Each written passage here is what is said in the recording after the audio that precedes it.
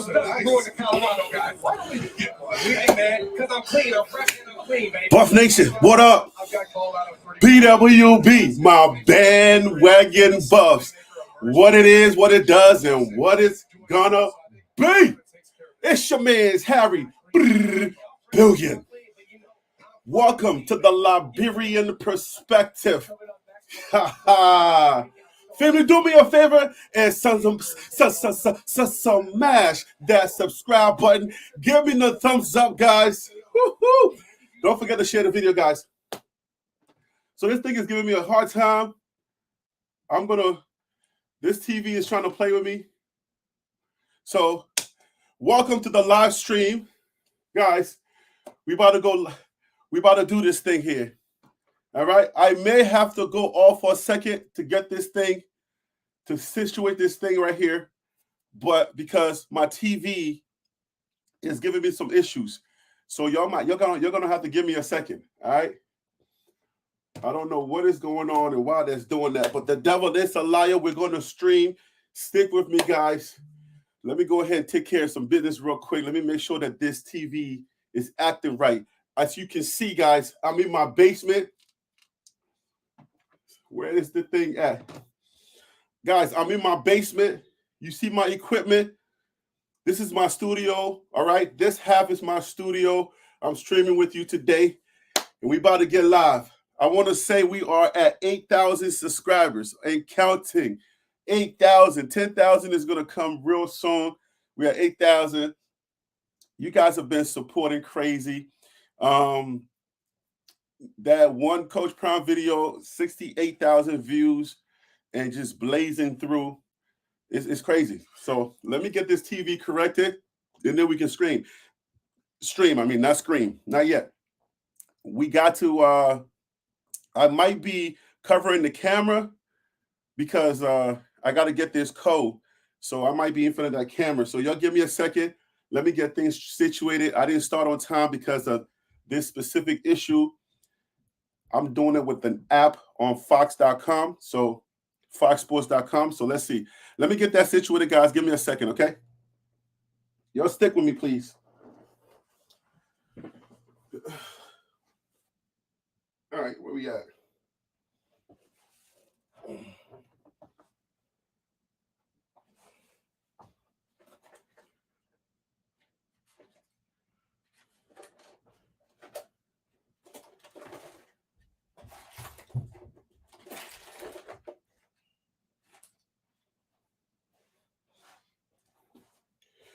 This was not in the plan, but you guys know about technical difficulties. Whenever you're trying to do something, that's when the enemy trying to step in and try to ruin things. But we're going to be all right. Let's see. We're going to...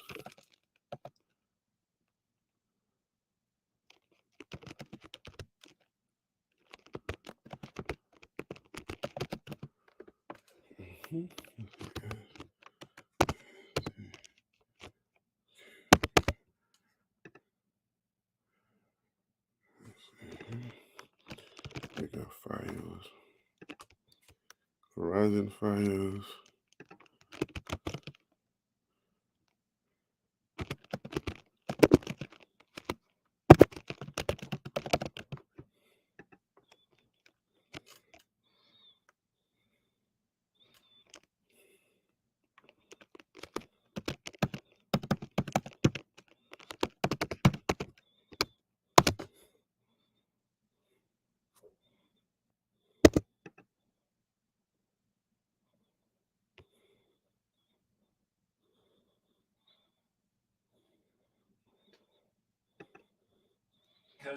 Okay, guys.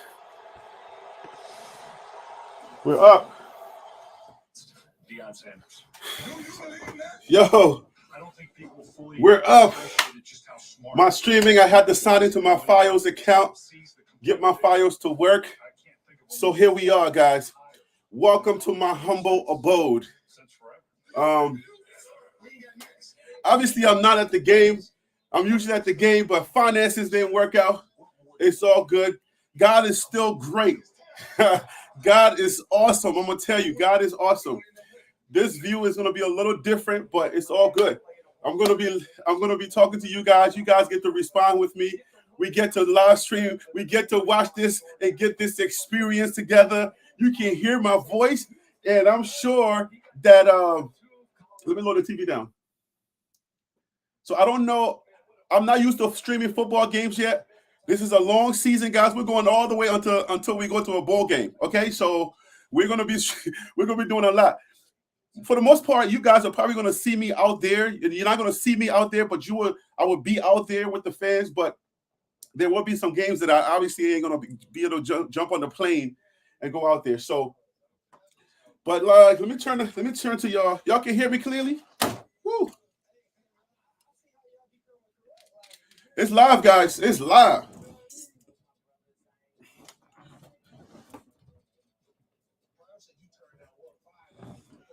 All right. Y'all can hear me? Type in there, you can hear me. I got the microphone right here.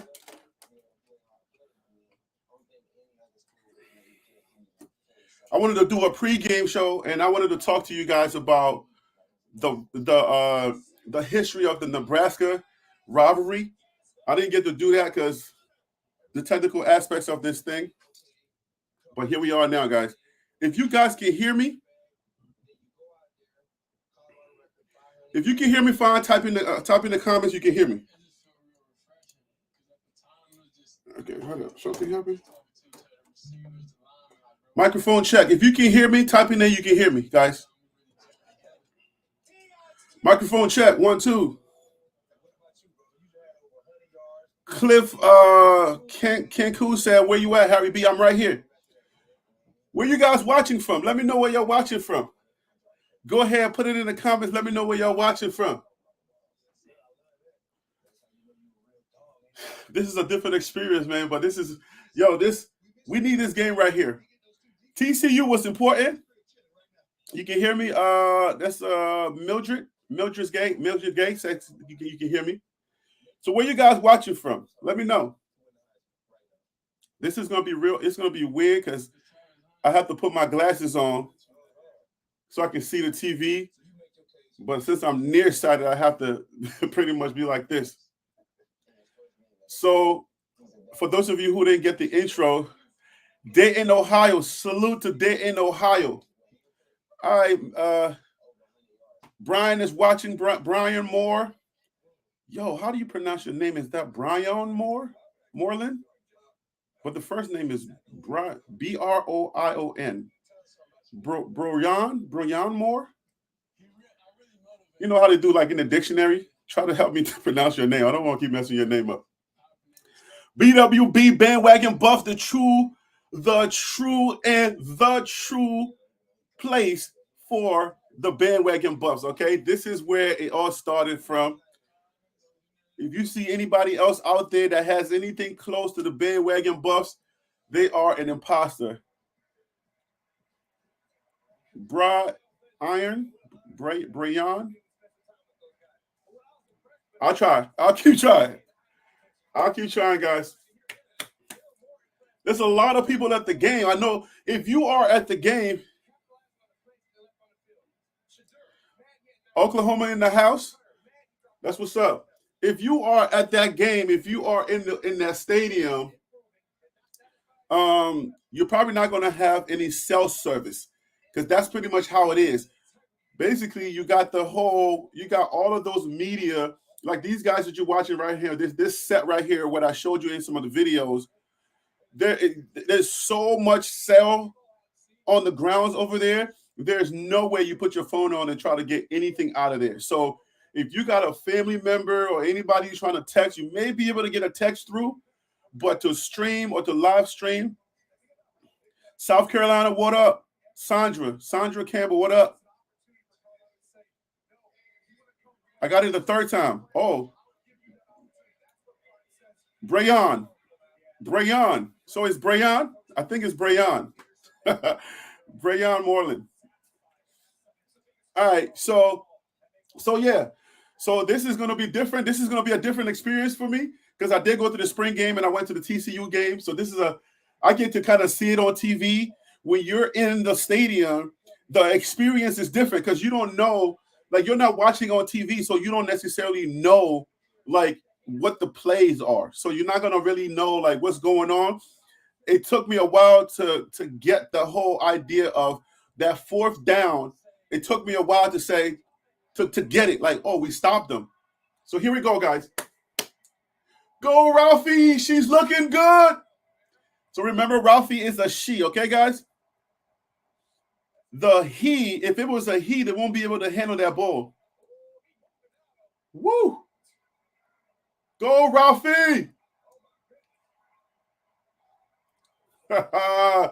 Yo, CU is representing. Buff Nation is representing. Y'all see that screen? Remember, it was supposed to be a sea of red. But I'm sure the camera people, everyone that, I'm sure the crew were made aware of, if we see a whole lot of red, don't show a whole lot of red. Like, do us a solid, don't show a whole lot of red. But I do not see a whole lot of red. All right? So they're probably going to be sprinkled in there. It's supposed to be like a 60-40, but I don't see a whole lot of red. So the game is about to start, guys. It's noon. It's noon in New York. I'm in New York, guys. So and that's Boulder. That's 10 o'clock their time over there. So here we go. Let me see. Let me hear some predictions. Cliff, what up? Shout out time, guys. Shout out your place. Where you coming from? Where you watching from? Hit the like button. Share the video so we can get more people in here. I don't get to see none of this. Like, depending on where you are in the stadium, you don't get to see none of this. Like the team coming out, sometimes I'm like, in the right position, but this is gonna be a crazy experience right here. Maybe it was good that I kind of got to see this game on TV so I can see all of the motions, all of the emotions and everything to be able to see it. I think this might be a blessing right here because, all right, I see a lot of red, so they got tickets, but I don't see like they said they were going to like drown us out. I do see red, but I don't see like it's not like forever red. So, yo, how y'all feel, man? Coach Prime it's finally happened, guys. It's finally started. We've been waiting for this for so long, guys. For 9 months, we've been trying to get to this place right here. I didn't even know how I was going to stream if I even had the ability to see it down here in my studio. But I got drinks. I got my drinks. I got snacks. I'm ready to go. This is my very first live game stream. And you guys are going to be here with me, and I appreciate you. Make sure when you get in the house, guys, make sure you like the video. Share the video so more people can come. More people share it on Twitter. Just take the link and just share it on your Twitter account so more people can watch with us.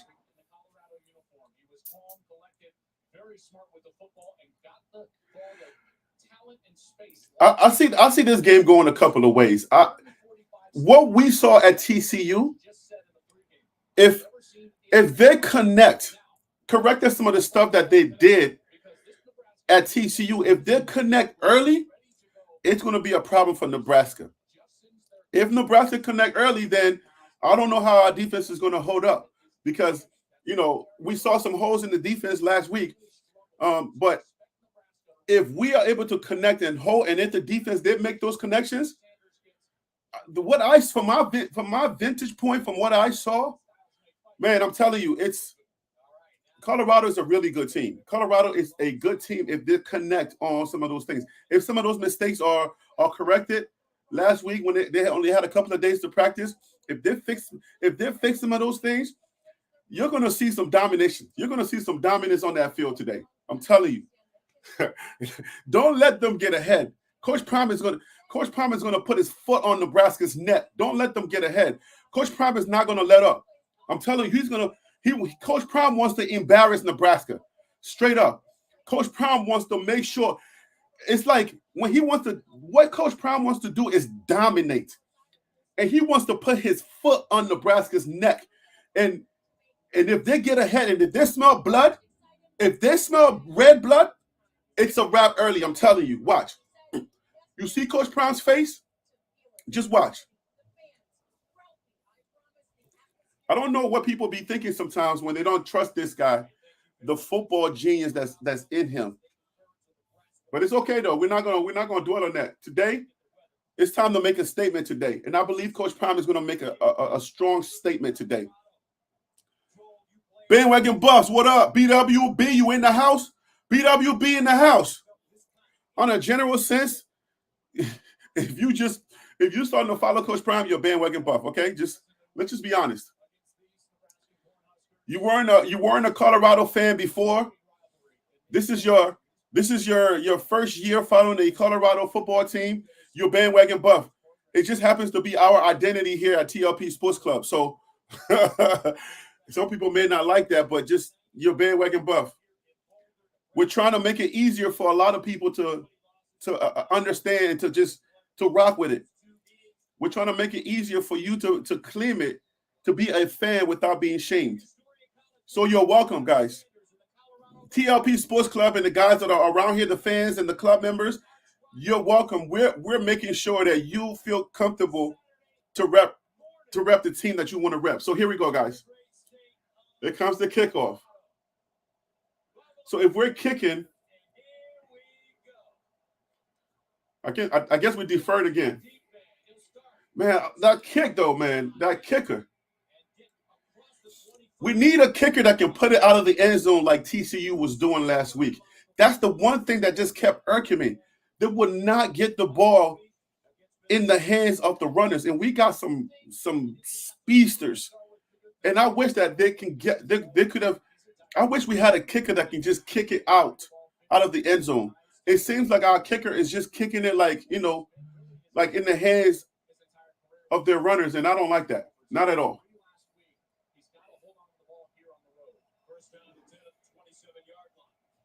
Here we go, guys. They got in there early. They're getting in there early now. That's what's up.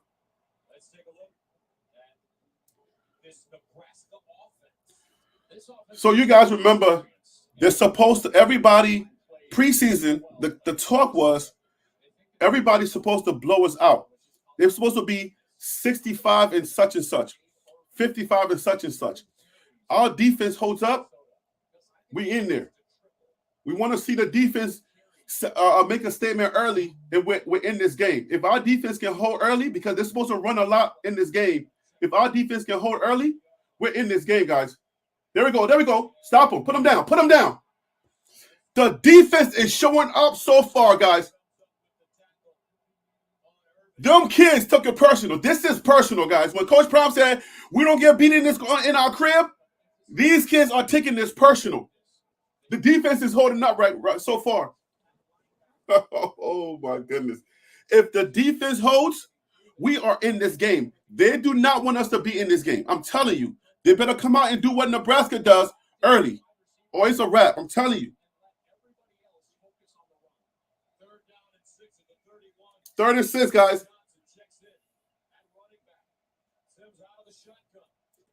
If we get to him, it's a wrap. Too much time. Way too much time. He got way too much time. We need to be able to, that line need to get to that quarterback faster. Look, he's sitting there forever. This guy fell down.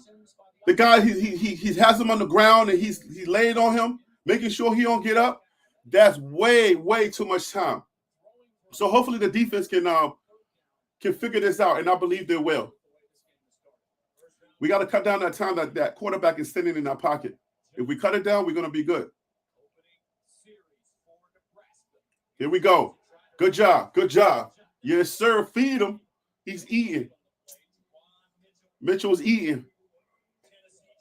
Yes, sir.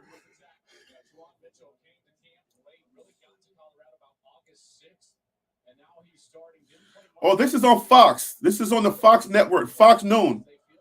So if you are, depending on which carrier you have, it's on Fox. You can stream it too.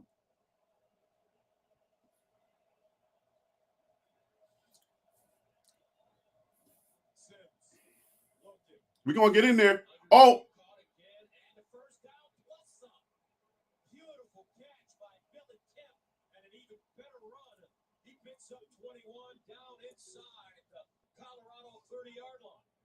is a good omen for Nebraska. Billy Kemp is a guy they need to get the ball to a little bit more. It's just going to be an easy little hook route right in front of the safety. That's Shiloh Sanders, who takes a really poor angle. That's a missed. Yeah, Shiloh missed the angle.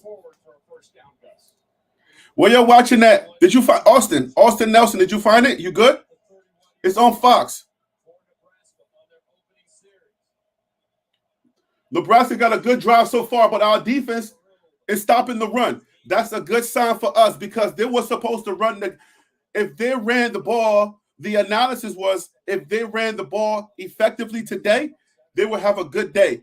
So they had to run. So we're stopping the run so far. So far, it's the pass that we're not stopping, but we're going to get it together. This is a good sign for CU. The fact that we're stopping the run is a really good sign because that's what all of the analyzers and the analysts, that's what they were saying. They were saying, stop the run and you good and just run the ball, run the ball, run the ball.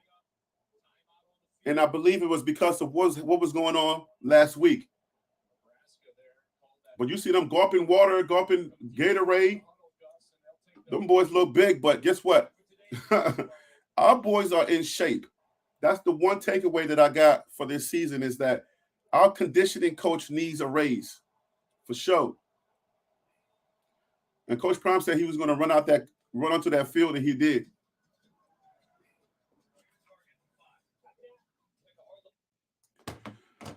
Where you're watching from? Let me hear where you're watching from. We got Oklahoma in the building. We got South Carolina in the building. Florida's in the building. Dayton, Ohio's in the building. Yeah, Crystal, we got to stop those first downs. Those third downs, we got to stop them. We definitely got to stop them.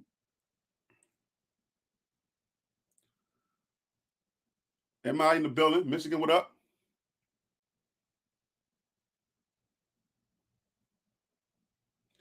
Oh, okay. I'll tell you which. Okay. All right, cool. I got y'all. Tell y'all the yards to go and which down is and all that. I will. So this is first stream. The next stream, obviously, because I'm not going to be able to go to a lot of the away games. So the next stream, I'm going to try to get it a little bit more, networky. So hopefully I'll be able to get on the computer and then on the screen, I have a screen overlay so that I can announce the scores and if it's first or second down and who has the ball. I'll be able to do that. You know what I'm saying, guys? It's a slow growth, okay? We are at 8,000 subscribers, guys. 8,000 subscribers. And you guys kept predicting it. You guys said, when the season starts, things are going to move a little faster. And for sure, things are definitely moving a lot faster. And somebody said Shiloh's trash. Shiloh's not trash. Calm down. Nobody on that field is going to be perfect, but wait till they finish. Wait till they get into the game kind of good. Relax. Lord.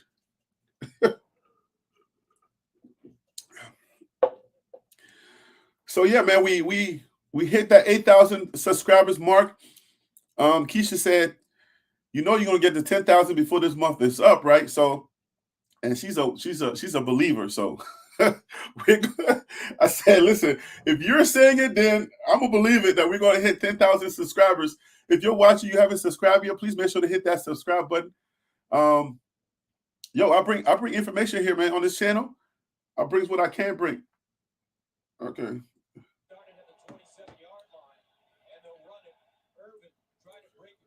Keep a note. We're stopping the run so far. Early in the game, we're stopping the run.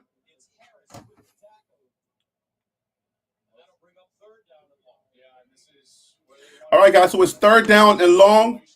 Sims was able to find the tight end, Morkercher, on the first third down on this series. Some more tackling out of the secondary for Colorado so far. We'll see if the offensive line can give Sims some time. All right, it's third and 10, guys. Third and 10. Here we go. We stop the third, we can get the ball, or they'll probably kick a field goal. Oh, fumble!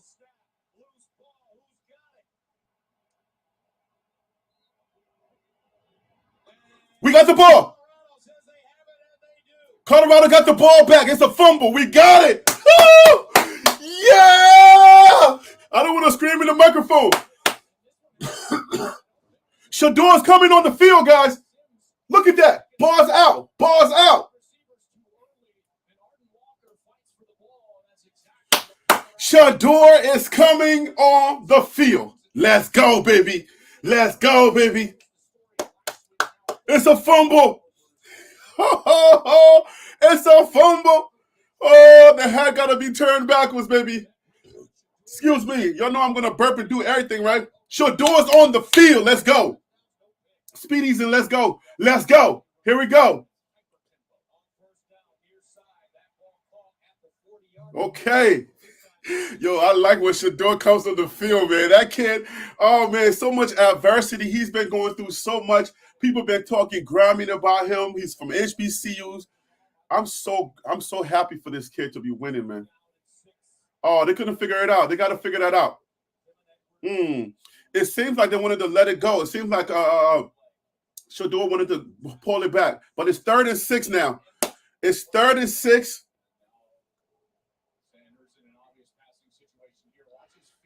Yeah, man. They had a little bit of a scuffle right there.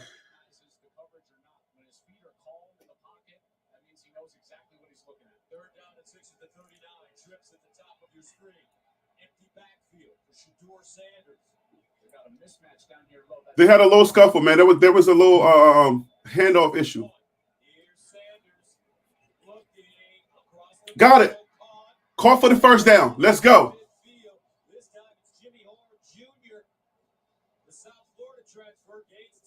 Nice job of him getting inside of that safety. A little pause route. Sanders right on the money. How many times did we say that last week? Accuracy, calm. Let's go. Let's go. Ball out, first down. First down at the 48-yard line. Shador Sanders out of the gun. Steps up in the pocket. He's running. Tucks it and slides down at the 50. Fans wanted a late hit. Yeah, let's protect that quarterback. Stop playing with me. This is going to be on Colorado. Savion Washington, the right tackle, Gus 78. He took exception with Luke Reimer contacting Shador after he slid and came in late with a big chest bump. Reimer was back in the official. Yeah, we're going to have a penalty on us.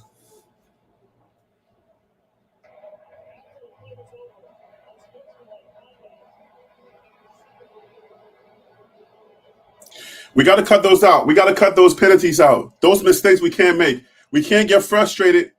We're just going to have to play our game. See, right there, he slid. That should the referee was right there.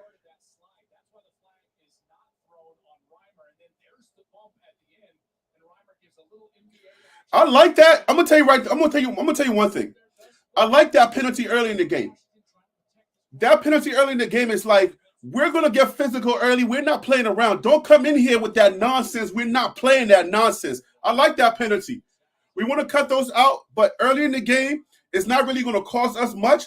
That is early in the game. You got to set the principle early in the game. You got to let them know that don't play with us. This is our house, okay? This is our house.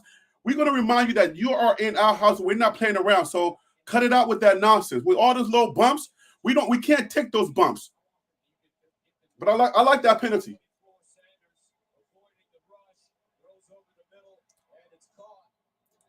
I like the fact that Shador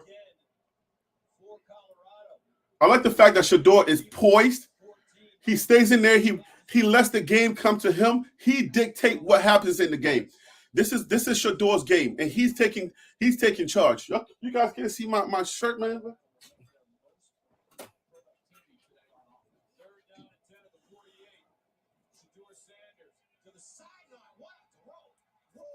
To Travis Hunter, that's a catch.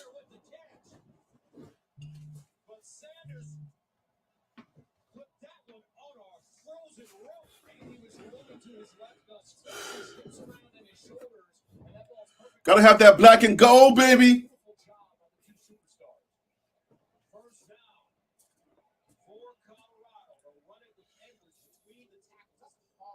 It's second down right now, guys.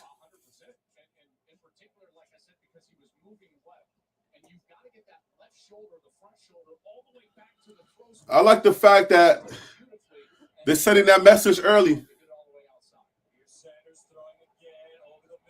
Oh!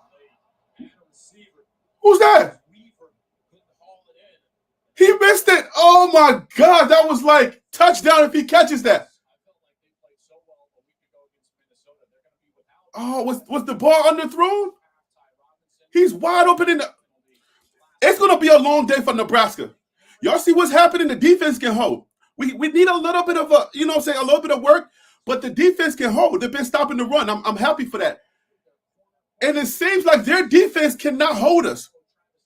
So that's a really good sign for us. We in this game.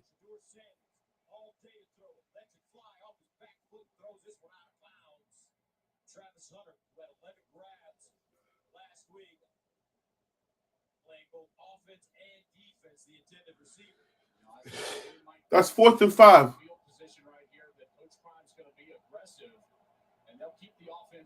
All right, so the offense is staying on the field. It's 4th and 5, guys. It's 4th and 5. There's a couple of plays there that have been, a little awkward, but got him off sides. That's a 5-yard penalty.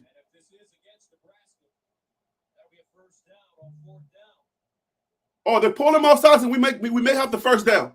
Let's go. If it wasn't us that jumped.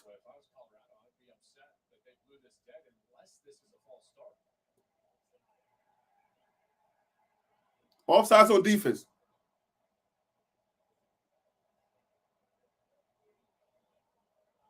The reason I would be upset is that this isn't a free pass to the quarterback, and it's a free shot that Sanders could have taken. That's what I was thinking the same thing. It's a free play. Why did they give us the free play?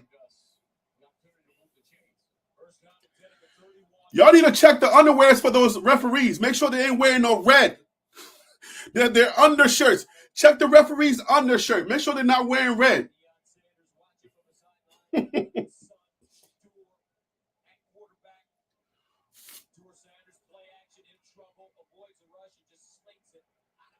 Throws it out of bounds on first down, guys.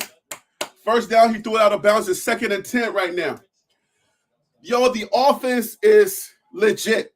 Colorado's offense is legit. You look at it, they are hanging in there. Legit offense. Coach Prime, his staff, they put together a legit offense. That offensive line is holding. Intentional grounding?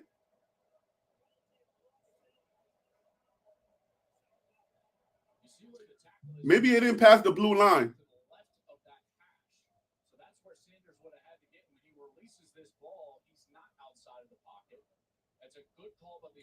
And immediately that side judge up top, he ran in to the referee and said, I've got no receiver in the. All right, so it's 2nd and 25. He wasn't outside the pocket when he threw that ball. So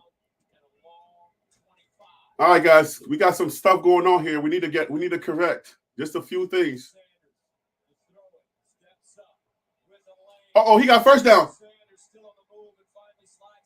Yes, sir. He got a lot of those yards back. He ran the ball and got a lot of those yards back.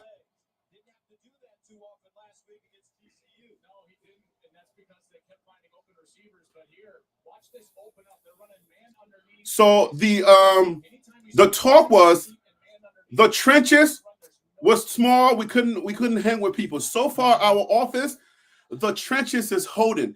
We're holding strong. Shador's able to. There is protection for Shador. He has time to throw the ball. The wide receivers are not getting open, so their DBs are really well. Their DBs are covering really well because Shador's not having enough time. He can't find the open receiver, so that means that their DBs are doing a good job of holding the plays and making sure that they're good. But I would say our trenches is pretty good. Shador has running room, so just correcting some things, like some things that we talked about. Are we big enough up front? Can we play with the big guys? Can we play with these big body teams? Because we're going to face some teams that up front, they're very strong and they're going to be pushing us. So far, 2 games, our offensive line, the trenches, they've been holding, not holding like penalty, but they've been making sure they've been doing their job. So this is a really good sign. There's some things that I'm not able to see when I'm in the stadium, but at least now I can see something, you know what I'm saying, because of the TV angles. I can see where we're strong, and then I can also see where we need some help. That defensive line, boy, we need help on that defense. I ain't gonna hold you, bro. I ain't gonna hold you, bro. We need help on that defense. I don't know, bro. Whew, man.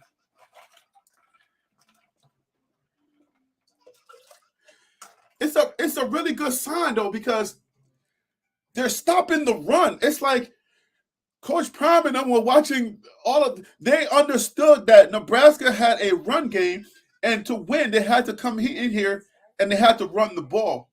And so far, Nebraska is not able to run that ball. So if we're stopping the run, this is a really good sign for us. We stopped the run. Our offense has got to get it together. We're going to get it together. I don't know if there's any type of nervousness or jittery stuff going on, or if maybe Nebraska's secondary is just good. Nebraska's secondary is holding us up, so they're decent. Their secondary is decent. I would say that is what is feeling like. Their secondary is pretty good. Because contrast to TCU's game, their secondary was not as good as Nebraska's secondary because Shador could find the receivers pretty well. I'm sure they had game tape. TCU didn't have no game tape. So if it's any consolation of TCU, they didn't have any game tape. They had no idea. They're the first game. Nobody had any tape on these guys. They didn't know. You can't read them. So what are you going to do? So that's just a little consolation for all the TCU fans that are here. So if you are a TCU fan and you're here, that's a consolation for y'all because y'all had no game tape. You didn't know what to prepare for. But since Nebraska had game tape now, they know exactly what to look for.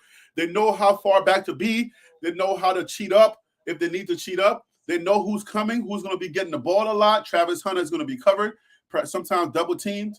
So I think because they got tape, all right, we got false start. False start, still third down. Yeah, so Nebraska's ready. Nebraska's secondary is ready for anything that's going to go, any passes, because they know Shador got that arm. So if they weren't ready for that before, they made sure that they watched that tape over and over again, and they got ready.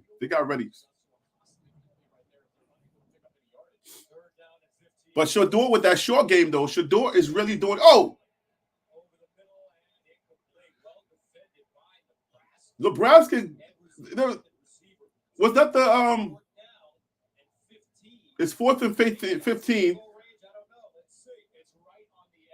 How was that dude able to get through so quickly? Right, the protection was. We got to correct that. Yeah, 97 got in there way too quick. Shador didn't have not a second to even think for a second. He didn't have time to think. If he saw him coming, he could probably dodge him, but nah.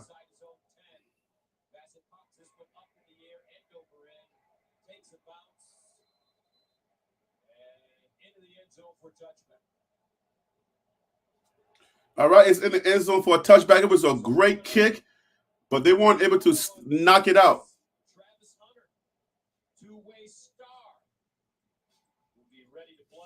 So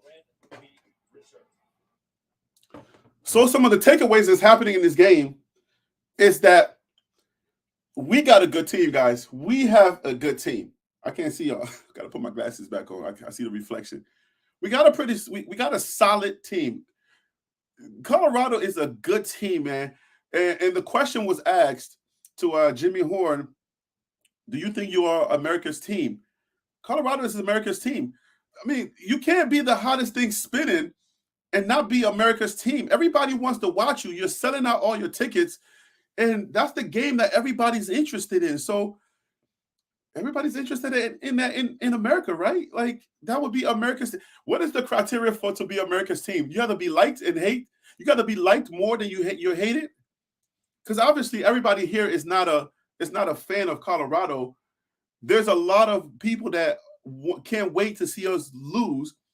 You have the ESPN analyst that was like, he's already Deion'd out. You know, when there's elections, there's so many election commercials that you get election fatigued. When you're Deion'd out or you're Deion fatigued already, what is that saying? In one game and you're already Deion fatigued. I don't understand. If you guys remember the name of that ESPN analyst that said he was Deion'd out, type his name in the comments. But he talked about if you guys don't know what I'm talking about, it was with Stephen A. Smith, First Take, I believe.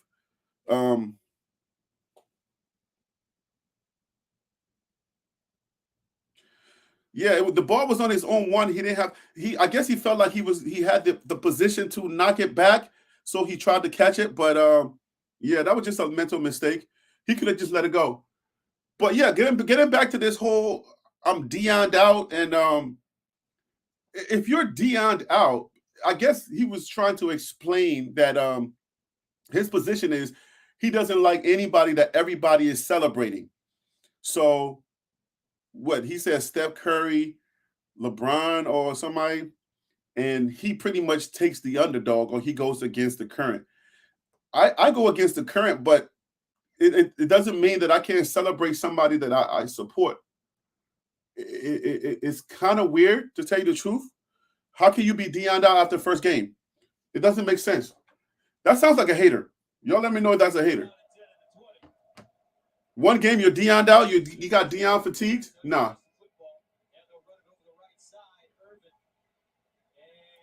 Shiloh, get it back. Shiloh with the tackle.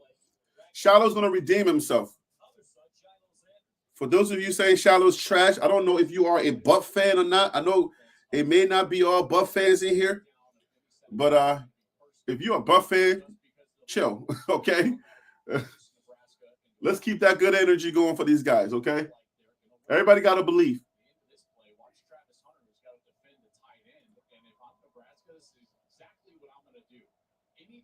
Oh, yeah, they're targeting Travis Hunter. They're coming for him.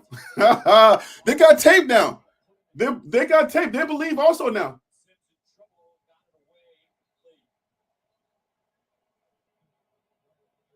That's right. That's right. Get that Colorado grass. Get that Colorado grass in your face. In the face. Blind you. Eat grass, bruh. Eat grass. Oh, man. It's 3rd and 7. 3rd and 7 so far. These guys got tipped. They've been watching us. They believe now. You believe now, Nebraska? Nebraska believes.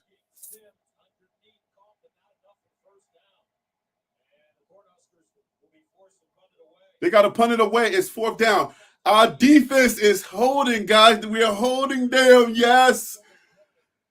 I got to find the right terminology. I keep saying holding. 3 and out, guys. They're 3 and out. What's the terminology? Y'all help me in the comments. I say our defense is holding. I don't want to keep thinking. I don't want people to think that we are holding them and we're getting penalties. But that's what I would say. I was like, yeah, we held on that play, so that's good. Run it. Let's go. That was Jimmy Horn. I'm telling you, we're going to break one of these plays. We're going to break it. They're targeting Travis Hunter. You can see it. They are going directly at Travis Hunter. Travis Hunter broke records. He's a two-way player. He was talked about more than a lot of DBs from all of the top schools. So now they have a game plan. They have a game plan for Travis Hunter. It's like they told one guy, go get Travis Hunter, get him out the game. We gotta be careful with Travis Hunter. We gotta watch him closely because it seems like they're sending one guy to go and just straight up hit Travis Hunter. No matter your job, you got one job. They give somebody an assignment and say you got one job. Go and hit Travis Hunter. Get him out of the game. Yo, they know what's happening. They believe now. Nebraska believes. Every team going forward is now going to be targeting the Buffs. They believe now. If you are a Buff fan, be excited. If you're not a football person, but you are a Buff fan, you a BWB.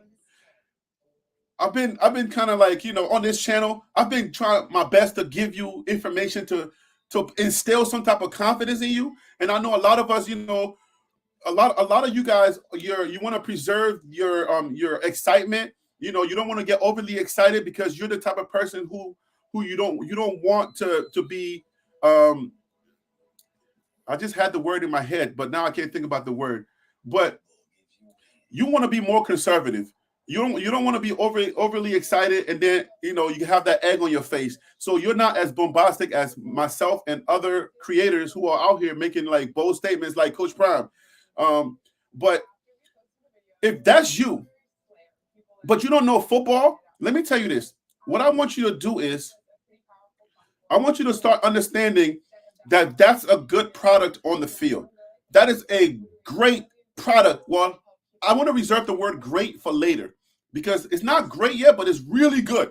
Okay? The defense needs a little bit of help. We need to be able to stop them on third down. We need to smack these guys. I want the defense to maybe make a statement. Let these teams know this is my house, or you're not, like, you gotta, if you come at us, we're gonna let you know that we are hims. Okay? So it's not great yet, but it's really good. So have that confidence that we got a great product on the field. We got a really good product on the field. Let's play with that. It's really good product on the field. So relax and watch the game. Like, enjoy the game. Don't be biting your nails. You're good. Okay, guys? We're gonna be good.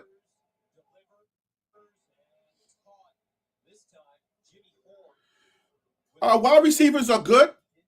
Our skill position players are good. Okay, so when it comes down to, like, do we have the pieces, the elements to stay in there with a lot of teams? We do. So that's why I want you to feel. I just want a lot of people, because I know, like, everybody here, everybody that's a BWB, or if you are, Coach Prime constituent, you don't know much about football, but you're still nervous. Don't worry about it, because they're showing Sean Lewis right. They're showing Sean Lewis right now. I don't know how your stream is going, but Sean Lewis is very confident in his play calling. Too much dancing. You got to stop dancing. No dancing. Catch the ball, make a decision. If you're going to go left, go left. You're going to go right, go right. You no time to think about it. Catch the ball, make a decision, go in that direction. When you do that and that happens, that's when you get them a lot. See right there, his foot is off and he's trying to figure out which way he wants to go, and then he slips a little bit. You got to catch that ball, and then you got to make a decision. I'm going this way, and that's it. That's when you catch him off guard. But yeah, guys, just sit back and relax this game. This is a good game. We got a good product on that field, and I'm so glad that we got, like, I can watch the game without being nervous, because it's going to come down to who makes the most mistakes. If you got two good teams on a football field, then that's what it is. Who's going to make the first mistake? And I believe in us. I believe Coach Prime has enough in him. I believe he has enough in him to do what he has to do. Our offensive coordinator is a beast. Sean Lewis is very confident. He's a young guy, but he's very confident in his play calling. And I'm satisfied with Sean Lewis. Man, enjoy Colorado football. For all of you old heads, for all of you people, all of you Colorado fans that have endured the years, you've been through the ups and the downs, and you just feel like you just have so much anxiety, like when I'm flying, sweaty palms. Every game is a sweaty palm. Let me tell you this, guys. Relax. This is a good team. Relax. Enjoy the game now. Sit back. If you're watching in your living room and you're still nervous, you just got to turn away. Don't do that this year. We're good this year. So relax and enjoy the games.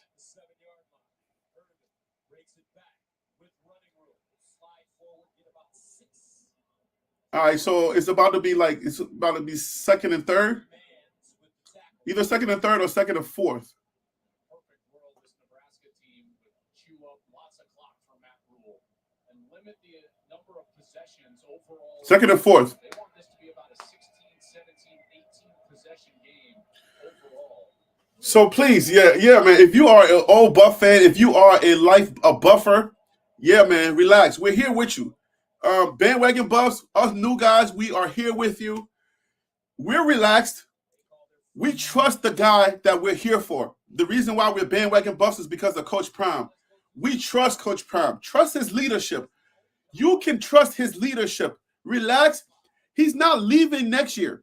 He's not taking nobody's money to leave next year. He's not Mel Tucker. So relax, okay? So Mel Tucker, what? He came in, had a winning season 1 year, and then if you guys watch the video on my channel, after winning one season, Michigan put up a lot of money that he couldn't turn down. That's not Coach Prime. Coach Prime is not out of here if he has a winning season. Coach Prime is not taking nobody's money to leave you guys hanging. That's not the guy we're talking about. So I want you guys to understand that, and I want you to relax. I know it's happened to you before, and it's hard for you to trust somebody telling you. Trust me, you're going to be okay. I got to look out for you guys too, because I know I interview a lot of you guys out there, and I can feel the anxiety when I'm talking to you guys. I can feel the nervousness. Even in the comments, you can feel the nervousness. When you interview the Colorado fans, the Buffs that were here before us, before the BWBs, when you interview those people, they seem a little nervous. They seem conservative. It's understandable why they are. When you've lost so much, and then you have situations where the coach went one season, and you feel like, okay, here we go, and then all of a sudden, he's out of here, Midnight Mel. I know how you feel, and I'm looking out for you too here. I want you to feel comfortable, okay? I want you to know that we got you. 1 and 10, they got about 5 yards, I believe, either 4 or 5 yards.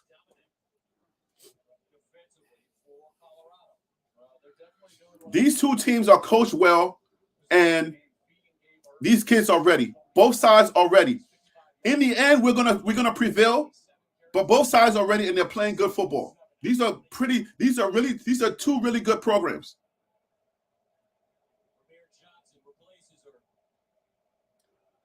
We have one of the toughest schedules in college football. Like, trust me, it's not going to be easy. Every week is going to be a challenge for us, but just keep in mind we're going to grow every week also.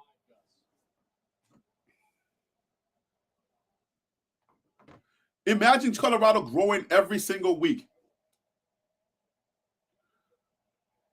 All right, false start on the offense.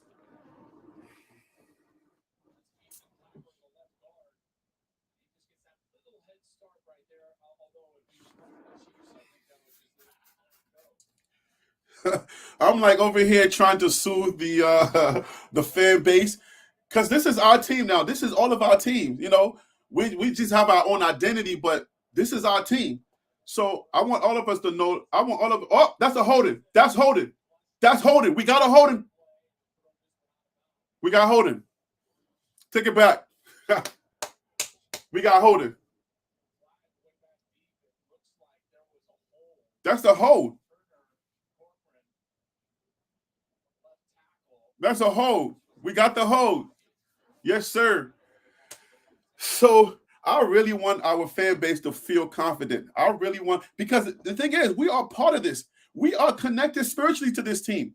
You guys don't want to start getting me to start preaching. We're connected to this team. The fan base can help those kids to win. We're not out there. We're over here watching on TV, and we're supporting that in that way. But you got to believe also. You got to believe. I want you to please believe. Please understand that you are part of it, just like everybody that's out there on the field. You are just as part of it as they are. So you're cheering, you're believing. That message is going to get there spiritually.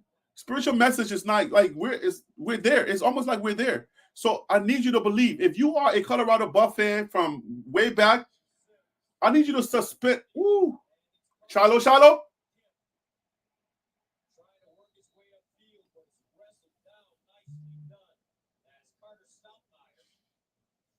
Charlotte wanted to put that spanking on that kid. All right, first quarter, no score.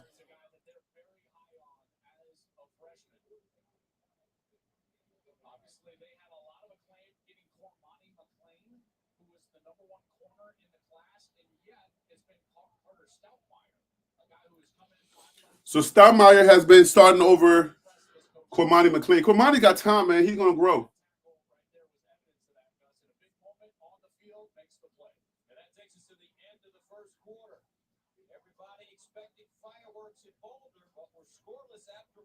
Scoreless after one. They're prepared. If it's come on now. If you watch the game, if you watch last week's game and you didn't prepare for what you saw coming, I mean, TCU was surprised. TCU didn't know what to prepare for. You can prepare against the practice. You can prepare against the practice tapes, the well-of media tapes. I always want to make sure I give Reach the People Media and Uncle Neely. I always want to make sure I give them some props too. You see what I'm saying? Because they're out there, they're working hard. So, but if you watch, if you saw them play, now you like, oh wait, so they're doing this cover, they're doing that cover. If you are the defensive coordinator, you see all of the covers that they did. Now you can prepare for all of those covers, all of those plays that they're doing. If you are the offensive coordinator, you know exactly what's coming now. So even though they're going to mix it up every week, but for the most part, if you're a coordinator and you see something happen, you can prepare for that. And now they got tape on us. So I don't expect it to be a blowout, but the blowout can come once they connect, because I don't believe that they believe like we believe. I don't think they're on that wave. I think we're stronger when it comes mentally. I think we're stronger mentally. I don't know too many teams in college football that can stand with us mentally. We're going to wear you down like Steve Urkel and Laura. Like, we're going to wear you the creep down. Okay? We're going to wear you down. When it comes to the mental capability, we're more prepared mentally than a lot of the teams that we're going to play this year are going to be prepared. So that's why I can sit back and I can relax. You know what I'm saying? First game, was I a little nervous? Yeah, I was a little nervous out there. Like, once I realized that the defense wasn't getting any stops and they kept scoring, it was a score back and forth scoring, I got a little nervous. But now that I'm seeing the product and now that I've seen what they are capable of doing, now it comes down to the mechanics.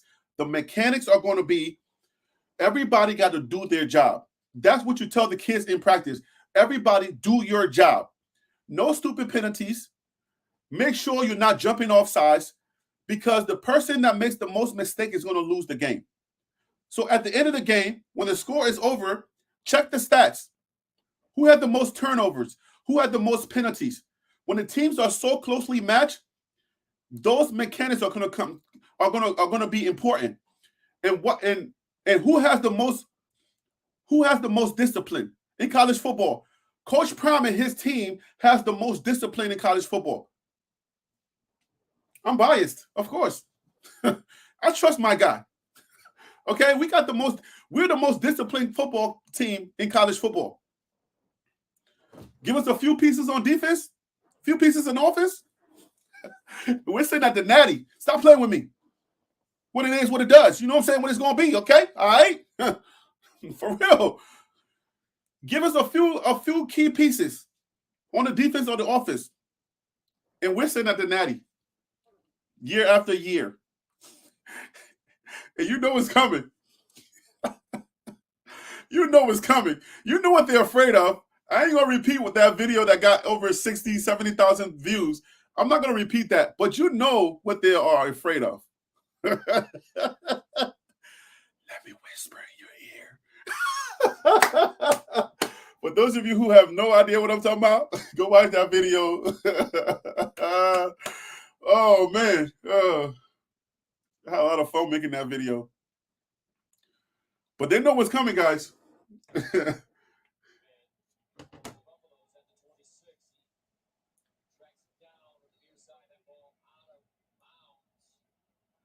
Colorado's going to win this game.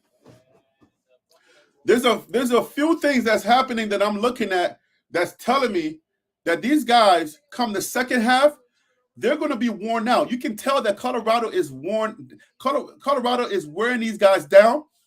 I don't think their conditioning is there. So now it's telling me TCU wasn't ready conditional wise. They weren't conditioned as we were. Now it's telling me that our condition is going to really, it's going to play a major part in our wins this year. We are so well conditioned. Remember, guys, I didn't follow this team to Jackson State. Oh, man, we got a sack behind the blue line. Colorado is well conditioned. These kids, Travis Hunter was like, he wanted to go another whole game. I'm like, what are you eating? What? Another whole game? And you play both ways, both sides of the ball?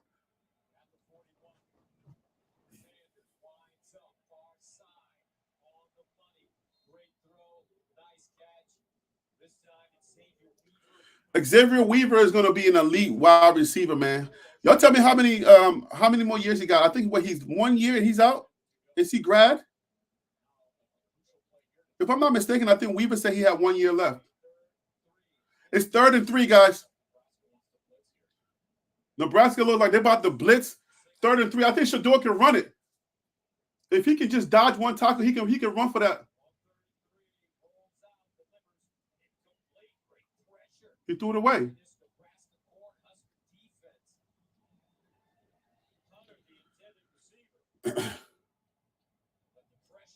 There's a flag on the play. I think Nebraska pushed Travis Hunter.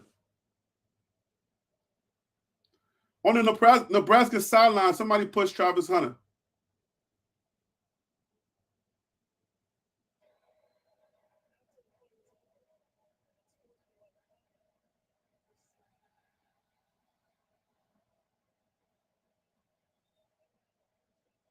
Automatic first down. Unsportsmanlike conduct.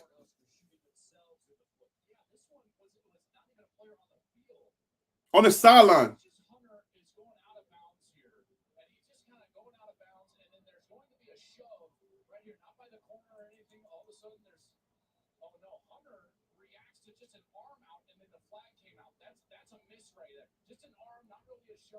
That's not no arm. He pushed him. You can't be pushing the player. Stop playing with me, Mr. Announcer. He just responded to an arm. No, he's standing there. Keep your arm down. Don't extend your arm.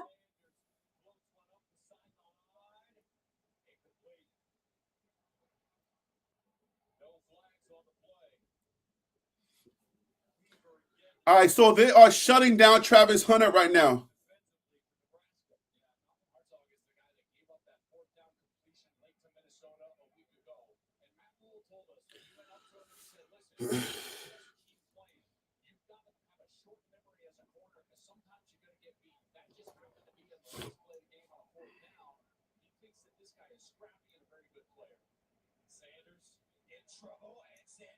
Sacked again.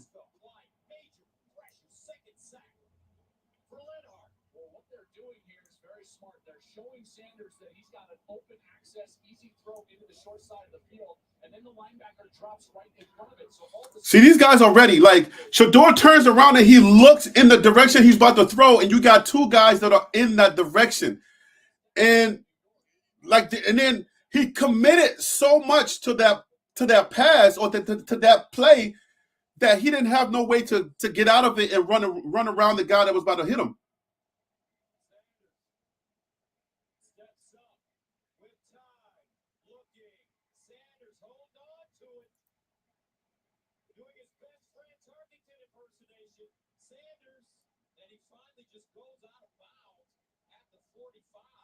It's 4th down.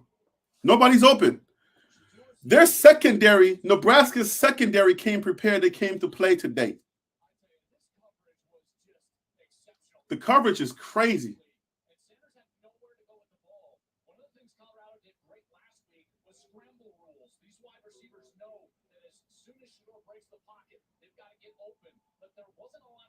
Yeah, Yo, that secondary, Nebraska's secondary is doing a really good job. Like these guys came ready to play. They saw what was happening last week, and they said, "No, we're not gonna make that happen to us. We're not gonna let that happen to us." We got a really good kicker, Mark Vassett or Vassett, that Australian guy, that 26-year-old who started working and then came out, went to the pro kick. He's really nice with it, but we got to figure out who can kick the ball in the end zone or past the end zone. So hopefully we can. I don't know if, for whatever reason, I don't know if they have the. I haven't seen Alejandro, who's pretty good. I haven't seen him kick yet.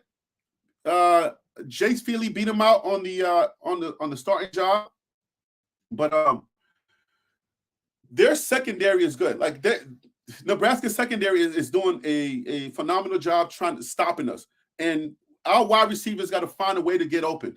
If they can get open, Shador will find them and he will connect with them. But right now, Shador's not able to find them because they're covered. And Shador is very disciplined when it comes to throwing the ball, when it comes to how he handles the game. He's not going to get that many picks. That's just the type of quarterback that Shador is. This kid is NFL ready. He's going first round. So his discipline as a quarterback, you're not going to see him just flinging the ball, just trying to make a play. Some quarterbacks are just so pressed to have stats put up that they're going to fling that ball and just throw up a prayer and just hope that their wide receiver is able to make a play. Shador's not going to do that. He's too disciplined to do that. He know that Coach Prime is going to get up in that. So he's not going to be just flinging the ball at any cost. That's not going to happen. So that means that the wide receivers, the tight ends, they're going to have to get open. The wide receivers got to get open a lot faster. Dylan Edwards, he becomes a wide receiver. If it's not a run play, he becomes a wide receiver. So he has to get open as well. So whatever adjustment they have to make the second half, I'm sure they're going to make that adjustment. But right now, their secondary is doing a good job holding us up.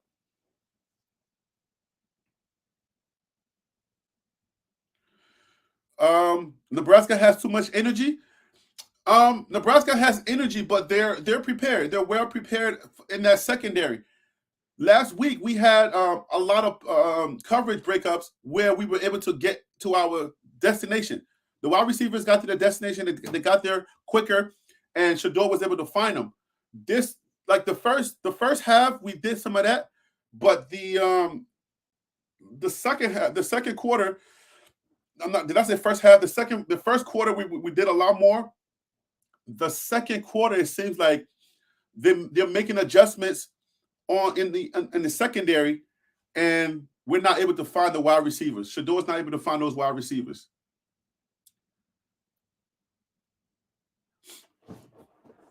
All right, so now it's defense back on the field. So let's hope we can stop them. Get the ball out. Yeah, that's a big play. I'm telling you, our defense, man. Whew, man, we need help on that defensive line. I ain't gonna lie to y'all. If we're gonna go deep into this season, we got to make some serious adjustments on that defense. That's 2 weeks in a row now. We got to make some adjustments on that defense.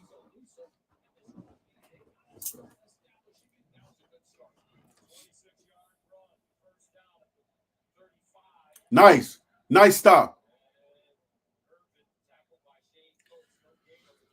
Very confident in the run stop. Very confident in the run defense.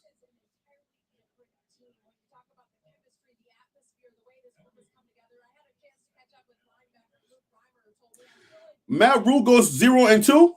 They might start having some conversations over there at Cornhusker Wire, because you know my favorite newspaper is Buffalo's Wire.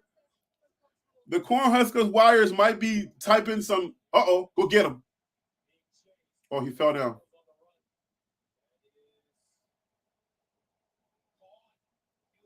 No, they're gonna need to review that.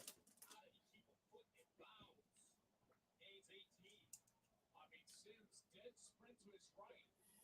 And watch Kemp get his hands under the ball and that foot down. That was sensational stuff. Kemp transfer from Virginia. He's a guy that's had I need them to review that play. I need that play to be reviewed. Yeah, you better take a look at that. Take a look at that.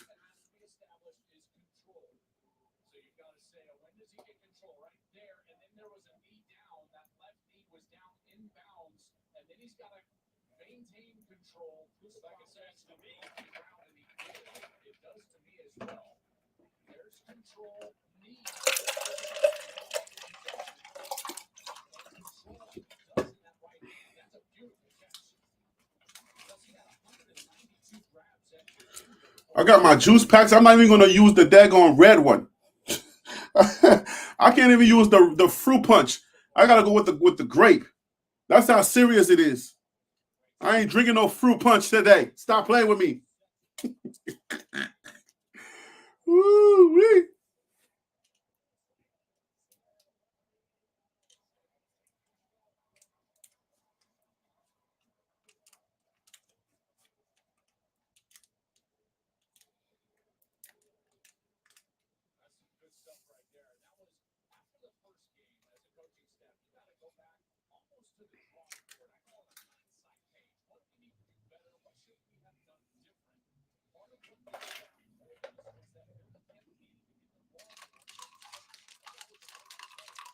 I didn't bring nothing to stir my daggone drink, man.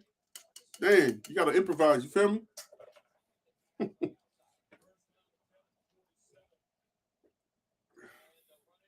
Hold it.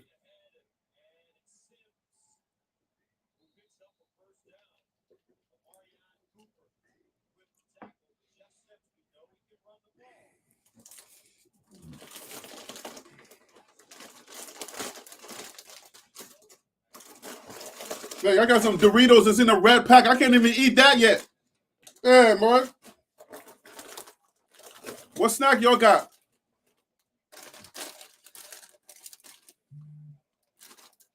What snack y'all got for the game? The first snack that's coming out is going to be some sour cream and onion chips.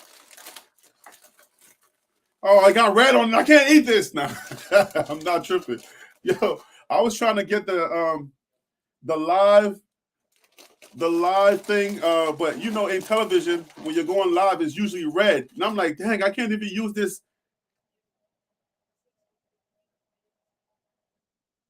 I can't even use this live button because it's red. I'm like, Lord.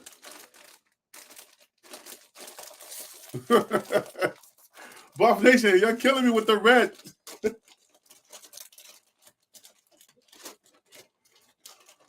It's a good thing we're not red. Gosh, we would have had to just hate them. Can't hate the color too.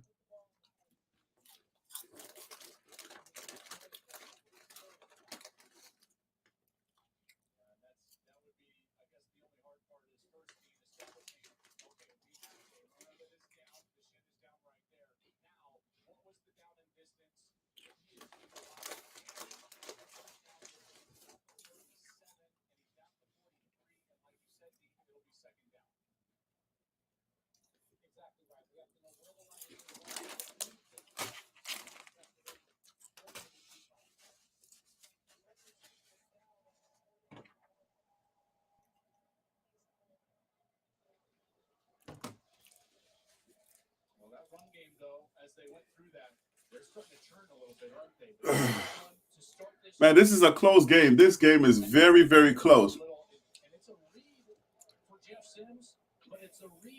Is this how you guys had it looking? I know we got the crazy Colorado fans, the real confident ones that's like, yo, we're going to blow them out.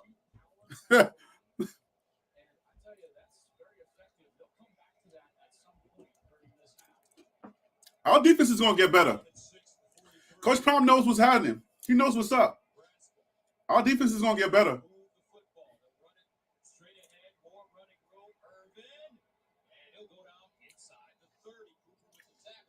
We got to make sure we stop the run now, because if they start getting comfortable with the run, it's going to be a problem. We cannot let them get comfortable with this run. right now their coordinator is doing a good job trying to get in the run out. So our defensive coordinator got to recognize that they're holding us inside, and the holes are starting to get bigger and bigger. We cannot allow that to happen.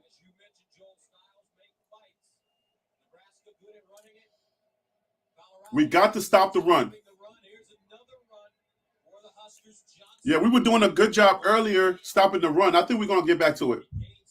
We're gonna get back to it. I trust our coordinators. They're very disciplined, and we're gonna get back to that, stopping that run. Because that's what it is. It's like once as the game progresses, if you are a good coordinator, you're gonna find ways to try to get yards. So all the good coordinators, they find things that worked, and then they just keep pounding on that thing that worked. They're like, okay, so if we went on this side, it didn't work, but we went on this side and it worked. So now what they're going to do is they're going to start exploiting that side that they went on that worked. And then if they find anybody that's gasping for air, or they got anybody that's just not, on our defense that's like not really holding well, they're going to exploit that person. And every good coordinator is always going to make sure that they find those things in the game.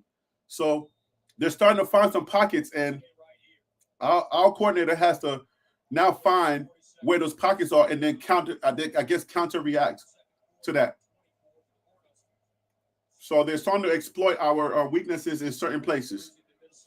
But I think we're going to adjust, though. We're going to adjust. That's a good adjustment.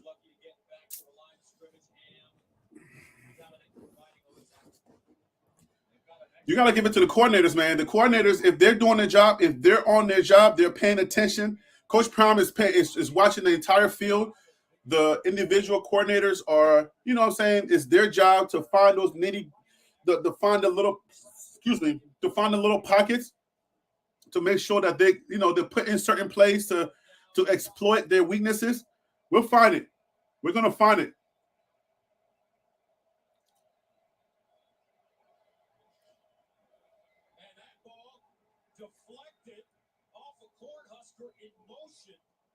We almost had it. We almost had it again. The fullback, trying to time the motion, get him across the formation, but he called for the snap too early, and they are so fortunate that Lindenmeyer was able to look back and dive on that ball and save possession for this field goal opportunity. So this will be a 45-yarder. He gonna miss that. Miss that. He gonna miss that. He ain't ready. You gonna miss it.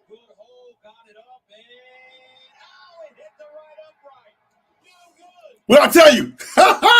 Believe, baby. Believe, baby. Believe, baby. He gonna miss it. What I tell you?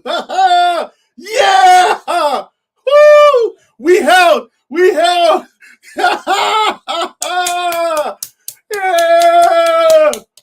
Yes, sir. No good. Yo, how many Coach Prime advertisements have you seen? I don't know if it's my TV or in my local market in New York.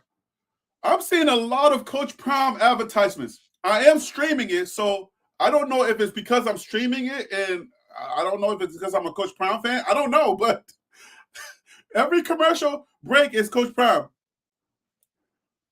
Have y'all noticed that? Is that what's happening in your market? Are you seeing Coach Prime every commercial break? Hey, yo, share the video, hit the like button so that more people can see the stream. I know a lot of people are at home watching. Everybody's eyeballs is on this game. Nobody wants to hear my voice, so they're probably like, yo, Harry B, I'll catch you after this. But listen, man, what's happening? The Nebraska team is prepared. Even though Matt don't root Jack, he's lucky I'm not in that stadium, because I would have made sure I stood close to his sideline. I went to his sideline and I would have heckled him the entire game. You understand what I'm saying? Matt don't root Jack. Matt don't root Jack. But he prepared and he's ready. But in the end, our discipline is going to win this game. I'm telling you, it's going to boil down to our discipline and our readiness. From what I'm seeing, I don't see too many people that have our level of discipline that can keep up with us late in the games. So I believe our discipline and our readiness, our physique, our fit, and our training is going to really make the difference in the end. And listen, even though we've had a slow start with Shador, trust me, he connects one or two times, and then this game is blown wide open. This game is going to get blown wide open once the quarterback and the wide receivers start to connect and start to understand the pace of the game, and they start, enforcing their will on this game. You're going to see a change. It's coming. It's coming real soon. Just watch. Shador takes this stuff personal. He's a very emotional kid, but he doesn't show it. But he takes this stuff personal. When people doubt you and your family, especially your family is in the media, there are different families there are different like sports families that are in the media. But when people doubt you so much, and then especially you gotta watch that, you gotta listen to it on the national. You can escape the YouTubes and you can escape all the local stuff, but you can't escape the national media when they're talking greasy about your dad. And then everybody's doubting you and saying, "Oh, you're from HBCU, you're not good enough." Shador takes that stuff personal. When it comes to that stuff, he takes that stuff and he's like, "Okay, you'll see." That's why I feel so confident that if once Sean Lewis and once Sean Lewis figures out where the weaknesses are, they're gonna start connecting, and before you know it, we'll start seeing some balls flying. Just watch. Here comes one. What happened? Miscommunication on the route. Hunter, closest man to the football, Colorado punted away. I believe this is their fourth punt. We did not see 4 punts last week with Colorado. This offense is totally out of rhythm, and this is exactly what Colorado fans were nervous about. How would they play after that euphoric win on the road against TCU? It has not been the same here today for their offense. Yeah, the rhythm is definitely off. The rhythm is off, but I'm so confident. Inside zone 15, high spiraling punt. Fair caught at the 20. The rhythm is off on Shador and his wide receivers, but I feel like I don't know if it's jitters. Because Shador doesn't get nervous, so I don't think it's jitters. It's not nervousness. I don't know. I can't call it right now. I don't know what it is that's happening, that they're not connecting. Can we attribute it to Nebraska doing a good job of confusing them a little bit and getting in their faces? It could be, but I'm so confident. I don't know. It's just like I have such a strong confidence in these kids that I feel like they're going to figure this out. Nebraska is not doing enough to win the game. It's almost as if we're beating ourselves. So once we figure it out, and we start connecting and start making some of those mental mistakes, like the last play, Travis Hunter came back and then Shador went long. Like those are mistakes that the communication wasn't there. So I don't know what's going on, but they're gonna figure it out. And once they start clicking and start connecting, I think I saw that last game too. I saw the same thing last game, and I'm like, oh man, I kept thinking I wanted to be here like right now telling you guys this. Once it happens, once it connects, it's over.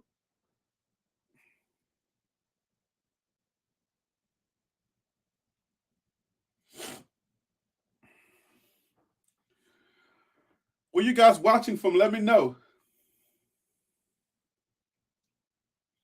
I'm going to share my link on Twitter.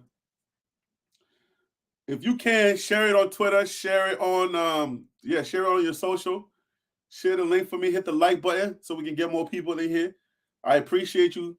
watching the game with me on your Saturday. If you're in the mountain, it's early for you. If you're on the East Coast like I am in New York City time, it's Rhode Island in the house. Shout out to Rhode Island. Jamela, what up? Shout out Jamela in Rhode Island. All right, I'm going to share this.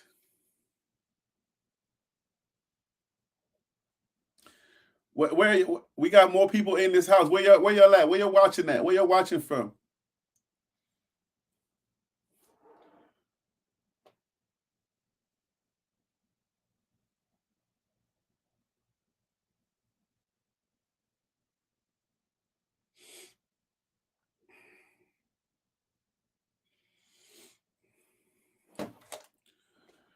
You guys get a rare look of my studio. Wait, what just happened?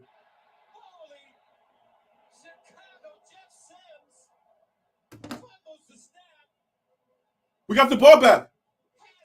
Look at the Nebraska fans. They're nervous. Fumbled the snap and we got it back. These are not bad snaps. They're right where they need to be. They're trying to time up this motion, and he continues to snap the ball right when the motion is passing. Boom. That took his eyes off the ball. It hits the ground, and how about Dominic? Picks it up with one hand, and now Colorado inside the 20. A couple of turnovers from this defense. What I tell you, I keep telling you, the first team that makes the most mistake is going to feel it. And here we go, guys. We're inside the 20. Let's go. We're inside the 20, guys. We're inside the 20. Let's go. I keep telling you, I feel confident. Yo, I feel confident. I feel like these guys are going to connect. There's a lot going on, but we're going to figure this out.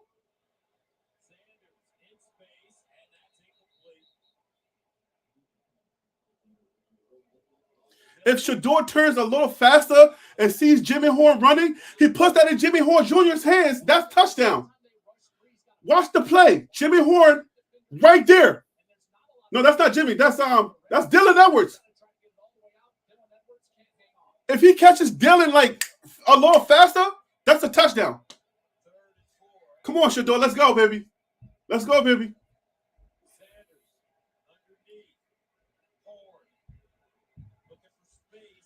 With the bounce back. You know what I'm saying? Like, you got to decide and just go, man. Stop with the bounce backs.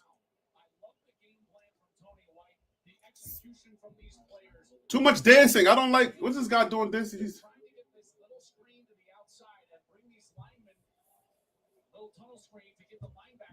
see right there, go forward. Like he tried to get hit. All right, so we can get on the board first. Let's go.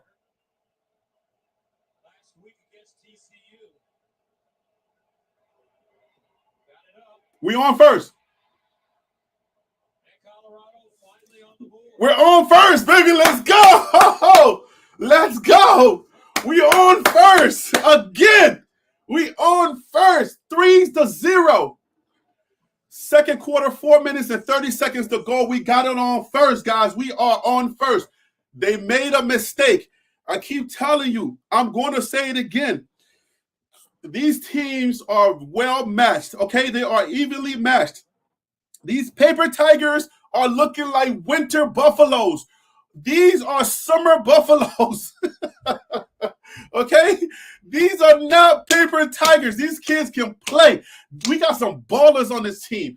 And because they're so evenly matched, I'm telling you. So Jace Feely got the field goal. Jace Feely with the field goal. Listen, man, the team that makes the most mistakes is going to lose this game, okay? Nebraska made a major mistake, all right? They fumbled the snap. We got the ball back. Unfortunately, we weren't able to connect like last week. Like, we're so close. I have so much confidence in our team that I feel like when we have the ball so close, we're gonna have our way with any team. It didn't happen this time. But I feel like we're on the board first. That's going to put some anxiety in these guys because they need this game.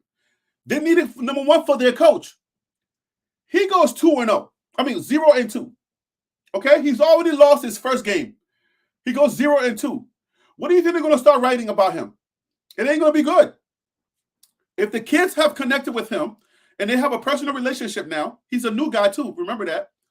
If they're connected, if we connected him with him and they are not playing for him, because Coach Prim's kids are playing for him. Coach Prime did a great job to make sure that the kids connected with him. If you are a coach and you don't do that, and those kids are not playing for you, if they're playing for their personal stats, it's a wrap for you. You're not going to be able to succeed. Those kids have to buy into your process and they have to play for the coach. If they're not playing for the coach, they're not playing for the pride of the program. They're not playing for the color. They're not playing for their constituents, their fan base. If they're not playing for that, they're just playing for themselves, and you don't know how to communicate that to the kids, it's a wrap. It's a wrap. So listen, there are different levels. If you are a coach, you gotta connect with the kids. That's the first line of defense. That's the first line of defense in offense. You got to connect with the kids, and the kids got to buy into your process. If they don't buy into your process, then I don't know that they're not. They know what's on the line. The TCU kids are going to play for Sonny Dykes. They're going to make some adjustment. Watch. You're like, Coach, we can't embarrass you like that.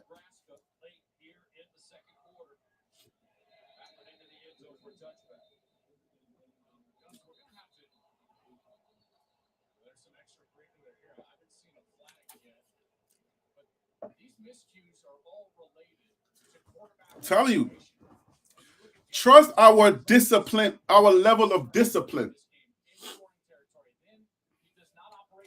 Our level of discipline is going to be the deciding factor in this game. We are very disciplined, and that's going to be the deciding factor in this game. No, I don't know too many teams, and I've been watching the highlights. I've been watching. You can't keep up with college football unless you like, man, you're in your underwear. I'm in shorts. So unless you're in your underwear, you got chips for days. You got chicken wings. So you're just going to sit here and you got 4 games on there. You can't keep up, bro. There's like 1 billion games. There's 1 billion games, yo. Like straight up. I don't know which color is going on. Thank God I got a game I can focus on. Sheesh. Lord have mercy.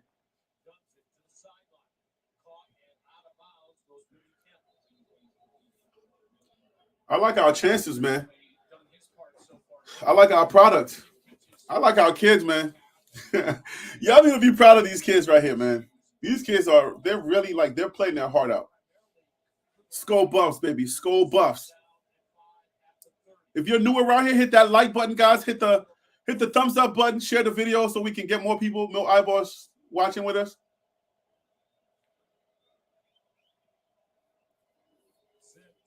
Oh! Who is that? Dominating. Dominic put a smack. Woo! Boom.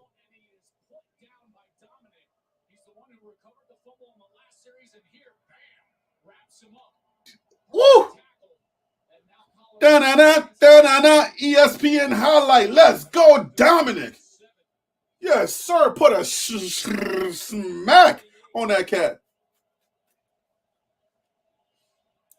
Man, our defense got to really redeem themselves. They really got to come back, man. Let's go, guys. Come on, guys.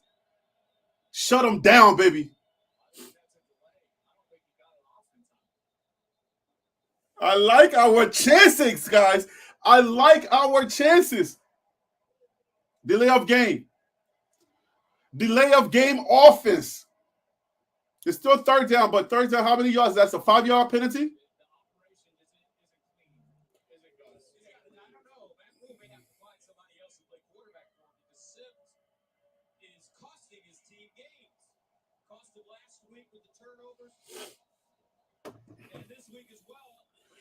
We're too disciplined, guys. We're winning this game on discipline alone.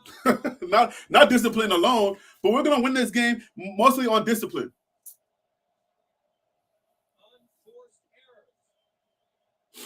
Oh, it's 3rd and 12.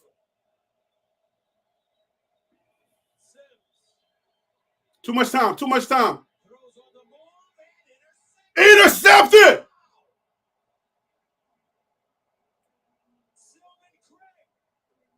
Silman Craig. Intercepted. Intercepted. I smell it coming, baby. I told you, man. It's just these kids. I trust in these kids. You got to trust the process. You got to believe, baby. Intercepted. They're gonna figure this out.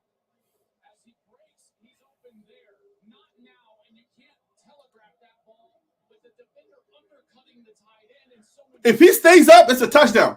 And that's about as easy a pick as you're going to get.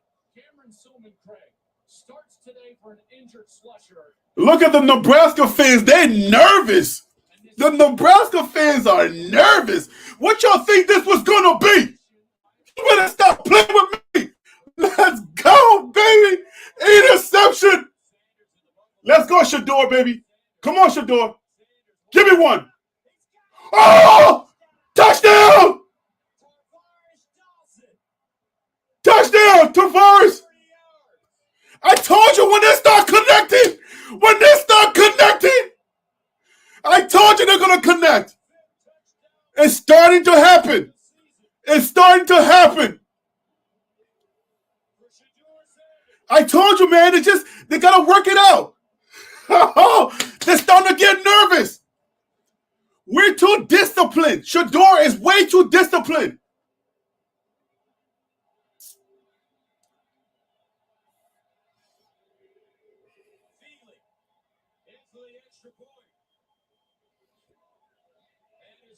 The extra point is good. That's 10.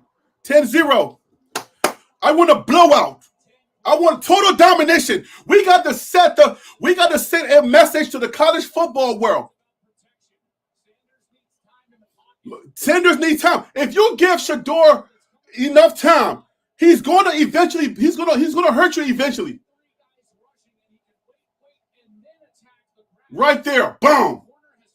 You see what I'm saying? Just enough time to give our wide receivers time to find their spots.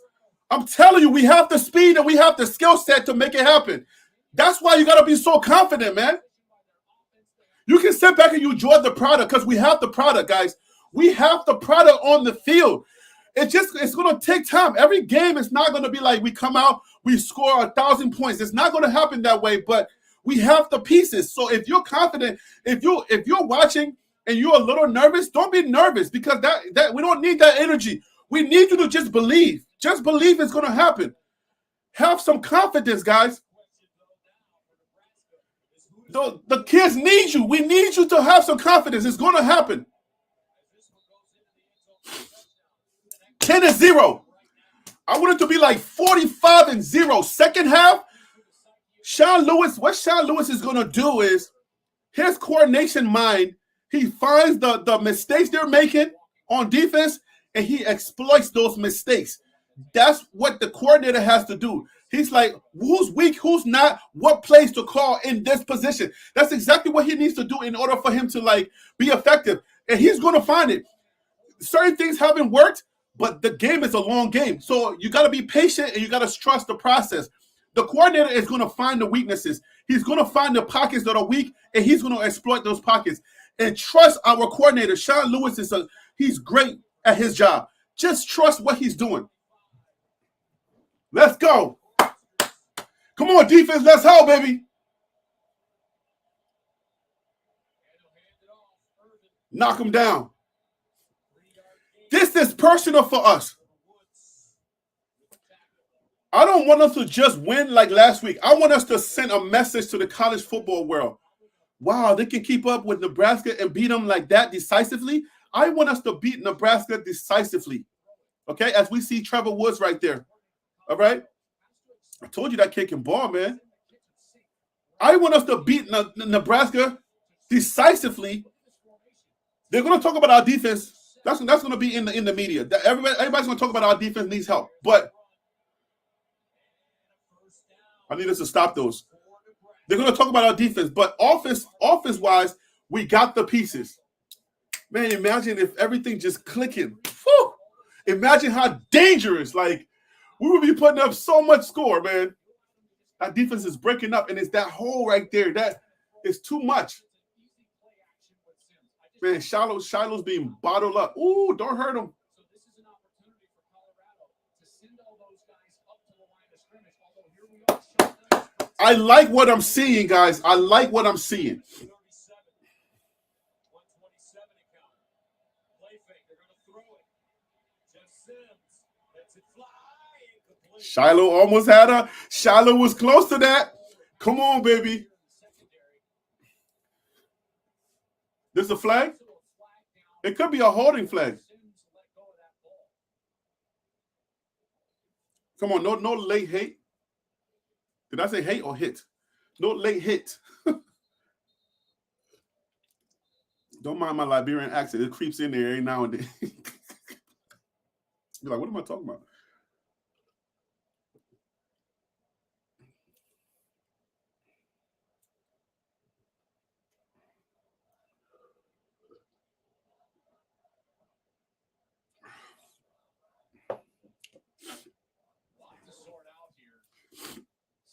Hit the like button, hit that share button.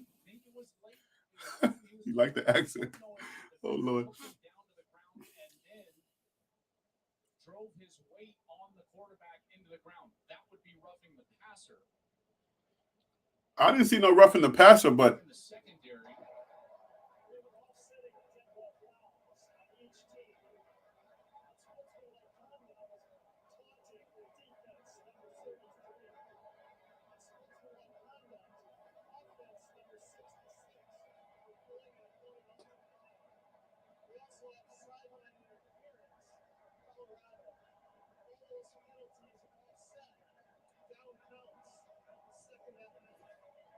all right, thank God. This is the hit on Sims. I couldn't see after he hit. There's some contact right there. That's a forward progress hit. That's not. You can't stop yourself in motion. Like, what is this? Like, what are we gonna do? Like, we're running for speed. We're gonna have to hit something. That's called a forward progress. Got him. Got him. Sacked him. Our boys are showing up now. Our boys are showing up. That's Leonard Payne Jr. Come on, that thing looked like a snake on the field. Get that circle off the field. Like, I don't like snakes. What are they doing?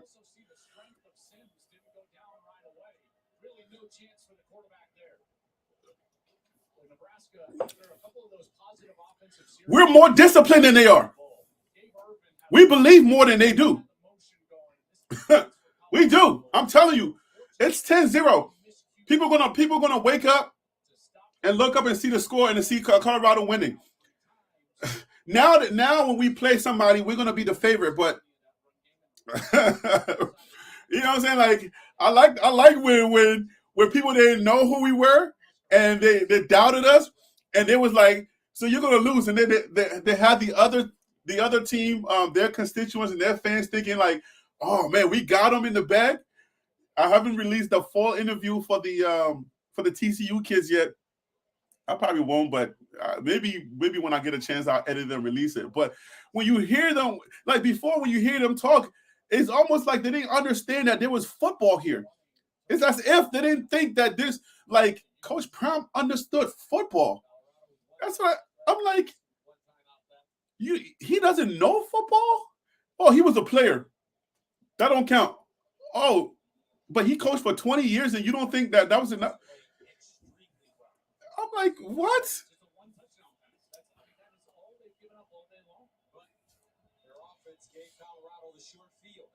So it's 0. So our defense is not the greatest, but look, we're holding them.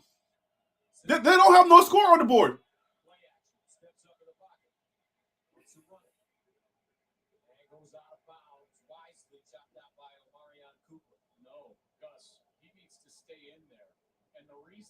Is now Colorado retains the timeout.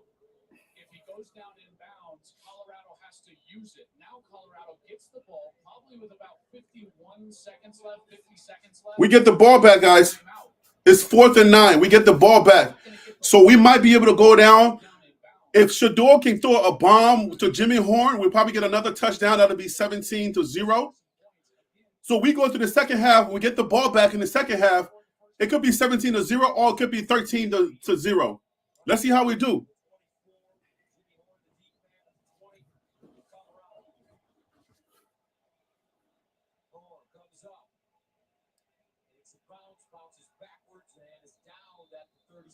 We're on the 36 with Shador's arm.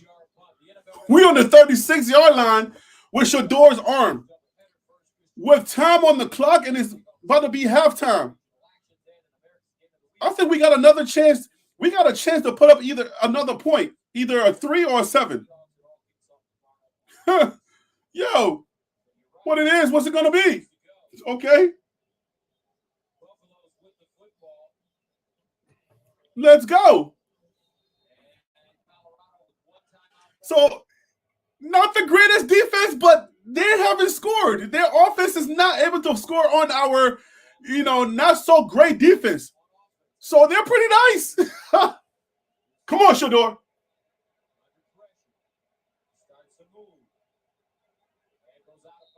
Shador. Yeah, man. Nebraska's secondary, boy, they're doing a good job. Like, let's not, you know what I'm saying? I know this is Buff Nation world right here, but Nebraska's secondary is doing a good job. They're about to go 0-2, but they're doing a good job.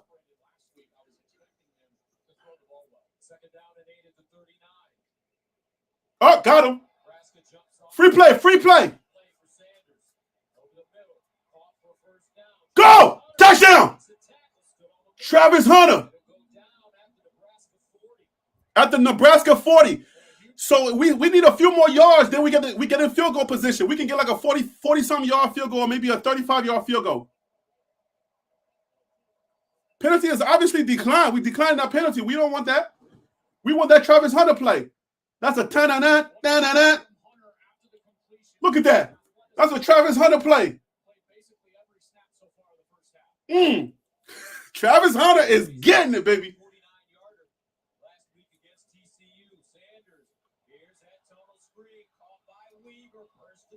If that guy doesn't make that tackle, it's touchdown.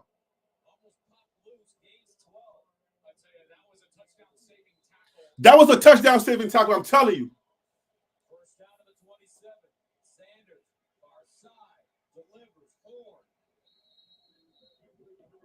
We might put up 7.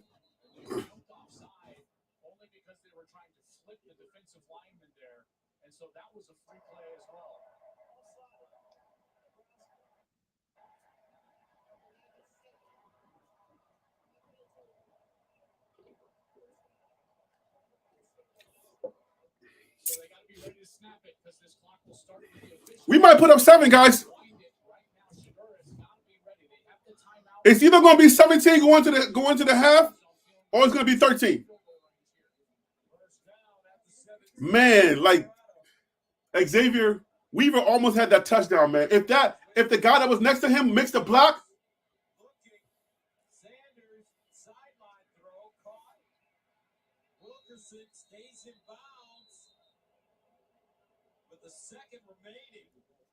So 13. We're going into the half with 13 points.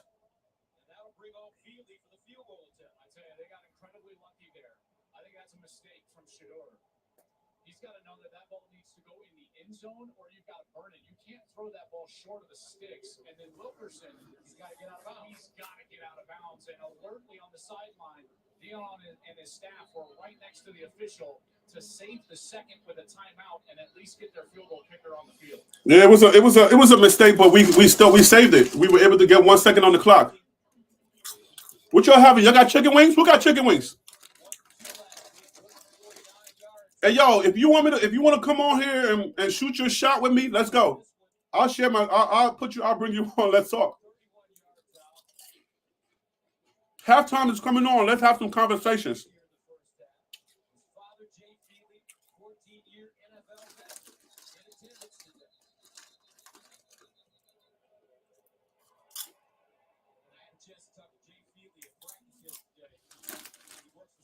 What y'all having? What y'all junking on? Pizza and wings? Is that what y'all doing? What do y'all do on Saturday mornings? I'm not a college football fan. I wasn't a college football fan last year. So what do y'all do? I'm an NFL guy. I used to be an NFL guy, but so pizza, wings, and chips and stuff. What do y'all do doing for game days?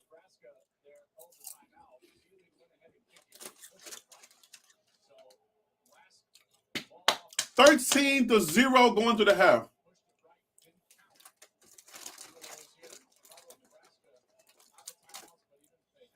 We're going to go up 13-0 going to the second half. We come out, and these boys are going to go in there, and Coach Prime gets to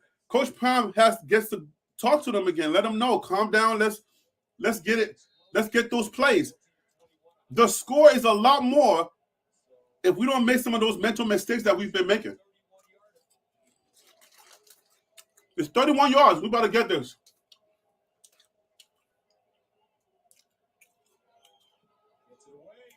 Easy. 13. Easy. Easy. Feely with the field goal. 13 going to the half.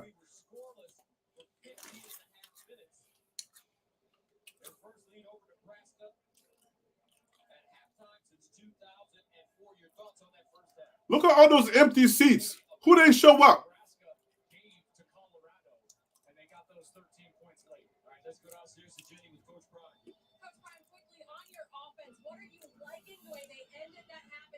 I tell you, boy, when you go to a game like that, you gotta get a car. You can't be calling no Uber. You're in a strange land. Ain't gonna be no Uber or nothing like that. You gotta get a car. You gotta rent either bed and breakfast or Airbnb, whatever you gotta do. Get a couch somewhere, and then you gotta buy the game tickets. There was like a $266 SeatGeek ticket. I clicked on that thing. I guess I didn't click on it fast enough. That thing was gone, boy. This ticket is already sold. I was like, those were the cheapest tickets you can find. After that, it was like $330 something on an average for like the really bad seats. You know what I'm saying? So it was like you got to get tickets, you got to get airfare. So it was just too much on my little pocket, my little mediocre current situation pockets. I want to go to all the games next year. Like next year, I want to be ready to go to all the games. I want you to be like, yo, Harry B, you're all over. Yes, I want to be there This is year one for us. TLP Sports Club, guys, hit that subscribe button. This is year one. So I'm able to be to the games. I'm able to live stream it. So this is year one. We're going to get way better.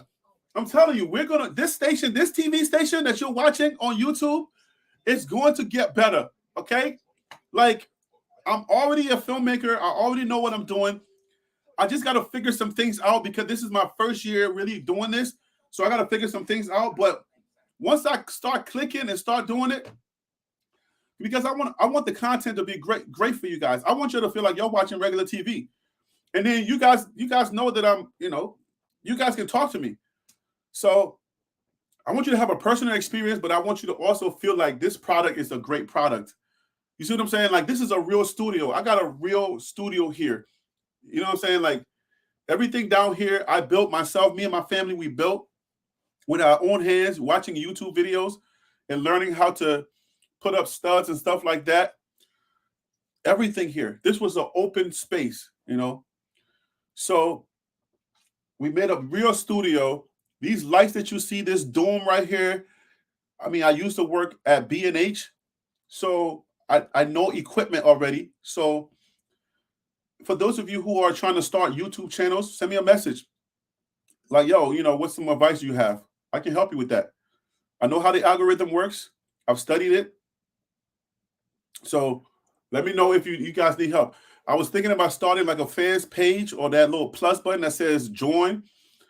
But I don't know. I don't want to start a join button when I can't provide something. I don't want it to just be like, if you guys have joined some other creators pages, what do they provide? Like, what do they give you guys to join? So that way I can have some ideas. But I feel like if you're going to join something, it got to be more than just, oh, look at me, I'm so big and bad creator. I don't know that I wouldn't be a good steward of your whatever money you got to pay to join, and then I'm not giving you anything. That doesn't make sense to me. I wouldn't want nobody to do that to me, so I wouldn't do that to you. So if you guys like for me to give you guys advice on how to maybe run your own channels, or you want some tech advice, I'm a geek when it comes to the tech stuff. So if I can provide that, if you join and you get tech information or tech advice, I can do that. So maybe I can do that in the back end. We can communicate, we can talk. You ask questions. Hey, I'm trying to start a YouTube channel, or my kid is trying to start a YouTube channel, and I need advice on which cameras or which lights and microphones and stuff like that. I'll be able to do that stuff, but I need a reason for you guys to join. Like, I can't just I'm not, sitting here thinking I'm great, so you just need to just join me. Anyway, so we are 13-0. The score would be more with less mistakes. For some reason, it wasn't connecting with Shador and his guys. They weren't connecting. They're going to find ways to win the game. These close games, we're going to find ways to win. But right now, I'm just happy that we're up. Like that. I think the only saving grace right now, guys, is the way the Nebraska defense has played, with the exception of one play, and they get back their one of the better defensive players, Ty Robinson, out off of that ejection suspension.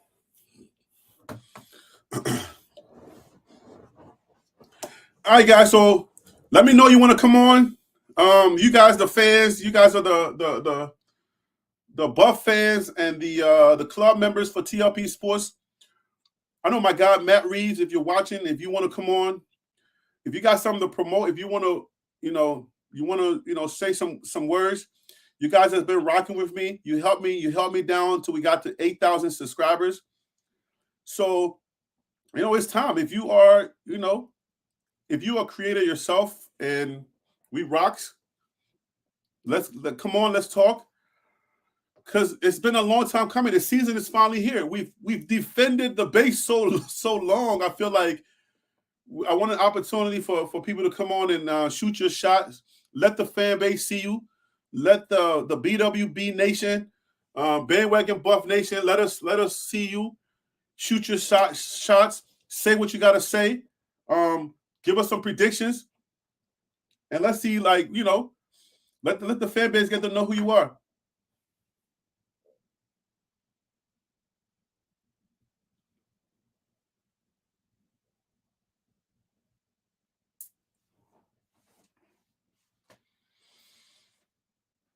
Built that community of creators, John. I'm not John. I don't know if you're saying John. I'm not John. I'm Harry B.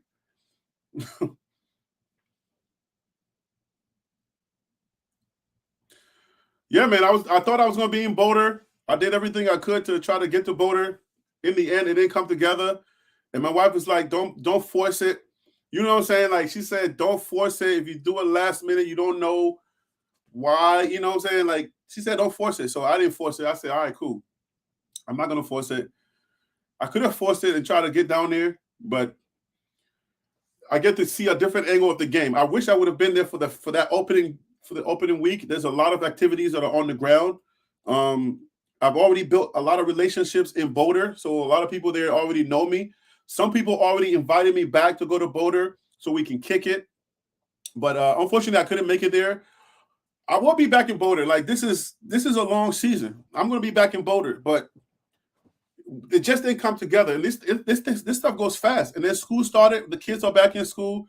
There's a lot of moving parts. So it's not just like, oh, you can't go because, you can't go because you don't got tickets. It's not that. It's a lot of moving parts to make this happen. So it didn't happen this time, but it's all good. Brad, what up, man? Brad, where you at? Where you watching at, Brad? Aaron Martin, what up? Where you watching at? Aaron, I'm not John. I'm Harry B. I don't know if that's a mistake or whatever. Or I guess We look alike, whoever John is.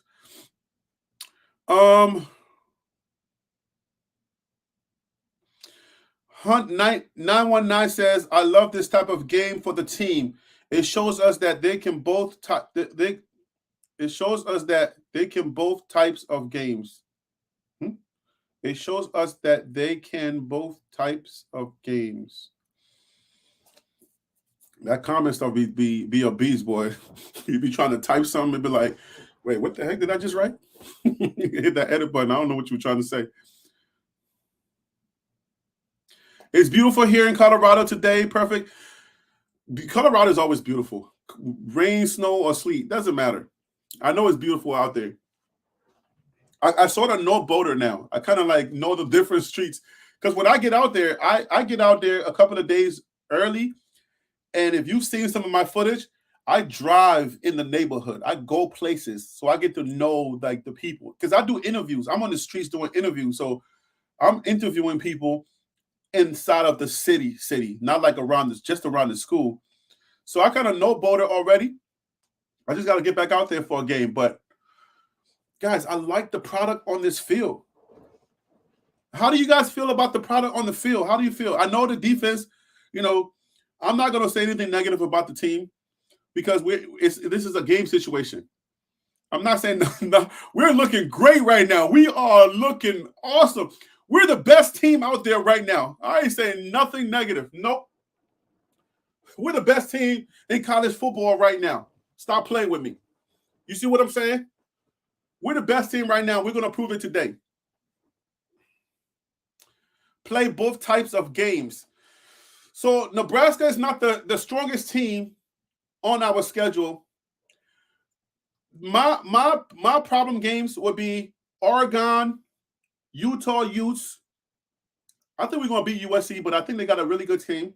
So maybe Oregon, Utah Utes, USC, and there was another team that I'm thinking about. But those are the games that I think are going to give us a more problem. But I think, for what I'm seeing right now, as the season progresses, I don't know that these games are going to be that bad. Man, I feel good about our team. I feel really good about our team. I feel like the defense is giving up yards and they're giving up some plays, but this is a process. Every game and every weekend, every time after a game, we get the game tape and then we go back and we evaluate the game tape, and nobody prepares like our maestro, the Coach Prime. Nobody prepares like him. The guy is so serious. I'm afraid of him sometimes. That's why we're so confident. That's why we can make some of the boldness, the bold statements that he makes. That's why sometimes we stand on some of the bold statements that Coach Prime makes, because we just feel like his confidence make us confident. His confidence make us confident. And I mean, you around people like that, when you surround yourself around people, when you surround yourself with people like Coach Prime and other people that have confidence and they just believe in who they are and what they're capable of doing, and they can prove it, it makes you confident in your personal life. Man, I'm just like, man, there's some things that I would have doubted myself on that I feel like now I just feel like I go into situations and I just say, yeah, I'm going to do that. When I went to my church picnic, my white church, when I went to my white church picnic, I got to stop saying that. That's disrespectful. When I went to my church picnic, guys, I played in a basketball game. And the guys were looking at me with my dad bod, and they were like trying to doubt me. And I was like, yo, they didn't pick me. So another team picked me. And I told them, I said, I'm about to show you why you should have picked me. We won the championship game. The basketball, they had a good tournament. And I hit the winning shot. I got proof too. I got the video. I'm gonna show you one of these videos. I hit the winning shot. I kept telling them, I kept missing. I kept telling them, like, I ain't gonna miss these forever. And then when I hit the winning shot, I was like, yo, I said, you just gotta believe, like Coach Prime. Yo, man, Coach Prime is a leader, man. He rubs off on people. My little brother went to Youngstown University, so he played for Youngstown. He played football for him. And Youngstown, this is Youngstown State. I don't think he went to Youngstown State. I think he went to Youngstown University. I don't know the difference in those Ohio teams, but I had to drive out to Ohio, and it was a beast, boy. Those mountains, you can see the cloud next to you. Like, you can reach your arm out and grab a cloud, and like, I was like, nah, I don't like heights. The clouds are too close to me. Stop playing with me. So, but the idea of what Coach Prime stands for, who he is, and just believe it. Like, how does he do it? Sometimes we feel like there's no way he can believe that way. Like, nobody can believe that much, but he does. And if you are not a Coach Prime fan, I would say suspend your dislike for him for a second and just learn from him. It'll help you. Okay, you know who you are. One of the constituents. When I was in Texas, we met up, and we were talking, and we were like, "Yo," and they were telling me, they were like, "Yo, I listen to Coach Prime, and some of the things he says I use in my personal life." I'm like, "Me too." Like, Coach Prime is like, you don't have to like the guy in the football world to really follow what he says. For somebody to believe on that kind of level.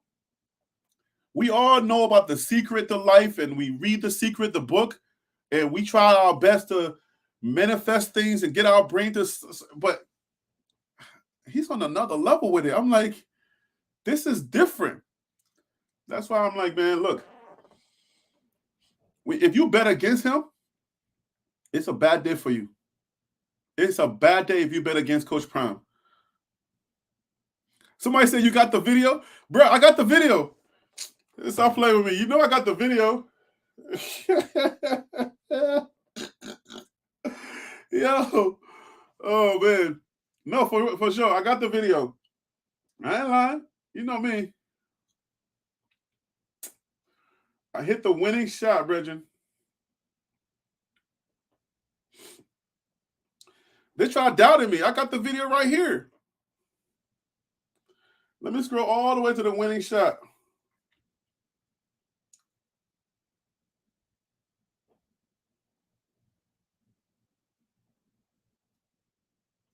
Y'all think I'm playing?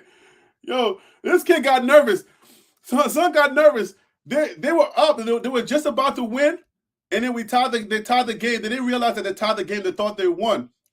And when this kid thought he won, and we said no, it's you got to win by 2. He got nervous. He was like, "Oh no!" I said he's nervous because he knew what time it was. The kid got nervous. All right, so here we go. I'm not playing. Bragging rights.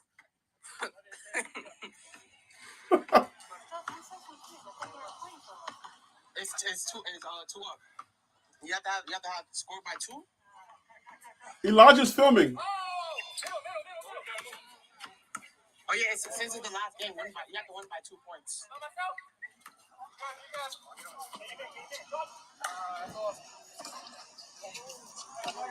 Don't let him shoot. I'm not running for that. Save all your energy.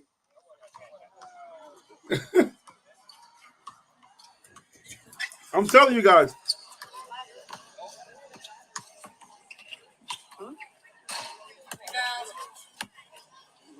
No. It's 11-10. The score either has to be 12-10 or 13-11 to win. That's all.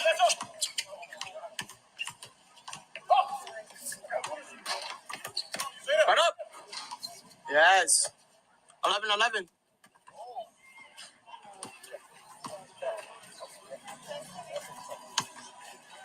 Stay on him. Do not let him shoot.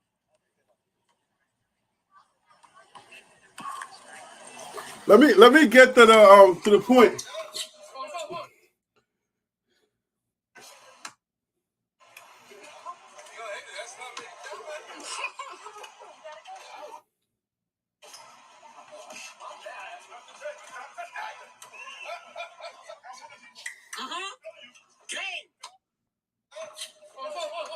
All right, guys, here it goes. Here it goes right here.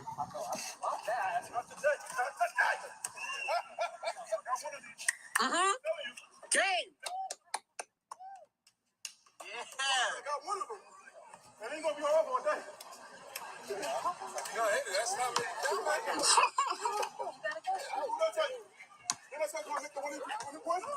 Didn't I say that? Deion Sanders. Deion Sanders. If I say I'm gonna do it, I'm gonna do it.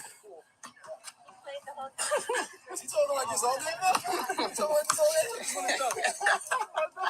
Where'd he go? Did he run off? Still recording? Yeah. Say no experience. Final words. So, yeah, man, that was my church picnic game. I hit the winning shot. Man.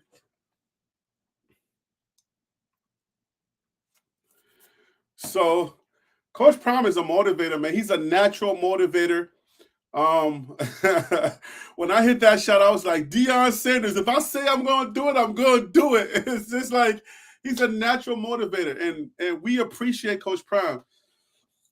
You ain't got to like the guy, but you got to respect what he does, and you got to respect who he is as a person. You really got to respect that. You see what I'm saying? This game right now we got to put this game away. We cannot let Nebraska come back and win. It's not going to happen. But now we're up 13. They're shaking right now. So the game is back. You've been hanging in there with me. I appreciate you streaming with me. Make sure you hit the like button, hit the share button so that you can share it on your Twitter so that more people can come and rock with us, guys. But I feel like these guys are nervous, and we're not letting up. Coach Prime is not letting up. These guys are fresh now. You're gonna on the well-off media videos, you're gonna hear what Coach Prime said in that halftime room. You're gonna hear, and we know that Coach Prime is the ultimate motivator, and he's gonna have these guys rocking. So here we go. I want us to put up 40. We got to send a strong message. I want us to send a message that we ain't nothing to mess with.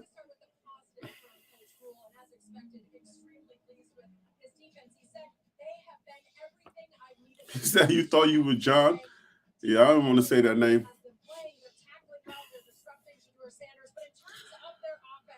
Life goes on. Life is too good to be trying to, have some type of negative energy. I want positive energy. Right now, we're winning 13-0. I want us to win 40-0. If we shut them out, if we shut them down, we're sending another message. Sacked.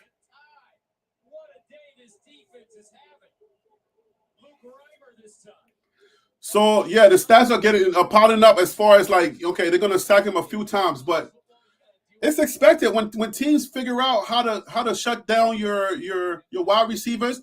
It makes Shador have to hold the ball a little longer, and when he has to hold that ball a little longer, that defensive line, like you see how he just pushed this guy out the way, those type of.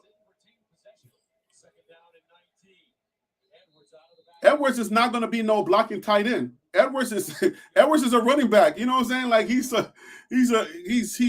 to be low to the ground because he's a running back. So he's just supposed to be like a shield, not necessarily a blocker. He's just supposed to be a shield, like just to stop him a little bit, just to kind of slow down the momentum, not necessarily to stop him.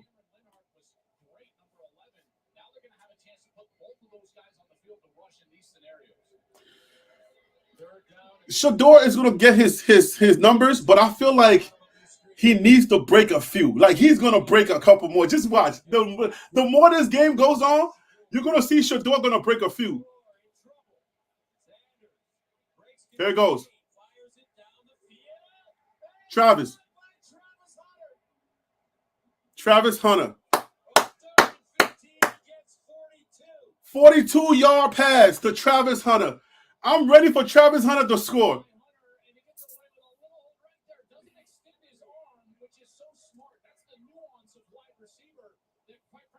surprised he has. See how he doesn't extend his arm, doesn't draw the offensive pass interference, gets the catch. 3 catches, 73 yards. I'm telling you, Shador is going to connect. Shador and Travis and his wide receivers, they're going to connect. And once they start connecting, they're going to bust this thing wide open.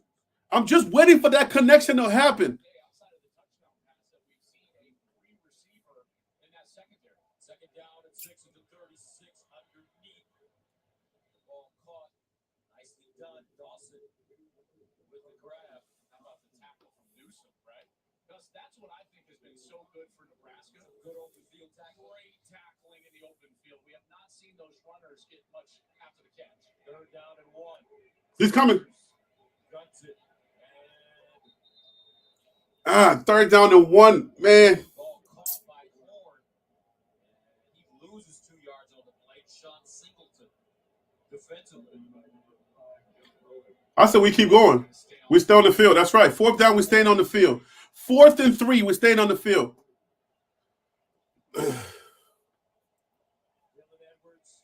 First down coming up. It looks like they're coming, which means Dylan Edwards is going to have to block one of these linebackers. Yeah, poor Dylan Edwards. You got to put your body in that way, bro. And they run the reverse. Horn trying to get around the corner. Nothing doing. Great defense by this Nebraska. Ooh, I don't know about that call on 4th and 3. They have been aggressive. I don't know about that call on 4th and 3. I say you fake the handoff and you throw a little drop pass past the line.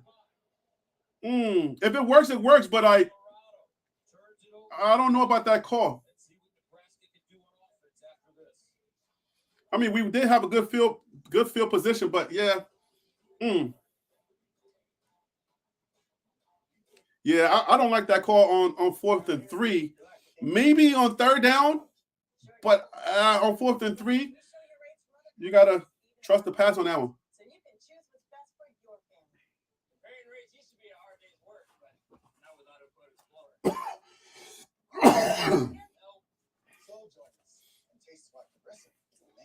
We got the better team on the field. Hands down. We got the better product on the field.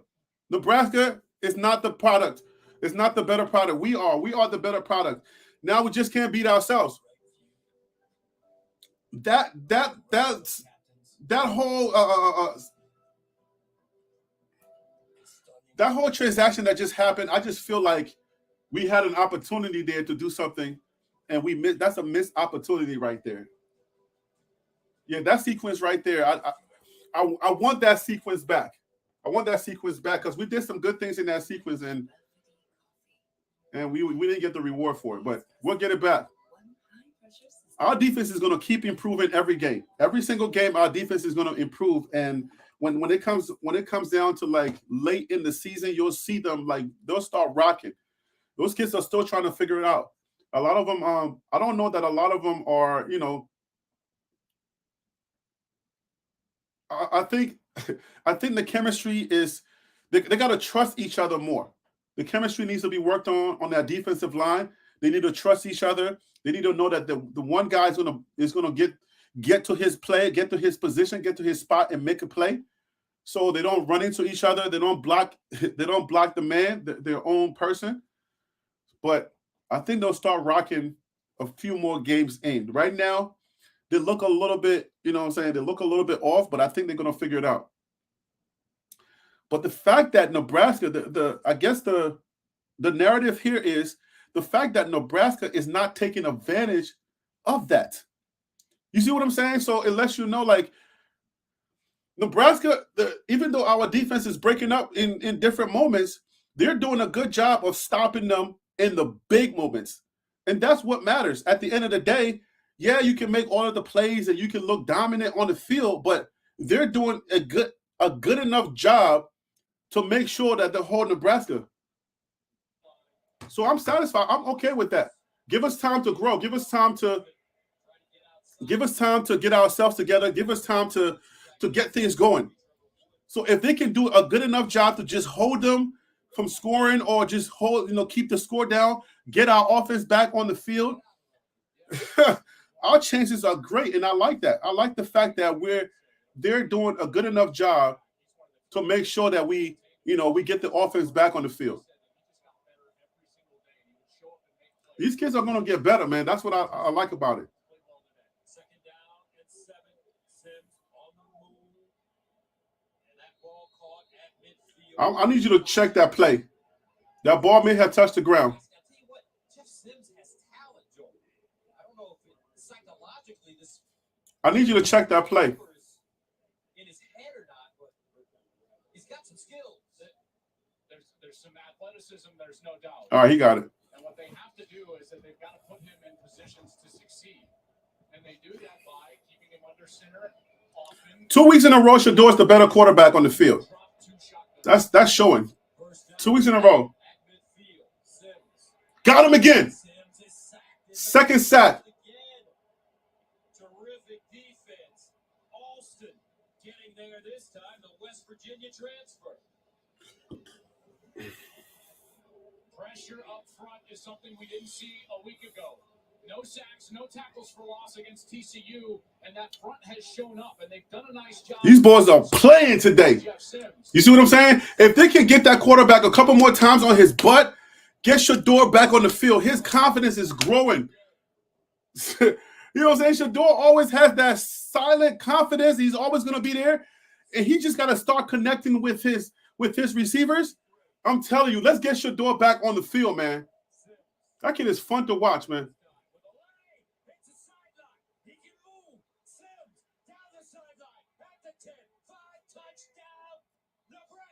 Man. That's what you want from Jeff Sims. 57 yards. 57 yards, touchdown run by the quarterback. They're going to motion to an empty backfield. Here's the motion. Watch Colorado. The linebacker is going to vacate his area right here. When that happens, Jeff Sims has a lane. It's a design quarterback draw. There's no way he's throwing this ball. Linemen get up to the second level. You got a wide receiver, great block on the safety, Trevor Woods, and now it's just speed from Jeff Sims. Colorado, wrong defensive call at the wrong time. Nebraska takes advantage. Yeah, man. Now Bono will tip the extra point. Whew. And it's good. 4 plays covering 66 yards. Big Red scoring at 2 minutes and 10 seconds. Sims going to his bread and butter. Running the rock. 13-7.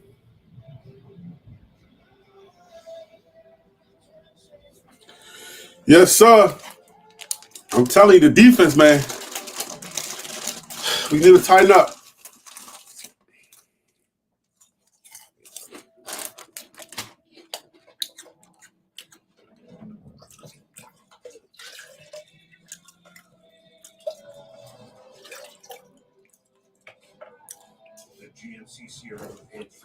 The defense is going to hold. The defense is going to do what they got to do. We're going to win this game.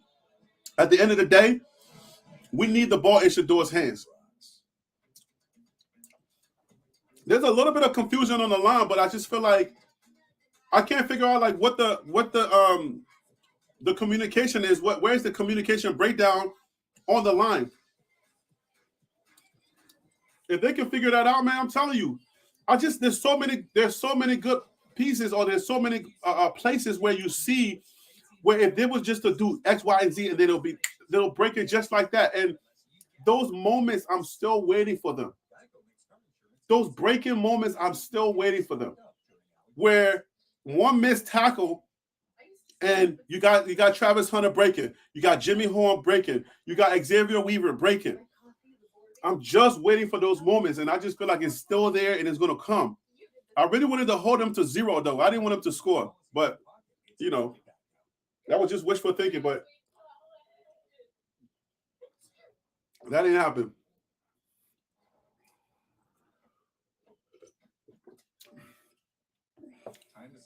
We need a decisive win. I want to send a strong message. I want to send a strong message to the college football landscape, because a lot of people still think that this is a fluke.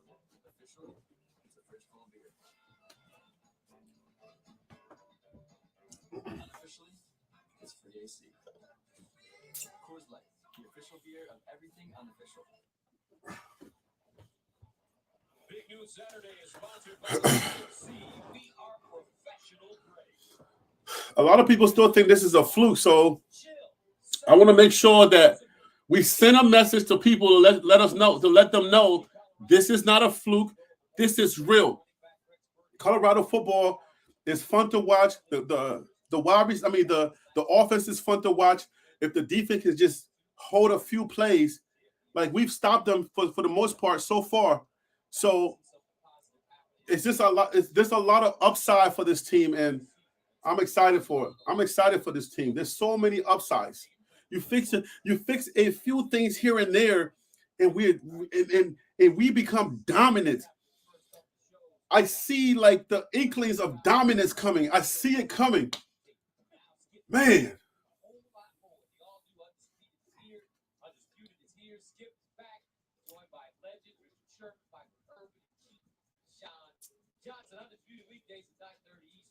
So Skip went out and grabbed, 3 dudes? Skip is like, nah, I need 3 dudes to come in here.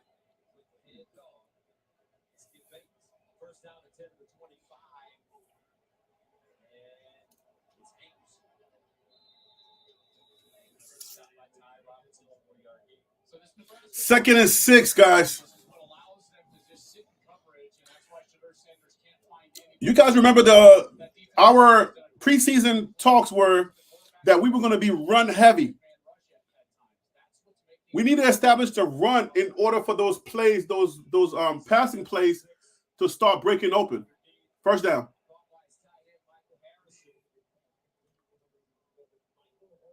First down, baby. If we can establish the run more, I believe the run then opens up those pass plays. Then they start coming up a little bit further. They start coming up a little bit more. That was miscommunication there again.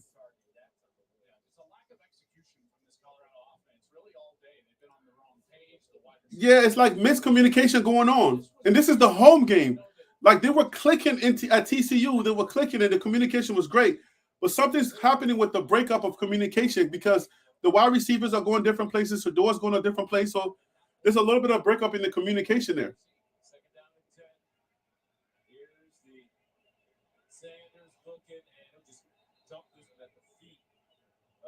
I don't know what's going on. And something does when it comes to this Colorado offense, Joe, kind of looks like it may not be broken, but needs to be fixed. Well, it's stagnant because Nebraska's controlling the game with the front 4 and 5. It's tough for any. Yeah, Nebraska's secondary is doing a good job in the secondary. They're stopping. They're covering every position. They're not giving Shador any looks at all. That's good preparation.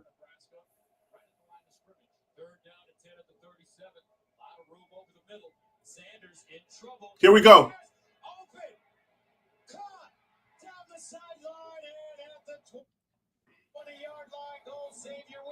Xavier Weaver with the bomb. We got a lot of those plays in here. If that ball is thrown further and he catches that ball in stride, that's a touchdown.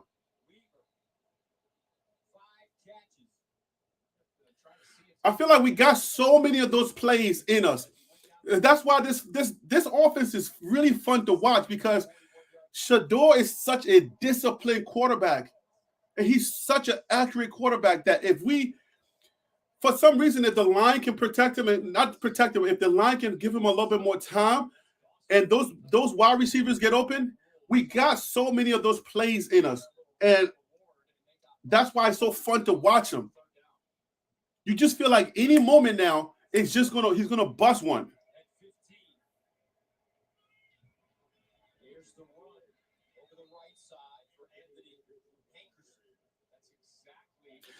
Have you guys heard anything about Alton McCaskill? Are they still working on his leg, the injury?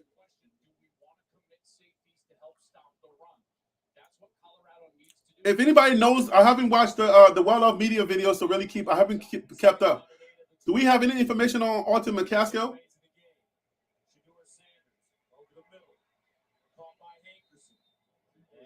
Because I haven't seen him running because he was supposed to be one of our premier backs. So I haven't really seen him yet. And I know that they're still working on that leg. He's still got that yellow jersey on. We're gonna score on this drive. So we're gonna put up another score on this drive that we're gonna go up. I don't like the touchdown. The good takeaway is that it was their quarterback that scored. He had to run for that.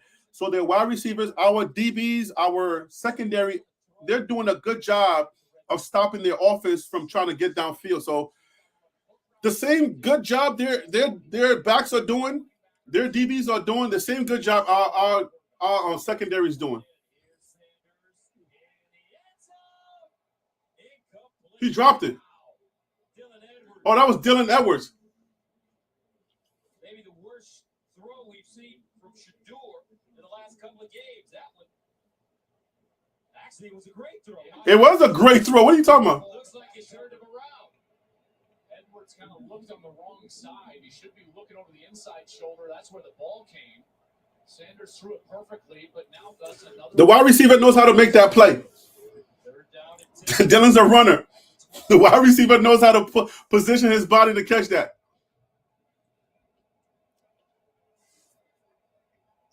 Shador Sanders under pressure, bounces, takes his time, guns it, Touchdown. Xavier Weaver finally got one. We got a lot more of those. I'm getting frustrated because I feel like we got a lot more of those. That's where I'm at with it. I know we got a lot of those. But we need the ball back. The defense needs to give us the ball back. We got a lot of those, guys. Excuse me. So what does he do? He goes low. That allows Sanders to slide out to the left. And then Weaver did a beautiful job of not stopping his route. He continues into the end zone and finds the space in that zone. Sanders finds Weaver, and it's a touchdown for Colorado. Shador Sanders They're playing good football. of 32, 351 yards passing, 2 touchdowns. In there, 20. 6 touchdowns in 2 games. No picks in 2 games. This one, thing of beauty. Weaver. I don't want to win. I don't just want to win this game. I want to make a statement. I want us to make a statement in this game. Because at the end of the day, everybody's going to be ready for Colorado. Not just the fact that we're a good football team now. You know what I'm saying? Everybody's going to be ready for us. So they're going to be playing. First of all, now you're going to have to, if you hear Travis Hunter's name, he's playing both sides of the ball. So everybody's give a guy an assignment and say, Travis Hunter, stop him. That's your job is to just get him out the game. If that's all you got to do, get him out the game. That would be you can contain him, but you can't stop him. You can try to get in his way, but you're not going to be able to stop Travis Hunter. So it's not going to be all day. Just like when I showed that video clip, like I can miss a lot of shots, but that one's going to go in. And that's what's going to happen with Travis Hunter. Travis Hunter he's going to find a way. The great players, they find a way to win. And then he's going to find a way to get his numbers. And I don't think he scored. Last game he scored. They took it away from him, which was sad. But he's going to find a way to score. And once he gets going, man, I'm telling you, Travis Hunter is a problem. I just need whatever connection, whatever communication that needs to happen. I feel like they need to get it together. I can't tell what's happening. I don't know what's going on as far as communication. If there's any type of breakup, we're gonna find this stuff out when post game interviews and stuff like that to kind of understand what's going on in the psyche of the players, what's going on with the breakup and the communication problem. What's going on? We don't know any type of technical difficulties that they may be having. All we're doing is just kind of like watching it, and then those who are in the stadium. But something's going on that communication is breaking down like that for some reason. It's like we can't tell because this is not Shador's game. Like we know that this is not how he plays. So something's happening. We just don't know what it is. they're fighting. That it's a long game, so they're gonna fight through it, and they're gonna find a way to win. But man, you correct those things. This game is out. Like we're blowing this game out of the water if we correct some of those mistakes that's happening. I don't know what's happening. I just feel like something's going on that we're not privy to. It's weird.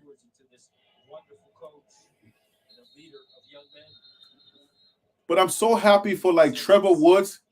Trevor Woods is getting his he's getting to redeem not just him, but the kids that with on that 1-11 team, they get to redeem themselves this season. Trevor Woods is playing good football. Man. After last week, every show, every opinion that you can. Colorado ranked number 22 coming into this game. Like preseason, you would think everybody's gonna run us off the field. Not gonna happen. Get him. Bring him down. See what I'm saying? See what I'm saying? Like those plays are in the defense and then in the offense also. So it's like, come on, guys, start clicking. We got to start clicking so we can get more of those. The dominance is there. We know that these kids can dominate this game. But who he is as a coach, and what we've learned in talking to him, it's always about the players. It always goes back to the players, and that goes back to the truth days. Yo, my neck is hurting, bro. I'm having to sit in this position. These young men can look to. Yo, I need to like sit back like this. Man.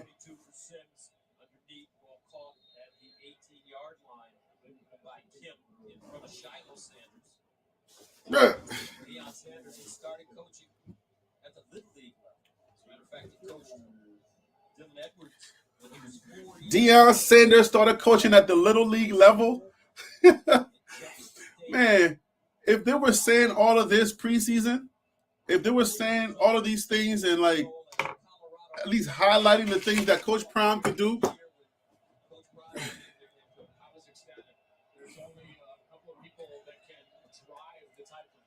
And excitement and exposure that he can, and he certainly has done that.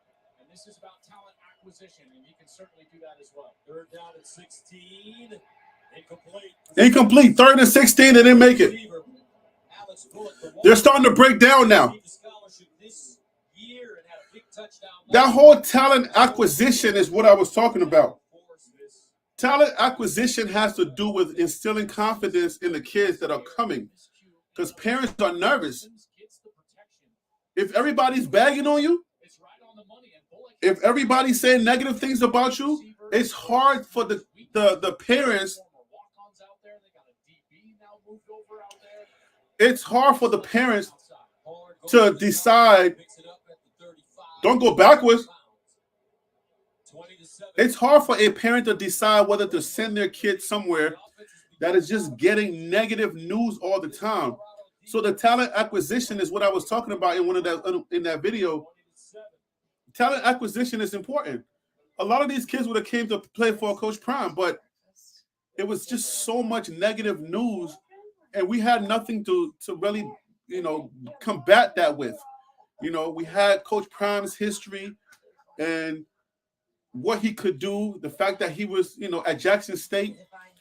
We had all of that, but the negative news was just so deafening that it just, what I'm saying? It just unfortunately swayed some kids, and they decided they weren't going to come here. And then at a certain point, you started having some kids. At a certain point, you started having some kids like started using Colorado to like bolster their chances to go to other teams. Unfortunate, but it's like it was happening because we had the heat, we had the attention and everything. So if a kid that was not deciding to come here or that decided he wasn't going to come here, he was still going to put Colorado's logo on his recruiting page, and just to get the attention, because he knew that television stations like mine, television/YouTube channels like mine we were gonna make videos about him. So, and we was gonna put them all out there. So Some kids used that to their advantage and then decided at the end they weren't going to come here. But they knew all along that they weren't coming here. So that talent acquisition was something that I was trying my hardest to make videos and let people know, hey, this is a good place to play. Coach Prime, not just his legacy as a former player, but the man, the character. I made videos and I said, hey, look at the different things. Don't listen to the naysayers, because it became so obvious that there was a concerted effort to derail everything that was going on here. And now I'm so glad that we have an opportunity to take it away from all of that. We have this great opportunity now to let the football talk. And the football is talking. So now we go from all the extracurricular activities. The football can speak for itself. And now you hear the announcers, the things that they're saying about Coach Prime, the YouTube videos and the pictures that they're supposed to be showing. Now they're showing those pictures. So this is positive. This is really great that is now happening. And the more this continues, the more the whisperer is gonna do his thing. First down and 10 at the 34, Sanders. That one deflected and somehow into the hands of Edwards. Dylan Edwards saved that, boy.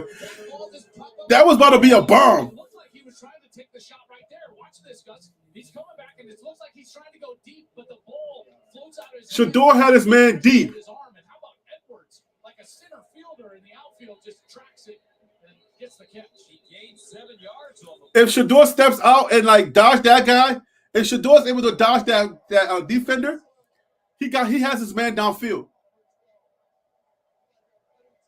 5-yard penalty to start us. False start. Look at this. So his arms definitely hit, and the ball comes out, and that's when Dylan Edwards becomes like a center fielder. Nebraska couldn't get their head around, and Edwards corrals it in. Even the playmaker is saying, "Look at that! Look at that!" Man, that was a touchdown down that field. I'm telling you, every single time he has an opportunity to throw downfield, I know we got it. Here we go. Here we go. Here we go. I'm telling you, it's there. It's there. It's in there. Those plays there's so many of those plays in here. And we're going to give Nebraska a problem, but it's like, man, they just got to get it going. And it's whoo, boy, I'm telling you, man. Sanders bouncing. Sanders throwing. Caught at the 15-yard line. And it's Xavier Weaver. Xavier Weaver is becoming a problem, son. Yo, son. That's what I'm saying. They're taking Travis Hunter out the game, but Xavier Weaver is stepping up. So he gets the nod this week. He gets to be the player, the Pac-12 player of the week is Xavier Weaver.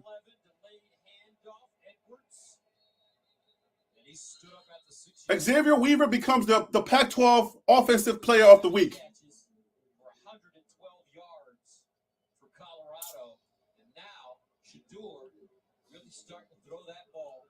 Shador's really starting to throw that ball. Trust me, it's a lot more there.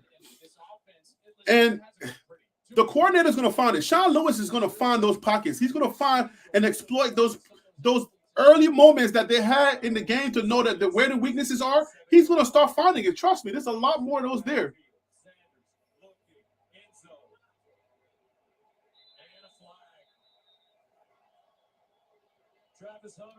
They got 3 dudes. They got 3 people on Travis Hunter.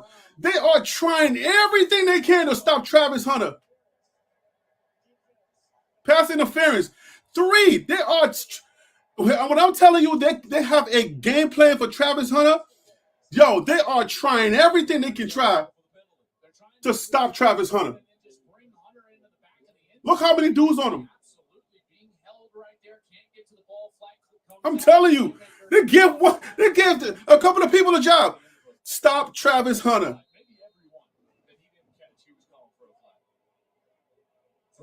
Now Savion comes in and runs it in.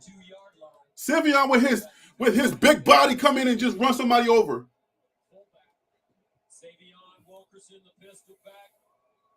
Sanders on the play fake.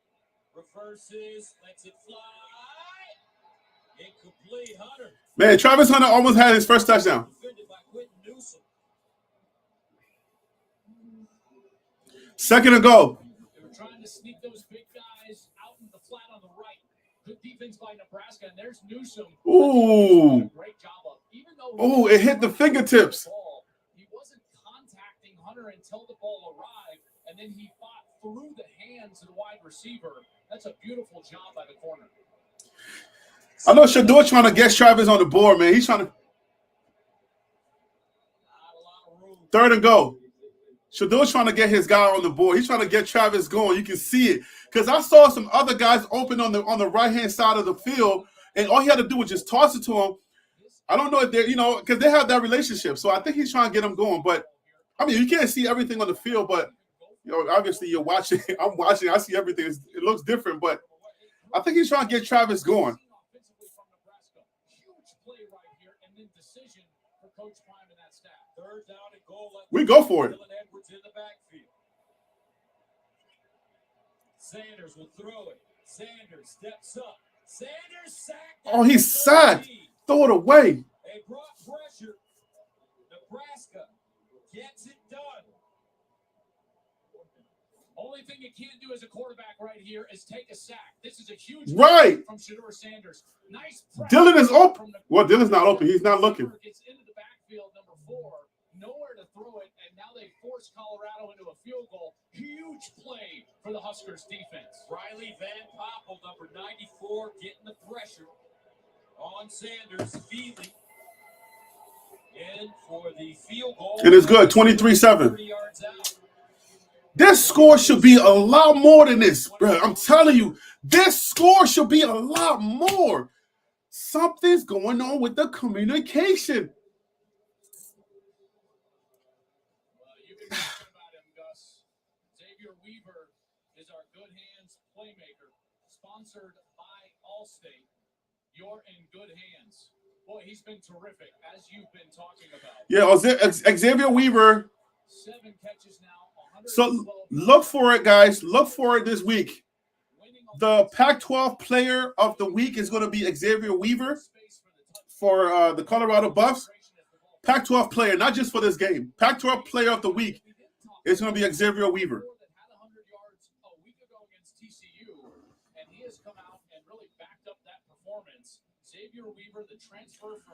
He has 112 yards, 7 catches, 1 touchdown. Xavier Weaver. He's a senior. So he graduates, then he comes back 1 year, or he graduates and get in the draft. I don't know that he does enough this year he does enough in his senior year to jump into that draft. He could. It's possible. So I just feel like there's so many big plays. There's so many plays that if the communication doesn't break down, if Shador doesn't have to take that sack, that this score looks different. I feel like I see 40-something. I see 43 instead of 7. I see 43 because the moments have been there. The moments have been there, but it's just like something, the communication is breaking up.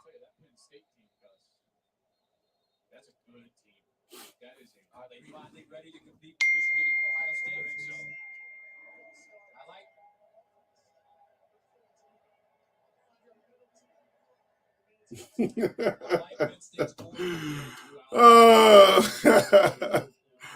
Oh man. Yeah, man. I feel like You don't like. I think Shador's trying to get Travis going or whatever, but he ain't got to try to get Travis going. Like, you ain't got to like try to get him there. He'll be fine. First down and 15 to the 20. Sims, quarterback draw. Still moving. Get that ball out of his hands. It's close to the 40.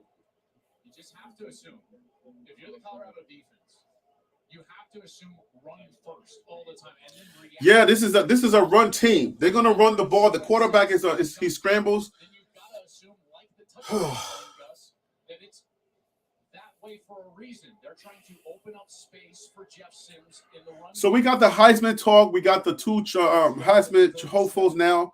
We got Shador. We got Travis Hunter. I don't know if Shador is thinking, let's get this going. Let's keep this going. Let me play my guy.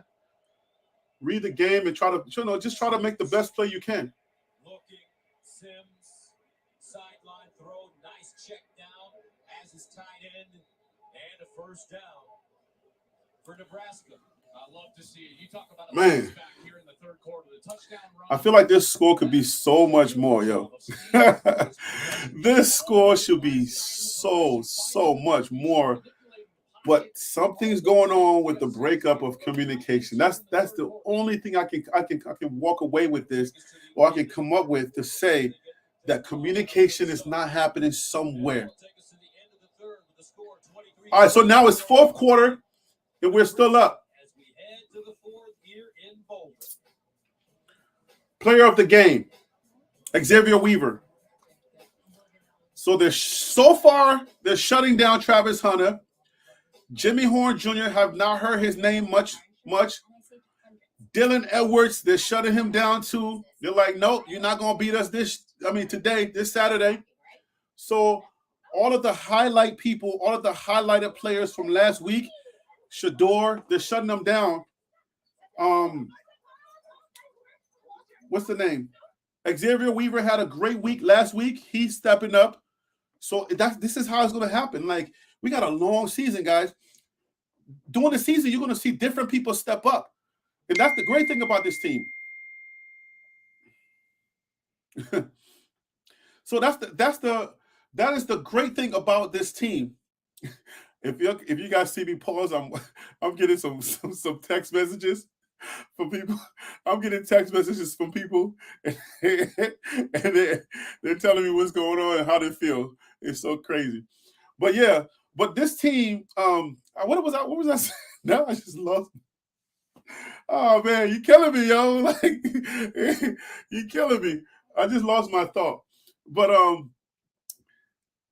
this season is, like I said, I think this was what I was saying. It's a long season, and different players are going to step up in different times.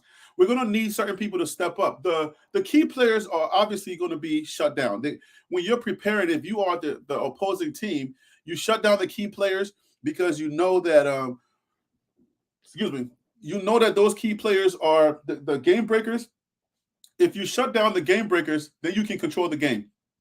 So the good thing is our offense they're still good. They're still doing their thing. They can score. Our offense can pretty much score at will. They can score anytime they want. That's what gives you so much confidence, because you feel like whenever they are on that field, there's a potential that they score. That score could be so much more right now. But they're going to stop the game makers. They're going to stop the great game breakers. The Travis Hunters, the Jimmy Horn Jr.'s. Now they know about Dylan Edwards. They're going to stop those people. You got to prepare for those people when you're game preparing. But now other guys are going to step up. That's the great thing about a Coach Prime team, that you're deep. You're deep at the position skill, at the skill positions. You're so deep at the skill positions that week after week, when they plan and shut down other positions or other players, somebody's going to step up. There's going to be that next guy. He's believing. That's why I said that I put this team against any other team when it comes to game preparation, it comes to discipline, and it comes to believe in themselves and believing in the process. I don't see anybody really like competing with us when it comes to like the preparation, the belief in the process. We are just as good as any team in college football when it comes to believing. Are the pieces and everything going to click all the time? Not really. It's not always going to click. But as the game progresses, you're going to see like the good things happening. Shador is going to eventually find his game. Travis Hunter is going to break free for a score. So yeah, it's not going to always be a 510, a 510-yard day. It's not going to be always like Travis Hunter is the player of the week. It's not going to be that every game. But what we can trust in is the Coach Prime team is always prepared for every quarter. And now it's the fourth quarter, so here we go. Sims under center, hands it off to Irvin. And The ball's out. A fumble. Wow. We got the ball back. Again. Bishop Thomas recovers it. Another exchange. We got the ball back. Nebraska fans are looking real skittish right now. Nebraska fans are nervous. There is a flag down far side. We'll have to get the announcement. I don't think I've ever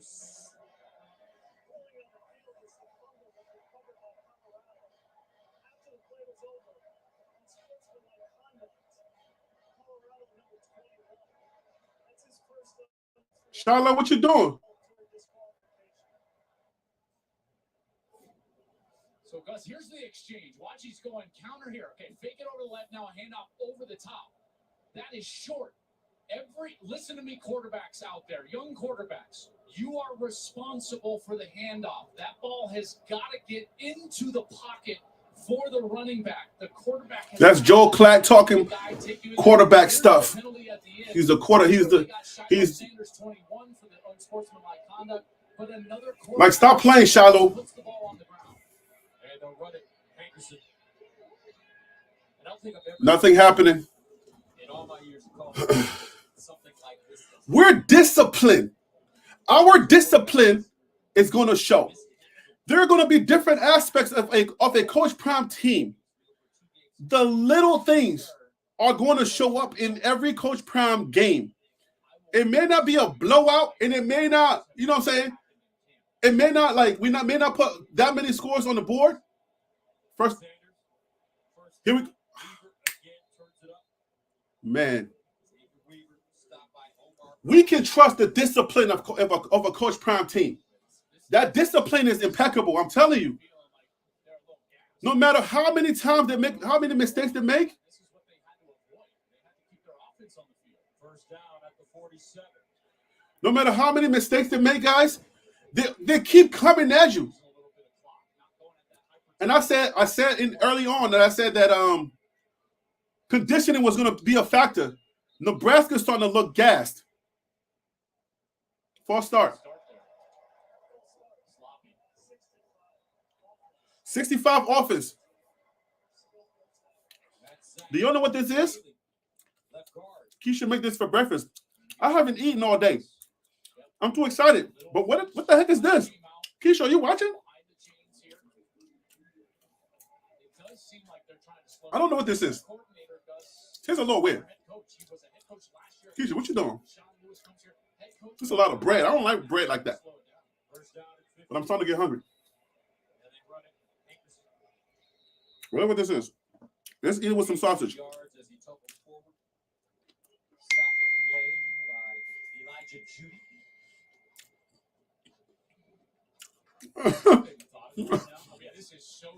Elijah just texted me and said that they're watching.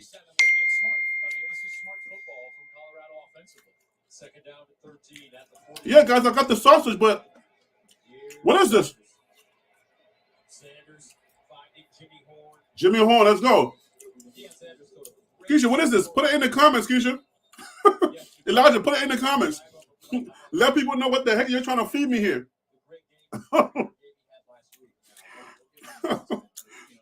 They're handling some business. Jimmy's father is incarcerated, and the conversation between Jimmy's father, and Dion went about like you would expect. Jimmy's father said, "Take care of my boy." And Dion says, "I got you." After the play was over, unnecessary roughness, personal foul on offense. That was 7-3.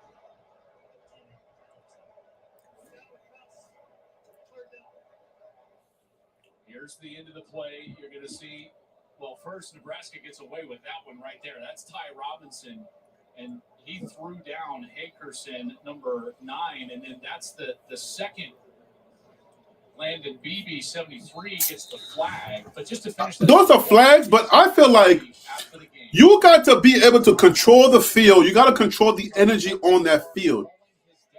And you're not going to be doing that to us. So I like those penalties. I don't like them in the end. But another flag.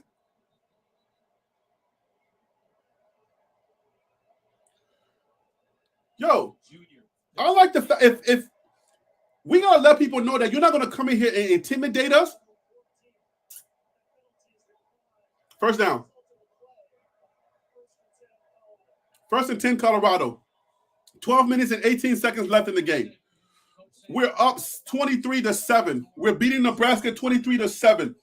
We're letting the fan base know what time it is. Moses have parted the Red Sea. No, the game is not over. But now Shador's starting to connect, guys. I want Shador to just come out and just feel free to be him like he was last week. Xavier Weaver is going to be the Pac-12. If he's not the college football player of the week, Xavier Weaver is going to be the Pac-12 player of the week. You heard it here on TLP Sports Club. There it goes. I want to see Charlie Offer, though. I want to see how he can do stuff in practice, but I want to see Charlie Offer, though, play in game. I want to see how he handles in the game. And then Autumn McCaskill. I don't know if they're protecting Autumn. If they're protecting Auto, I don't know.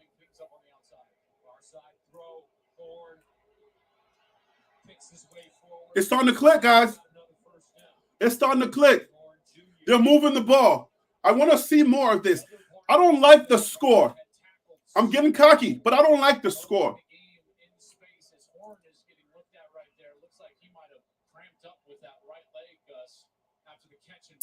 Mm-hmm. They stopped the run with the front seven, and then they tackled well in space. But here in the last couple of drives, we've seen a couple of broken tackles. How about Travis Hunter blocking out in front? Horn, nice little hurdle towards the line to gain, gets the first down. That Charlie horse is a beast, boy. You get your things locked up. Here comes a touchdown. Here comes a touchdown. Boom. There it is. I told you. Tavares Dawson with the touchdown. I don't like the score. 29-7. The quarterback scored, and he messed up my record. I'm getting cocky now. I'm starting to get cocky.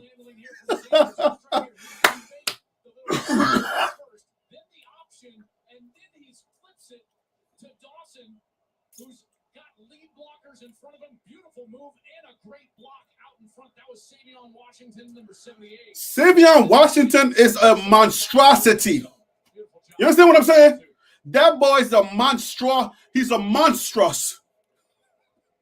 This is what I start doing when I start getting cocky. When my confidence start growing a little bit more, because the game is almost out of reach. I start saying weird stuff.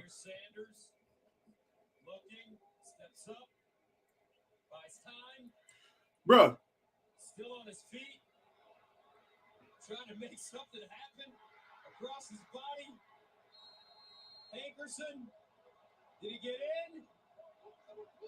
Looks like I think it's good. I think they're calling that a catch. That's a catch? But Shador may have stepped out of bounds. I'm not sure. He was awfully close. This is the end. Does Hankerson get his hands under this? Yes. I don't think he did. They called that a catch. They'll take a look at this. Yeah, that's coming back. That's not good. Took his helmet off after the play. The heck was that? I'm sure it would be an unsportsmanlike. Yeah, that's coming back.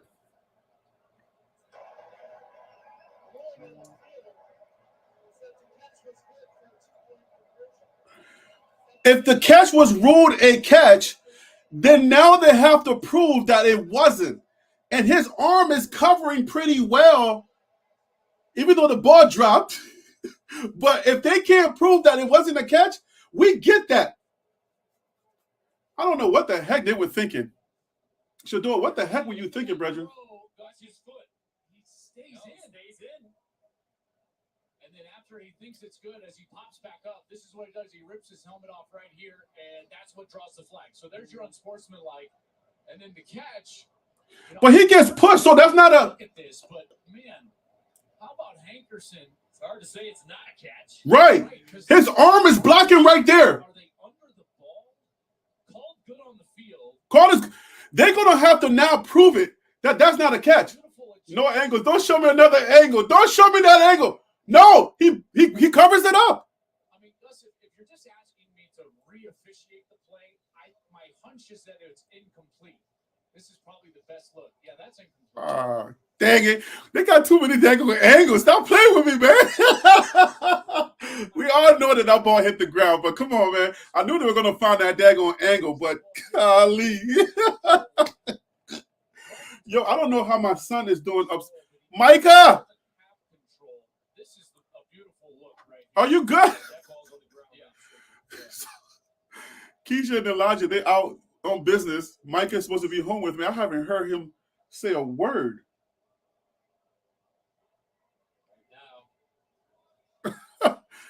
I don't even know if he's good or not. I'm going to have to go check on Micah for a second, guys.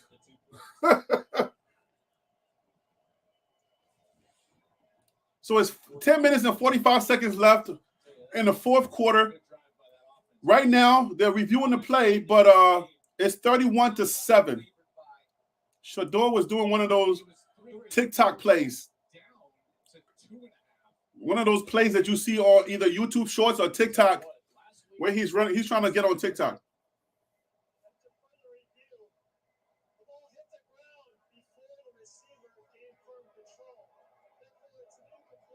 I mean, we knew that.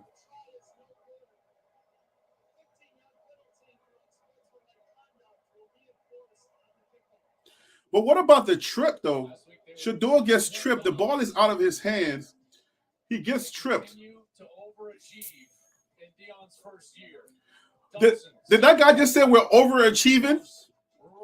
Is that his sentiment? We're not overachieving. We're achieving. We're underachieving. That's how I look at it. We're underachieving. Shador is making some plays that are not characteristics of his play that we know. The Shador that we know, he's underachieving right now. Like, believe it or not, this is Shador's worst game I have seen in some time. There's a mental disconnect is going on. He's still finding a way to win, and he's very accurate, but this is I don't know.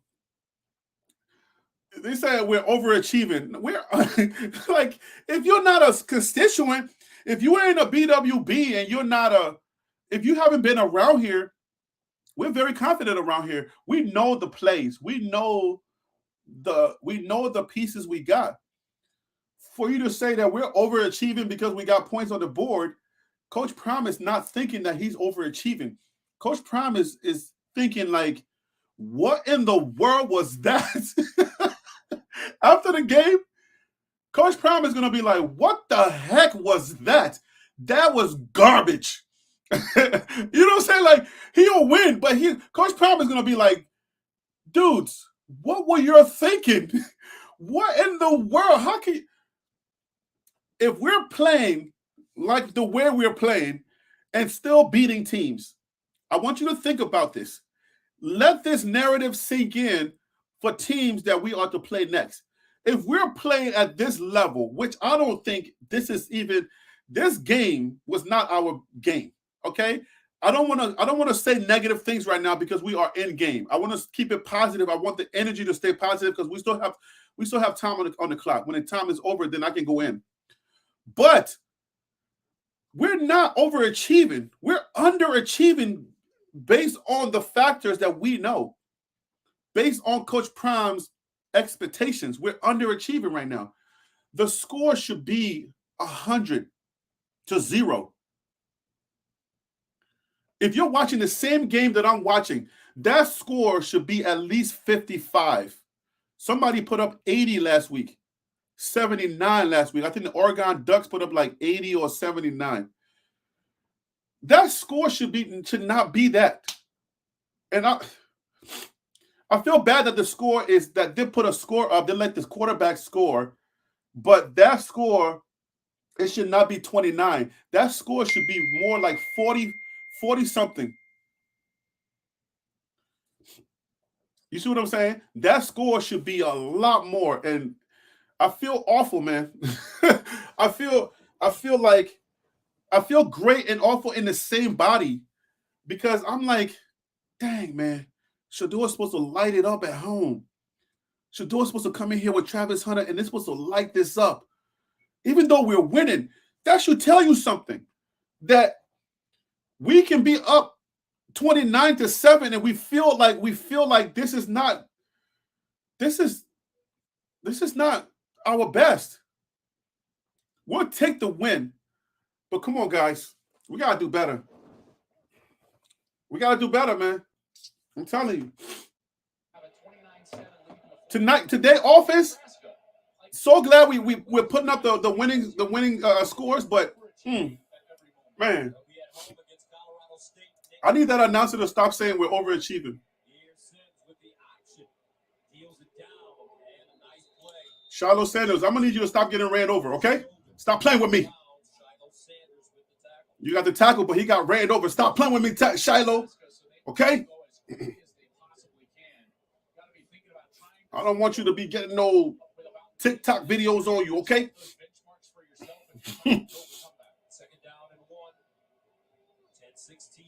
Let's bring him down. 10 minutes to go, guys, in this game. You've been rocking with me. If you are new here, hit that subscribe button. Hit the like button. Share the video. Let's get more eyeballs on here. The most dynamic YouTube channel that covers the Buffs and Deion, Coach Prime Sanders. Boy, you better go down. You're a quarterback.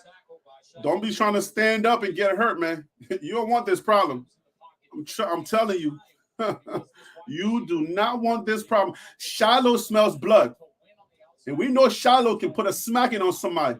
If you get a chance to put a smack on that quarterback, you're gonna see a ESPN highlight on Shiloh. Watch. Let him keep playing around. He keep playing around. Shiloh gonna put that smacking on him.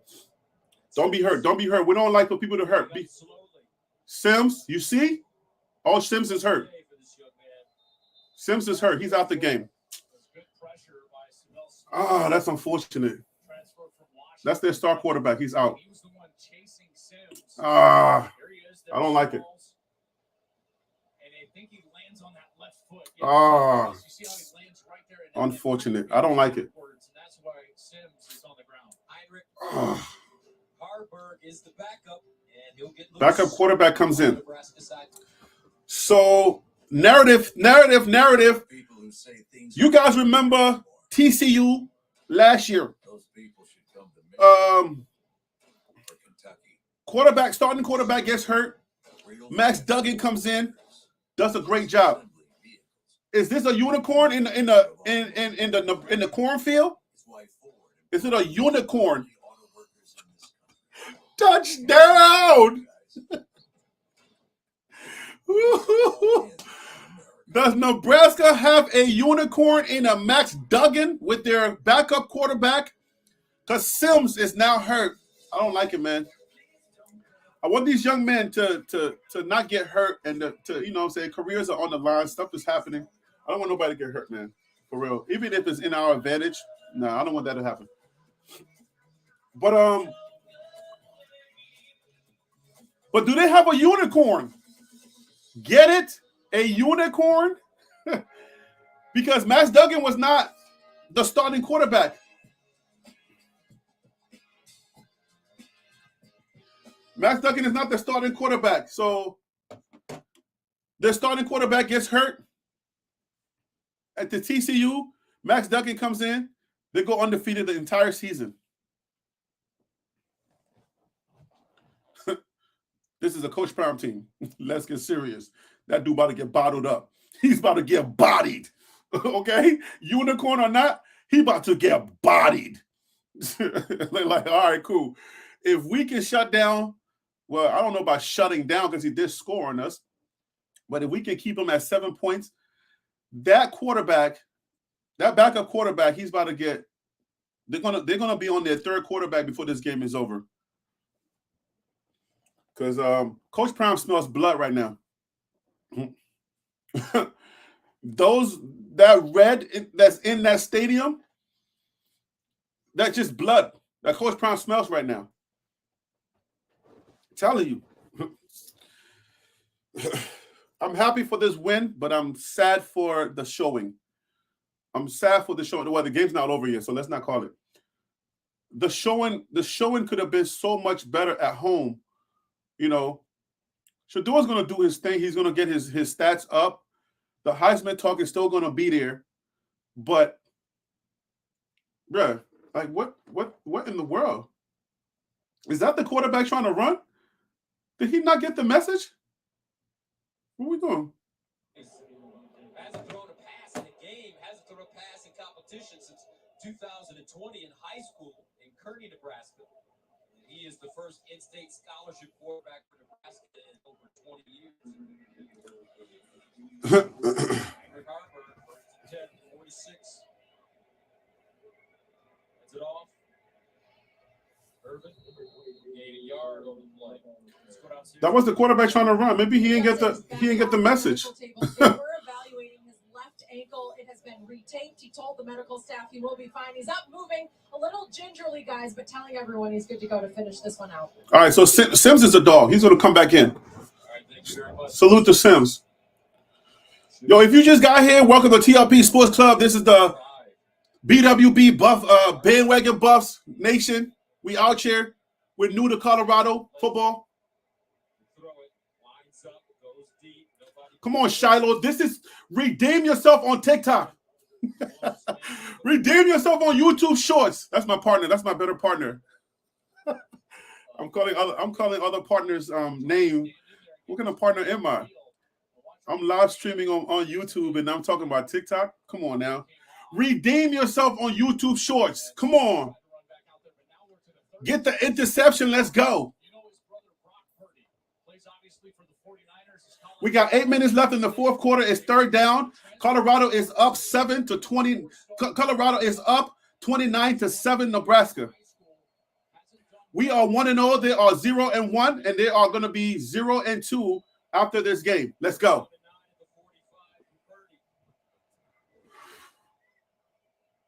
I don't see clown emojis. I'm just saying. We can only apply but so much grace. Grace multiplied. We're moving forward, but just know that every now and then, we human, we're going to have to take some shots. Okay. Stop playing with me. This is Nebraska.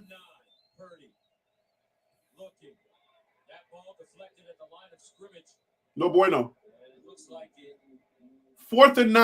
May have been called Bishop Thomas with the deflection. Joshua Fleet. Bishop Thomas, that's the missing tooth guy, right? That boy's a problem. Woo.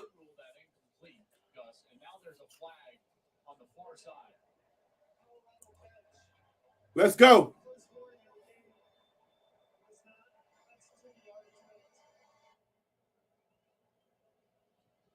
Buff Nation.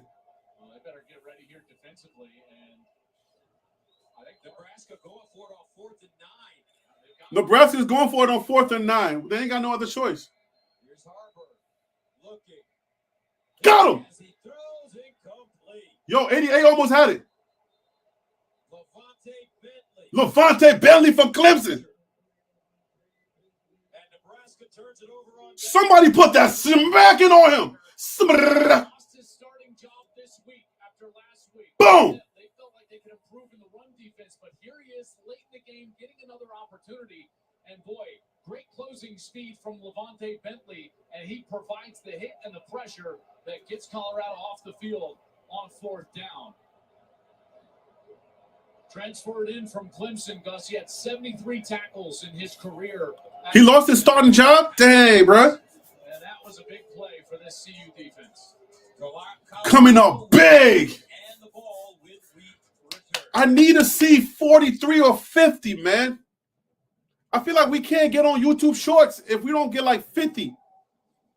We're only going to be on all the stations. We're going to be everywhere because we the hottest thing spinning. We the hottest thing spinning. Welcome to TLP Sports Club. Buff, bandwagon Buff Nation. This is where it all started. If you see anybody else out there, imposters. It started right here. This studio right here. When I came up with it, I was like, I guess we're bandwagon Buffs. And then it was like, ding. The light came on, the light bulb came on, and it was like, oh, we bandwagon Buffs. Now, if you look on Twitter, there's bandwagon Buff Twitter accounts. Same name as me. I'm like, hey, bro, we that hot? Yo. Oh, man. I got clothing stores stealing my stuff. Clothing stores that stole my stuff. I've been dressing celebrities. You know what I'm saying? I've been like, my clothing line has been dressing celebrities. Young M.A. I got a store in New York that stole my one of my joints. I had a shirt called Racist People Suck. They stole that. If you see that in any stores, I'm in New York, in the New York subway, and I'm rocking the Racist People Suck shirt. I'm everywhere with it, especially when the Colin Kaepernick stuff happened. I had that shirt for like 2 years, rocking it in the New York City subway, going all over the place. And all of a sudden, my people text me. They're like, yo, people, I see this in stores. Not the same design, but I see this in stores. It says Racist People Suck. I'm like, oh, dang, they took me again. I don't know what it is. Everybody got their gifts. I come up with good ideas. God give me great ideas. I come up with it, and people try to jack me all the time. My So African clothing, another little youngin' tried to steal my joint. He got his whole clothing line now, So African. He don't even know that, So African clothing. He don't even know that I'm registered already. God is good, man. Here we go. So God bless me with great ideas, and I make it hot, and then people try to take it. I promote my stuff. I'm in the streets with it, and when it gets hot, people just think it's hot, and they just take it. I never took the store to court. When you start going to court for those type of things, man, like you can't really like copyright T-shirts and stuff like that. So it is what it is. But that's what I'm saying. Bandwagon Buff Nation, baby. This is where we at. Bandwagon Buffs. We're the truth. If you see any other word, I'm not going to say the word because I'm live streaming during the game. This is an important time for Coach Prime and his Buffs. But this is the real one. If you see this out here, Bandwagon Buffs. Any other variation, somebody's copying me. Somebody's copying TLP Sports Club. And Harry Billion. So it started here. Listen, we 8,000 deep now. And my early people, they gangster. They know. They rocks with me. They know who really started it because they were there. They were there watching the videos when I started it. They were right there with me. They're seeing the videos. So they can attest that, you know, Bandwagon Buffs started here. But back to the game. So Sean Lewis, man, I got a video coming for Sean Lewis. Sean Lewis is his stock is going to go up. His stock is already up there. Head coaching stock. Here we go.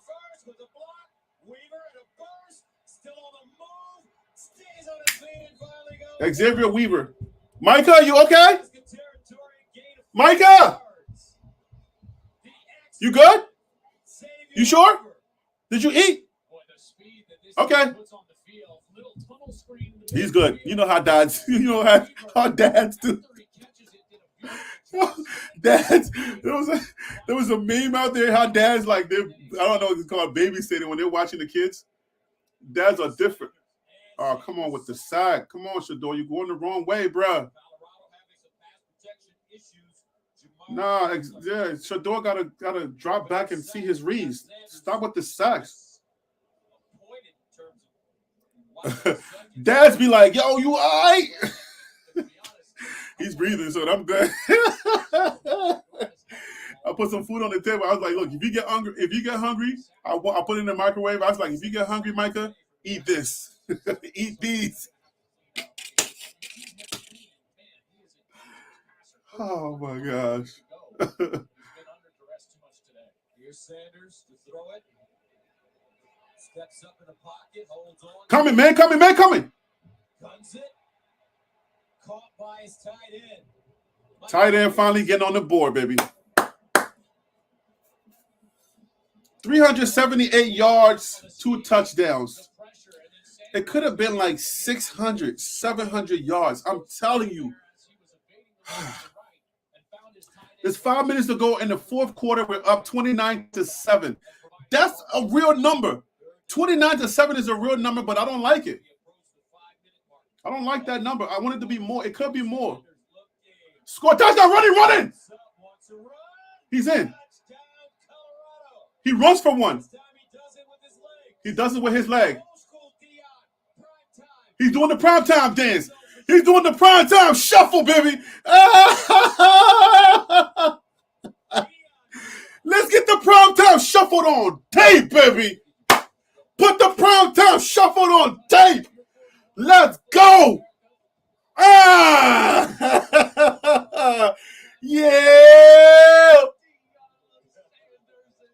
Shador does it right there.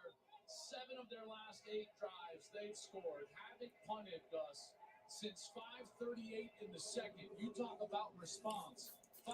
I like it, but I don't like it in the sense of dominance. In this second half. I saw it wide open. I'm like, he going for that.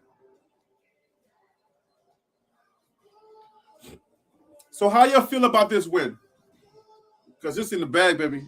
That's 36-7. How y'all feel about this win? Is this decisive enough? It's a good win, but I don't like this win like this. I wanted this win to be at least 50-60. Because if the thing is, I want you to understand this, okay? Let me say this.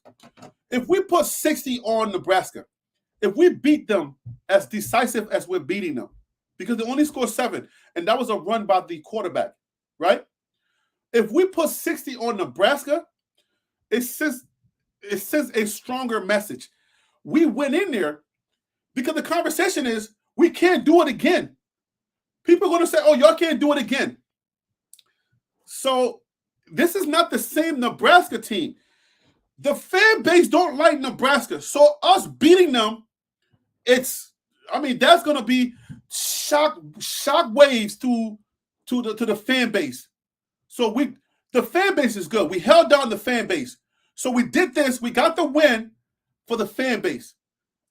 But we didn't get the win for the naysayers.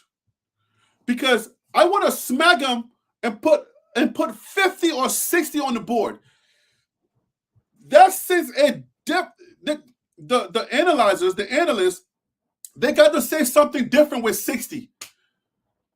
We let Nebraska score on us. We should have never let Nebraska score on us. If the defense tightens up, it's 37-0. So, even though the defense did not have a great showing, but the fact that they kept them scoreless for so long, or even allowed them to just put up 7 points, and just 7 points, that's a great narrative for our development. We're developing. We're working on it. We're getting to the point where we're going to become, we're going to start dominating. I need 36, by the way, not 37. I need dominance because this is not, like y'all think we're playing. we've played 2 games and we haven't played out at our full potential yet. If y'all thought what Coach Prime did at Jackson State was good, I'm just gonna tell you now, you haven't even seen what he can really do yet. He's not. When Coach Prime gets going, this is not it. For those of you who are here that don't know Coach Prime, I'm just gonna let you know now. If you're watching me at the sound of my voice, if you're watching me, this is not a good showing for Coach Prime. This is not it. This is not it. You haven't seen it yet. When he says we're going to dominate, this is not it. Even though to anything that you see out there, you would say, yeah, they dominated them. They're just into natural football language. And if you look at it 36-7, they held them to 7 points and all that, even if the score, it wouldn't even matter right now. They held them to a low score. With all of those narratives, this is not the best showing that Coach Prime is going to put on the season. This is light work. Like, the real Coach Prime fans are disgusted with this game. Just so you know. The real Coach Prime fans, the ones that come from Jackson State, the ones that come from Christian Trinity from Trinity, the real Coach Prime fans, the base that the ones that are in there, we're in there like swimwear. We're disgusted with this game. Shador fans are disgusted with his showing right now. But so I don't let those words sit too well. This is great football. These are great football numbers. You should be afraid of what's coming. I'm trying to tell you, be afraid of what's coming. This is not the best yet. The best is yet to come. We know that we could be way better than this. We know that score could. If you watch the game that we just watched, there's 4 minutes left. 3rd and 11 for Nebraska. They're about to get off the field again. We're done with them. We put them away. Moses parted the Red Sea. It's like, shut them down. But we didn't do it in our fashion.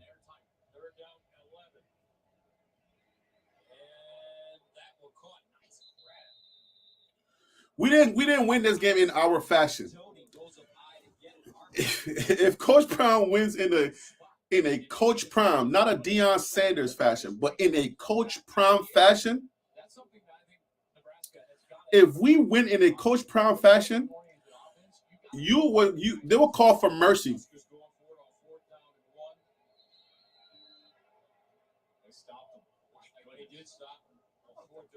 They can't even make 4th and 1.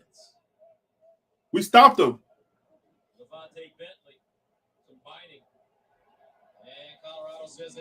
We got the ball back. Remember, this is a big-time rivalry, folks. It's the same rivalry as Michigan, Ohio State. If the score is more teams are going to be afraid. They only gave us what was our margin? 3? They had us 3 to 5 points. That's 20 something. I can't do math. Carry the 1, take the 6. 29.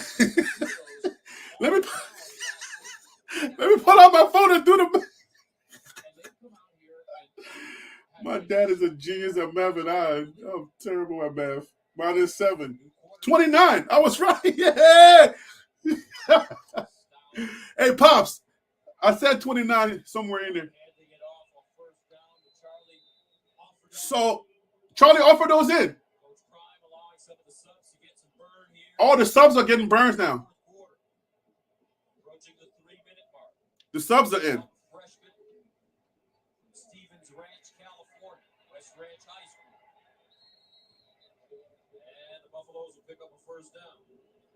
Shador's out the game. You look at this schedule upcoming because they got Colorado State in-state rival. We're not going to take Colorado State for. We're not going to take them for granted. We're not taking anybody for granted. We're going to prepare. But that's a win. Oregon, I had question marks. USC, I have question mark. Arizona State and Stanford. I think we're going to beat Arizona State. We're going to beat Stanford. Look at this schedule for Colorado. It's just vastly different. Remember, you talked about Vegas earlier. They had their win total at 3 over/under for the season. And they've got 2 if they can hold on to win this game. Off of those getting yards. 36-7. Off of those getting yards. Off of those getting yards, baby. What do they say? First impression. Charlie, off of those getting on the board in college in the Coach Prime era. University of Colorado win on the road, beat the defending national runner-up as a 20-point dog, and then came back home and in his home debut 29. the hated Nebraska Cornhuskers in a rivalry game. 36 minus 7 is 29. Probably say. That was in the spread. I They only give us a few points. So it's going to go up next week now. The point spread is going to go up. That's what he would say. And if you're still watching, we won. Looked at me. We won. No, he didn't. There's a nice sack by Nebraska. And the fumble. Looks like the Cornhuskers have the football. Nicely done. As Lineham picks it up. The quarterback held that ball too much. He saw the thing coming. He should have put it away. Once you see that coming at you like that pressure, unless he didn't see it, that pressure coming at you, tuck that ball away. So, folks, we want to make a big announcement. Big new kickoff. 0-2 now. Our studio show, not us. Fox bet on Coach Prime when nobody believed. Fox bet on Coach Prime. They said, we're going all in on Coach Prime. We're going to give them their first 2 games, the known games, and we're going in on Coach Prime because we believe. It paid off. Huh. Oh, boy, did it pay off for him. Nothing happening. That second, man, that second team, don't mess up our score, man. Don't let them come and score here, yo. I want that to stay a single digit, okay? I want them to stay single digit. Don't mess that up for me. And it shouldn't have even gotten that. It should have been 0. That would have been decisive. But this is not the Coach Prime win showing. This is not the Coach Prime showing. Last year they lost by an average of 41.5. What did you want him to do with that roster? So of course he flipped it. I think it was the same type of people that then all week this week Gus started saying things like it was just one game. Yeah. Stop overreacting. They were saying What do we say now? They're 3-point favorites and they're up 36-7. 3 points favorite. The announcer is saying it for me. Saying in his press conference, He's saying it for me. don't let me get comfortable. And I'm about to get comfortable. What does This was not a good showing. You know, this is a guy. Beautiful run here. How about this? It's Johnson? Stop him, please, Lord. Back to Colorado. Foul. What the mess? Omarion Cooper with the tackle. 44-yard gain. That quarterback coughs up that ball and coming to mess up Shador's shutdown, man. Come on, man. Like, what are we doing? Each one of these guys individually. Y'all gonna make him get double digits? They have a The certain heck? they are motivated. Once he learns that, he feels like they can go to the next level. Another run for Nebraska. Let's shut this down, man. What is going on? They start their season Shut this crap down, man. 2. We had a single digit going into the daggone week. The narrative is gonna be we kept them single. Now they're about to be double digits. Make it look like it was a game. After that, it's Michigan. Come on now. Well, there's no doubt that Matt Rule and Deion Sanders have taken 2 different routes Shut it down, man. first year. And Thank you. Johnson trying to get outside, but tracked down from behind. Nicely done. 3rd and go. Let's shut this down, man. Stop playing with me. Thus, while they both turned over the roster, Nebraska has over 60. Shut it down. Is the game over? Matt Rule did it with 44 of those as freshmen. You know what time it is. Kind of tortoise in the hair. Deion wanted it right now, and Matt Rule wants to build this slowly. Don't let them score, please. Nice touchdown right there. Good ball. Ruined it. 5 for Donnie. But continue your point. He wants to build this from the inside out. Deion has stated, I want to build it from the outside in. I'm going to bring the What the heck was that? out there and win now, and we'll figure out and continue to build at the line of scrimmage. We gotta keep Shador out there and finish the game. Inside out. That. We gotta keep Shador out there. We can't. Nah, man. Nah, man. We keeping them to one score, and then at the end, in garbage time, we cough up the ball and let them put scores on the board in with 2 seconds left. Against Colorado, and in particular when you start to compound those mistakes. I like Matt Rule as a coach. I think that this guy is a hell of a coach. I like Matt Rule as a coach. What would y'all been saying if Coach Prime was to not be doing what he's doing right now? And looking how quick Dion did this at Colorado. How quick? Doesn't it? Matt Rule's got to find a quarterback. There's no doubt about it. And turn the ball over the way Jeff Sims has been turning the ball over the past. We're 2-0. Coach Prime and his Buffaloes are 2-0. This was my prediction. We're going 3-0 to start the season. Predicted this. 14, the final, the fans ready to storm the field. They said that they would do it. Deion Sanders has told us that if they do storm the field, he's not going to be able to get across the field to shake hands with Matt Rule. Safety purposes. Remember, Deion is 2 toes amputated. So it's hard to move around for the Hall of Fame. So Matt just ran over. He ran over to shake his hand. How about that? All right. Good sportsmanlike gesture, sportsmanship.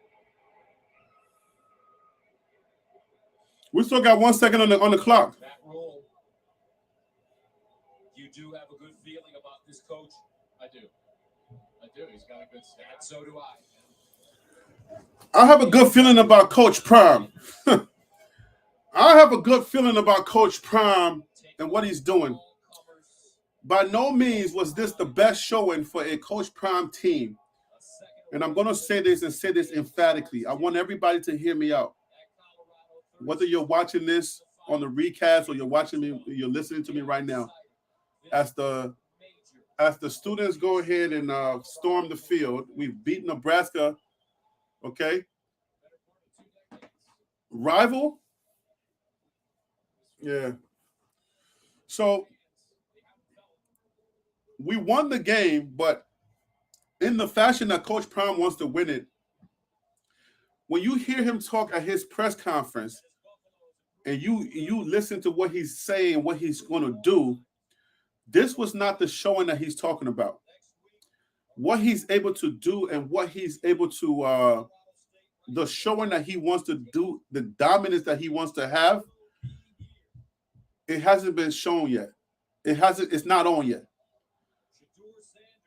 That dominance, guys, it's not on display yet.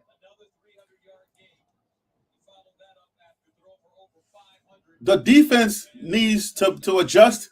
That's going to happen. The offense had communication issues today. So there were some hiccups, some things that was going on the offense. And Shador didn't really find his rhythm with his guys. The connection wasn't there. Obviously, they were ready for whatever we put on the field last week against TCU. They had an answer for that. But you should be afraid of what's coming. If you are in college football or you are one of our opponents, no matter how much you try to prepare, we're gonna stay 5 steps ahead of you. Coach Prime is on TV right now being interviewed by Fox because they obviously, that's their game. But I'm telling you, he's already left this game. Coach Prime has already left this game. His brain is already on preparation, fixing all of the mistakes. He fixed some mistakes from last week, and now he's just gonna keep fixing until that team gets to a place where everyone on that team starts to gel to a certain extent. If we start getting to 60% on the chemistry level, if we start getting to 60%, you need to be afraid. Because this is not it. Not yet. Real Coach Prime fans were disgusted with this game. I've been getting text messages. Real Coach Prime fans, the real base, the BWBs, the reason why we're here, Buff Nation, bandwagon Buff Nation. We're no longer coming, we're here. we're not taking this game like, oh, this was good win. It's cool. We won.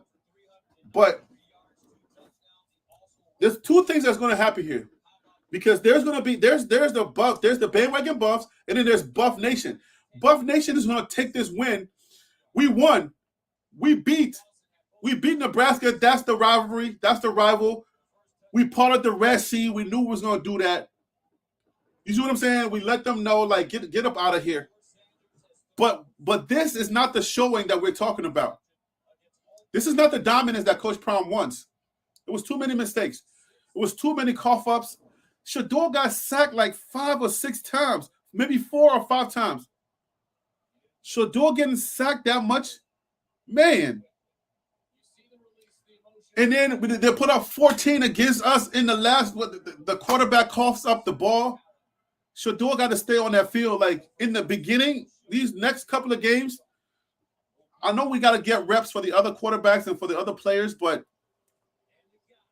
I want us to send a statement. We're keeping Shador on the field until the game's over. Because we're not coughing up the ball, letting them back on the field like that. That's not, I don't like that. So now we're 2-0. We're moving on to Colorado State now. The what did they call it? The Rocky Mountain Showdown? We're not taking anybody for granted. Nobody. Because it's going to be the team that you take for granted. You're like, oh, you're not Nebraska. Oh, you're just Colorado State. You're just our little brother down the field, down the street. Okay.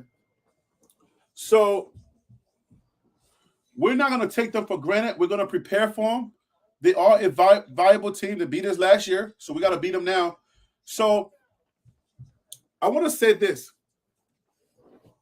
Listen to what I'm about to say. We were 1-11 last year. Now we're 2-0. Coach Prime has already done it. He's won 2 games. Coach Prime has already done it. That's it. Okay? Coach Prime has already met the expectation. So now the rest is just what he's going to do. So the 2-0 now puts us over last year. 2-0 puts us over last year. Now we're 2-0. We won more games than we won last year.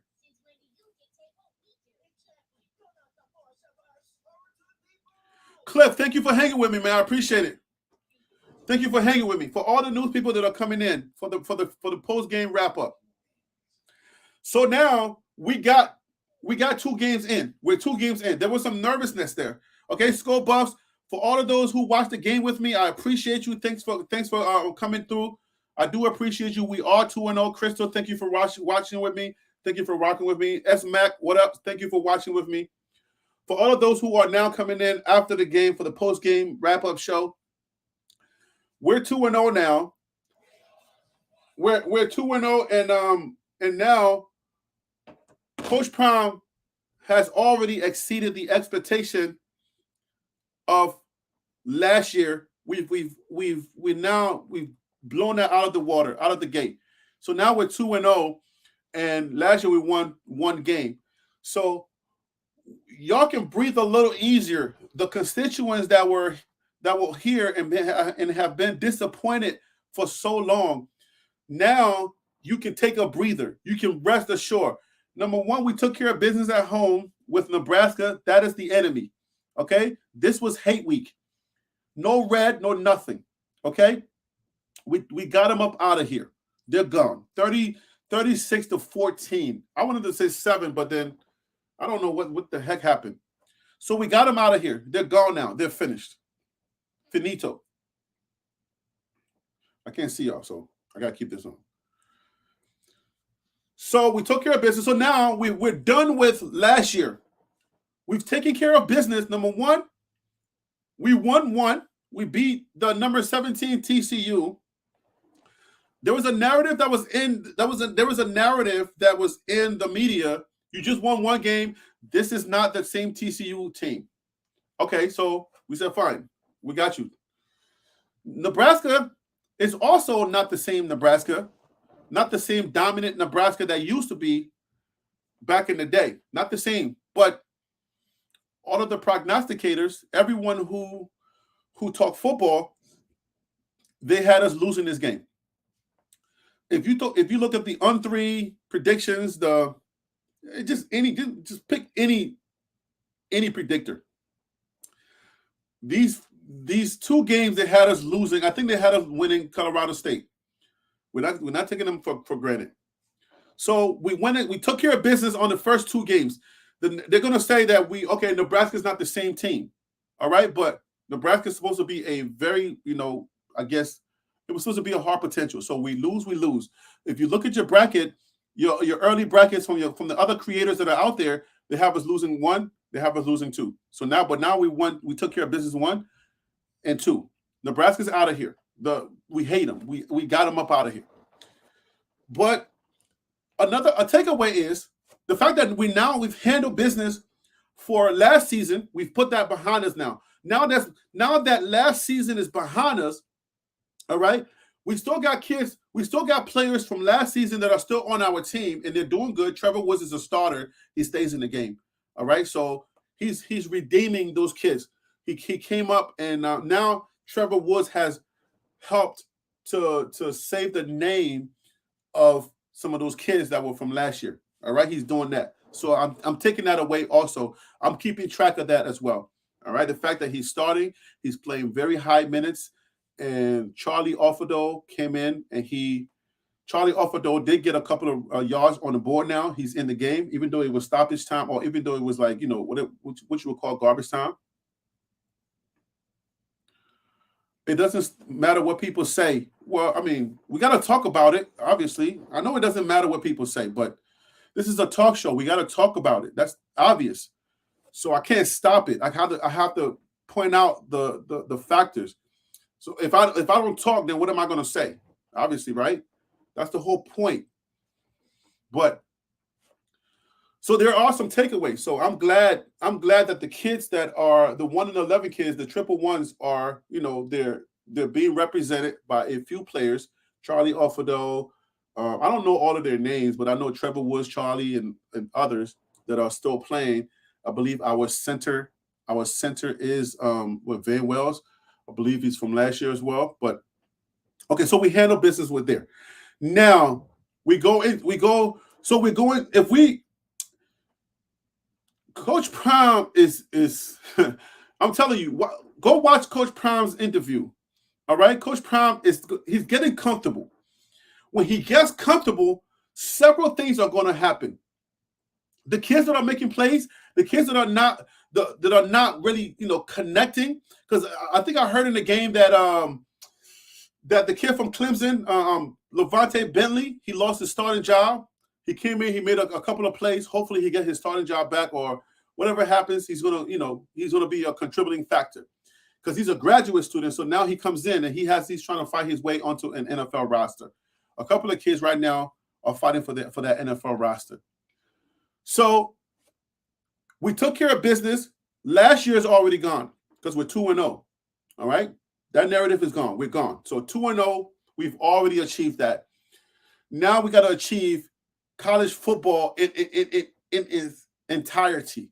We got to achieve college football. We're in the Pac-12. We know that the Pac-12 is strong, but there was a narrative that the Pac-12 is weak, that you're not playing you're not like, SEC, the Southeastern Conference. You're not SEC, right? So this year we take care of business. What's happening now is that these wins, the accumulation of these wins are going to put us in position to get those commits to come up. And then we got to start putting ourselves in the position to foster more recruits to start thinking about us. And then what's also going to happen is that those who decommitted, remember the 2023 guys, the 2024 guys and the 25 guys, the 2025 commits or decommits, they can still change their mind. So remember that a lot of them either decommitted or decided not to even visit because of the bad publicity. The bad press, okay? Let me just use bad press because obviously I can't talk right now. So the bad press caused a lot of those to turn away. So now that they're seeing the results for themselves, that's going to turn around. So I look forward to that changing. So they're not going to be able to create that other narrative no more when there was no football being played, when there was no real results that they can actually, a tangible result. All we had was trying to fight hard and say, look at Jackson State, look at Jackson State. That's all we had. So, and they didn't trust the Jackson State records and the stuff that happened at Jackson State. And then everybody would push back with, well, he lost in the Celebration Bowl. We have pushback on that just because it was HBCU and it was Jackson State. There was a lot of pushback on that. So, which was understandable, right? So you couldn't trust that. Now you got to trust the 2-0. You got to trust that we beat two formidable opponents: TCU, the runner-up, the national champ runner-up, and then Nebraska. Nebraska is not the same Nebraska of yesteryears that used to be very dominant, right? Not that same Nebraska. But Matt Rule, even though he was not successful at Carolina, even though he wasn't successful there, he's been successful at rebuilding college programs. He's been successful at turning around college programs, and people know that he's good at building programs from the ground up. Now, we had a kid that was supposed to be this wide receiver that committed. He was thinking about coming to Colorado. And then he's like, I'm staying home. He was dominant, but I don't know if we saw him in this game or not. He stayed at home. He said he would stay home. But I don't know that Nebraska has all the pieces. Now their quarterback is hurt. He has to now, go and they got to figure it out. So they didn't have all the pieces. That narrative is going to go as well. They're not the same team, but we took care of that formidable opponent because we were supposed to lose. The next game is not going to be the same, obviously, because Colorado State is not on the level of those other teams. So we are expected to win that game. So they're going to tone it down a little bit as far as the expectations. The expectations are going to be much lower, So, but going forward, the USCs, the teams that I really want us to dominate are going to be the Oregons, the USCs, the Utah teams. If we dominate those teams, if we really connect with those teams, and we do if Shador does what Shador does, that's going to send shockwaves into the college football atmosphere. Everybody knows that TCU lost a lot of major pieces, so people are not necessarily going to be taking these 2 wins. And even if we beat Colorado State next week, they're not going to be taking these wins as serious as when we put a whipping on USC, Oregon, or Utah. We beat those teams decisively. Then the college football world is going to be like, yo, dang. And what is scary is that we haven't put up a good showing yet. Yeah, 45-42 or whatever, 45-40 whatever at TCU was good. Coach Prom's not satisfied. 36-14. I'm going to say 7. 36-7. And the touchdown that was scored was not even the touchdown by their starting quarterback. Coach Prom ain't going to be satisfied with that. He's going to be talking to somebody. So with that showing, it lets you know as a former buff or as a lifelong buffer, it should let you know that we're going to be giving a lot of teams a problem. And some of these games are not going to be close. Some of these games, we should have dominated more. Excuse me. Even though you would say the score, you dominated, but that was not. We should have put a lot more points on the board. Some of the things that Shador was not able to connect on, They fix it in practice. They figure out, oh, okay, we were talking about this. I was in my head. This was happening. Once Shador fixes those things next week, it's a wrap. Because you think about it, his preparation. Shador is a first round quarterback for sure. His preparation, his demeanor, his confidence. You give him time in the pocket, and he's gonna hurt you. He's fun to watch because every single time that they get on the field, every time the offense is on the field, it gives you that good feeling like, dang, we back. Shador's about to do something. Every time he throws a bomb, you're like, that's a touchdown. That's the feeling that you get. He's not one of these quarterbacks who's just gonna be throwing ducks all day. He's not. His accuracy and his steadiness, his confidence. Every time he gets the ball, he gets an opportunity to throw the ball. You just get that good feeling like something's about to connect because he always puts the ball where it needs to be. Now, whether the wide receiver makes that play or not, that's a whole nother thing. But I'm telling you, what's to come, the fan base need to understand what's to come is improvement upon every single week. We're going to be improving on every single week. So once that happens, we're going to be clicking by game number 5. Man, when these kids start finding their rhythm and they start connecting, the chemistry starts to happen and they start trusting each other and they know that, okay, I know that if I leave that, you're gonna make your play. When that starts to happen, this team is going to be America's team. It should be America's team right now. I don't know if America doesn't trust Colorado. Like some people said, there is Deion fatigue that's going on out there. Some people are already Deioned out, as they're saying on ESPN. They're Deioned out. We don't care if you're Deioned out. What we care about is the fact that Coach Prime wants to dominate, and he's doing it. He's starting to get comfortable, like he says.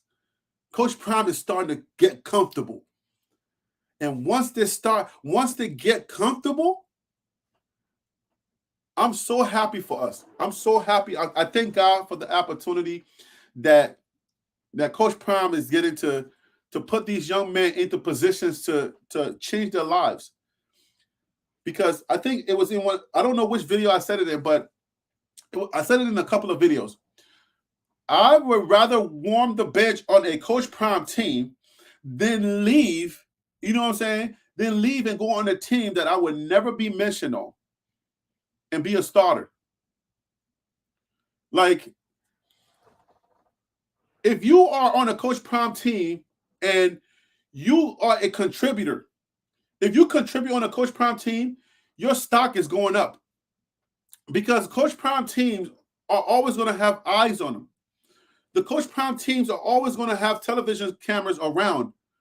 Even if it's not a Fox known game, like these first 2 games were, I don't know that Fox is going to put too much stock into a Colorado State game, but even that game is going to dominate the media.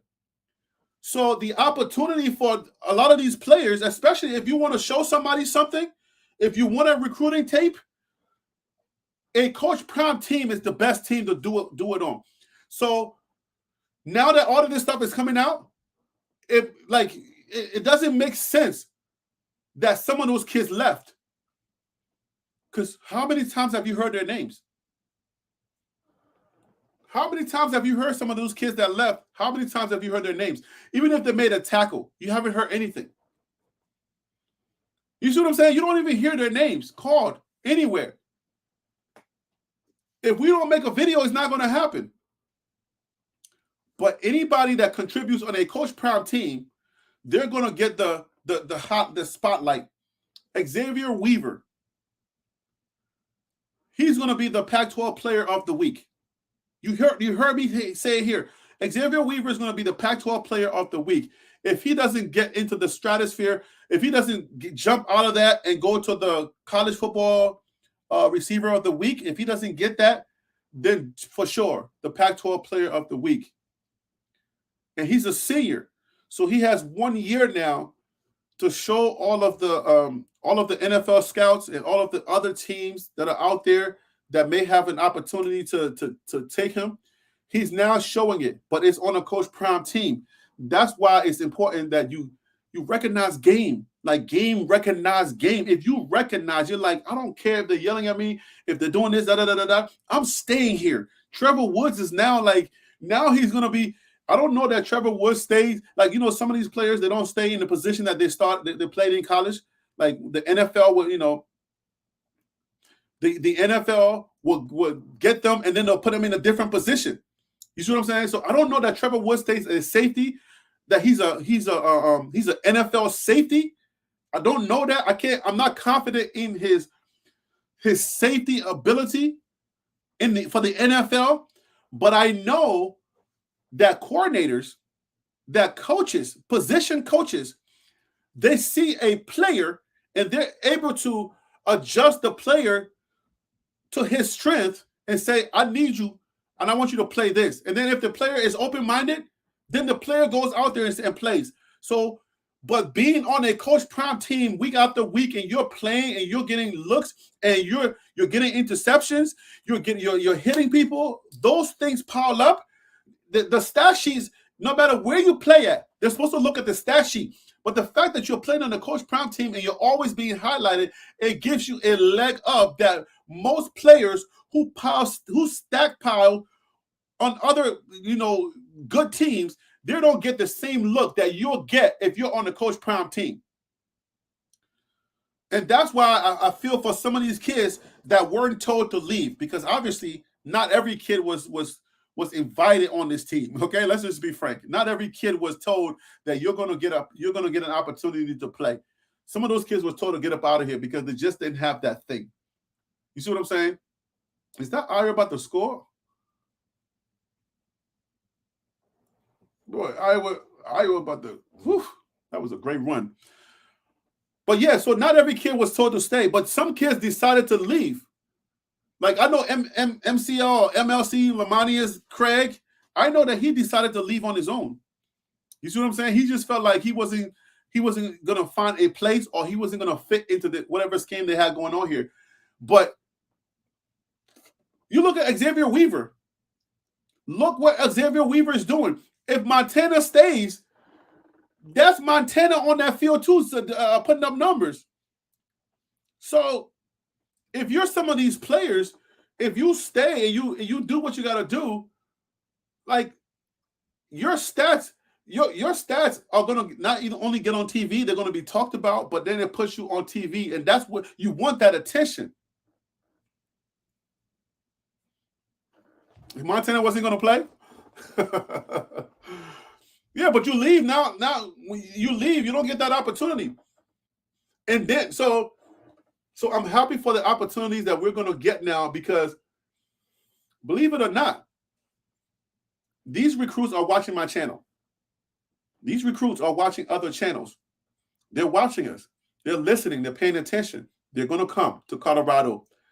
These recruits are going to start coming to Colorado because the opportunity, I don't know if you don't understand business, then that's another thing. If you are a baller and you don't understand the business aspect of balling, then it's unfortunately that's going to be on you in the end.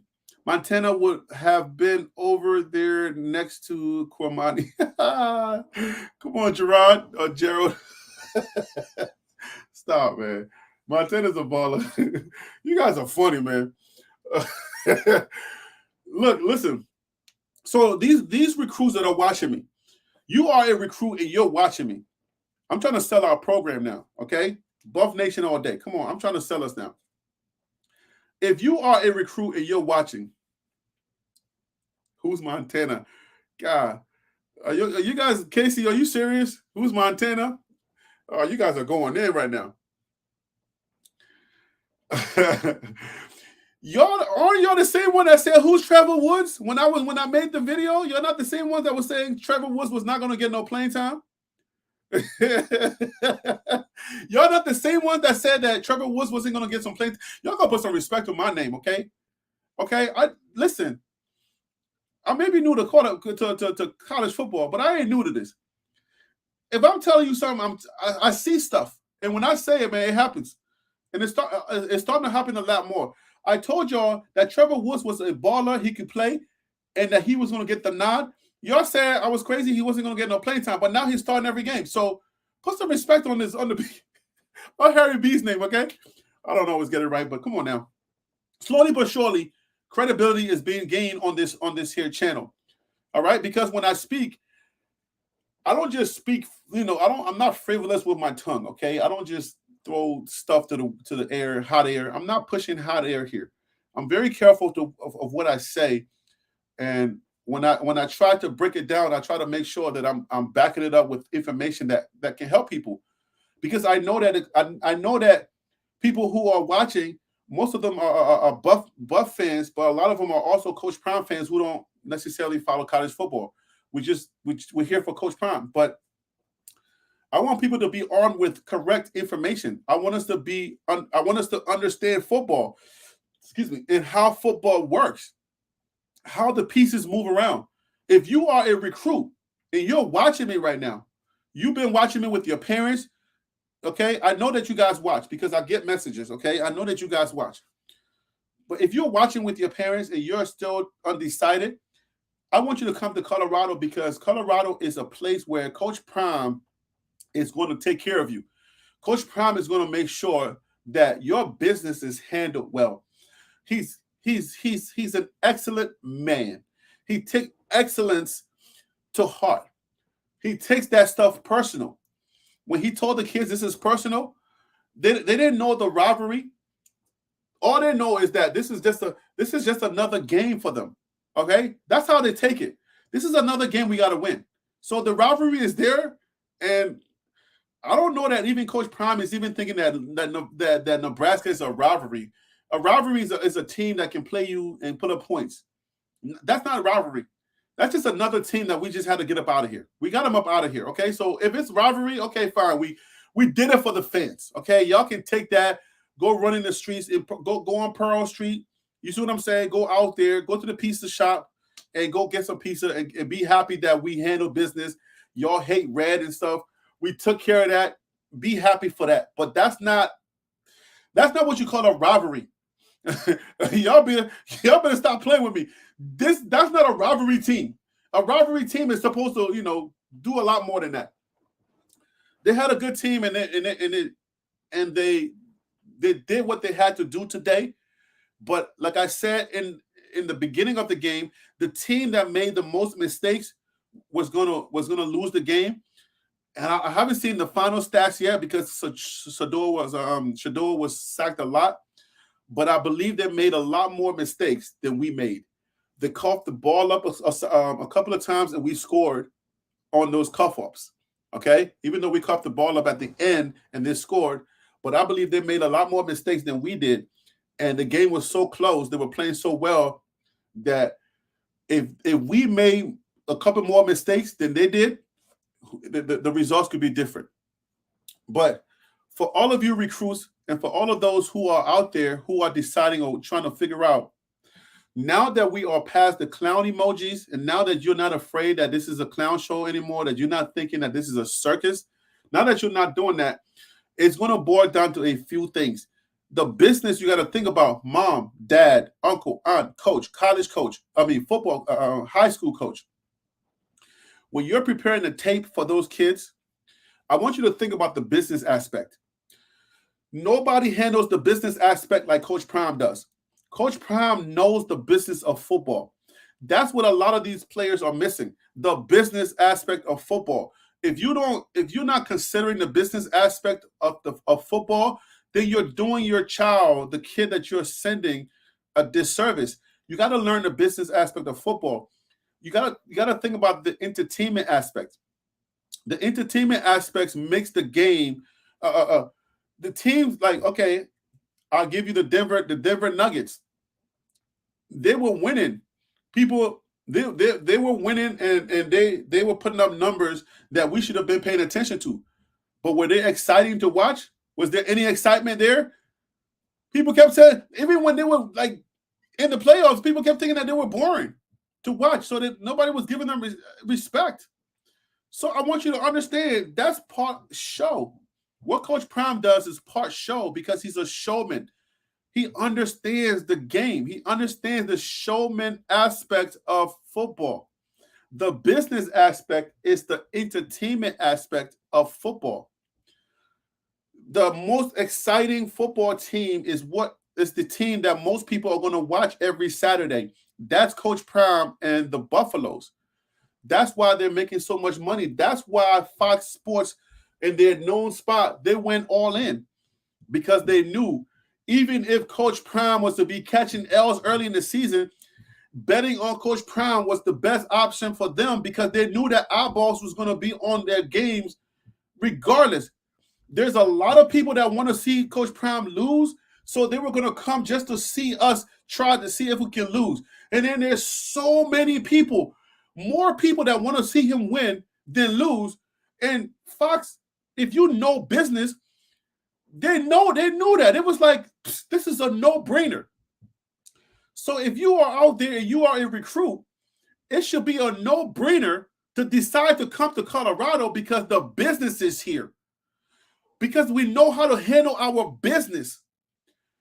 You're not only going to get a personal cameraman to take care of you and your NIL showing. You're going to get a maestro in Coach Prime who knows media marketing like nobody else. That's why I'm saying the business aspect is there. So if you are a parent watching me, if you know anything about the business, if you're trying to position your child to get the best out of their college experience, to get the best out of to be positioned to go to the NFL, if that's the goal, then I don't know that there's any better place to be at. Because now we need guys in the trenches. We need dogs on that defense. We need wide receivers that's going to get open. And we need players. We want we have championship aspirations. And to be at the Natty, to get to the Natty, we're definitely going to do much way better than TCU did when they got there.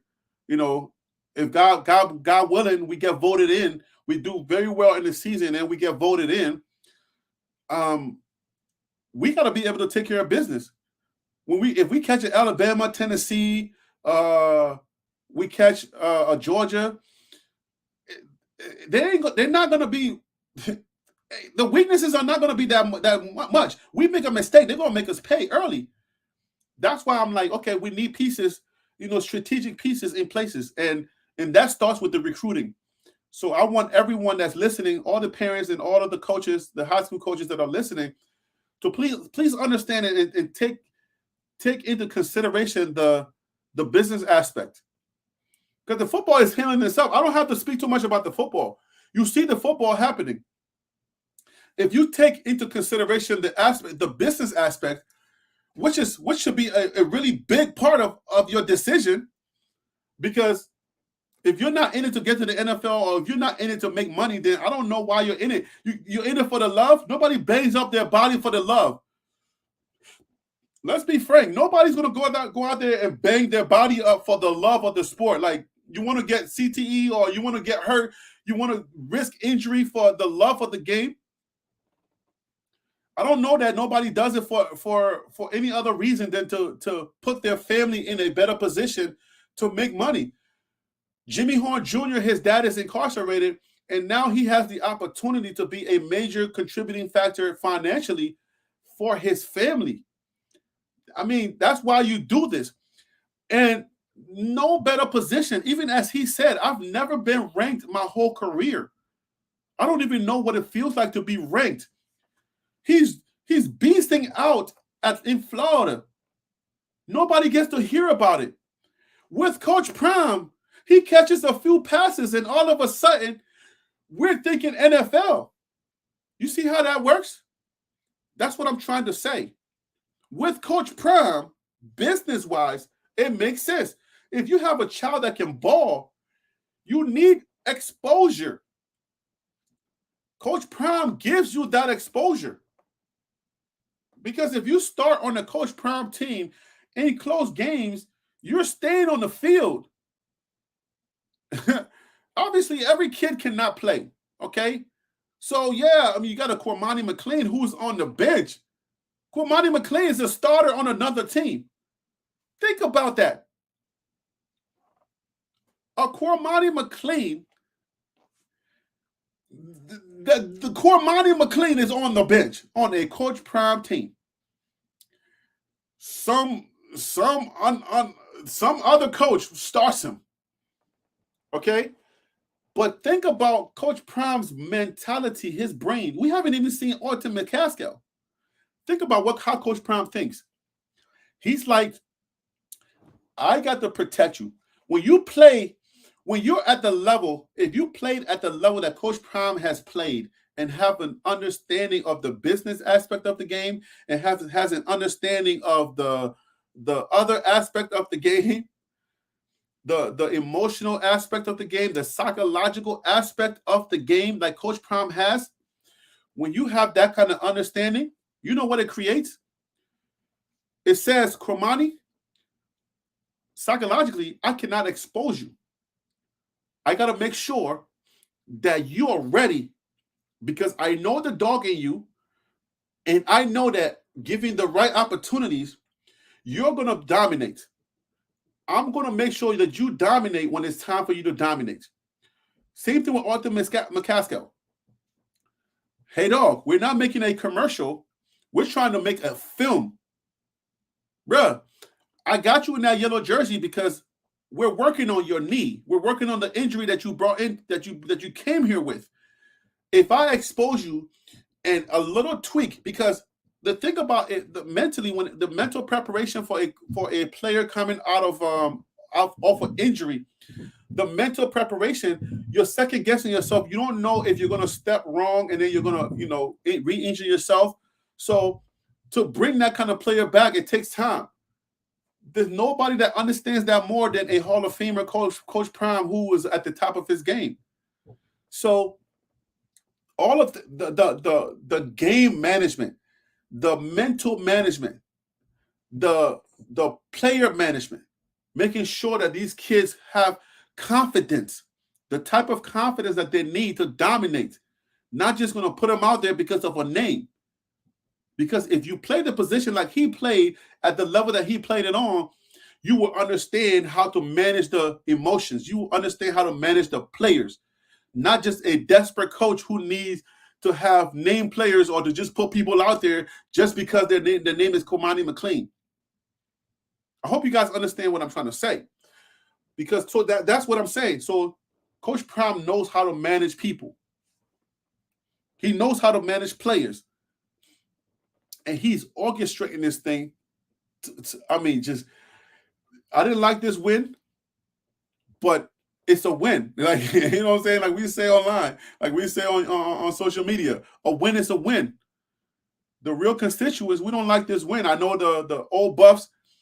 Some of y'all don't like this win either. If you are old buff, but you know Coach Prime and you are a Coach Prime loyalist, you don't like this win either, no matter how long you've been following the Buffs. I know it's a win, but some of y'all don't even like this win. You're like, yeah, we won, but it was messy.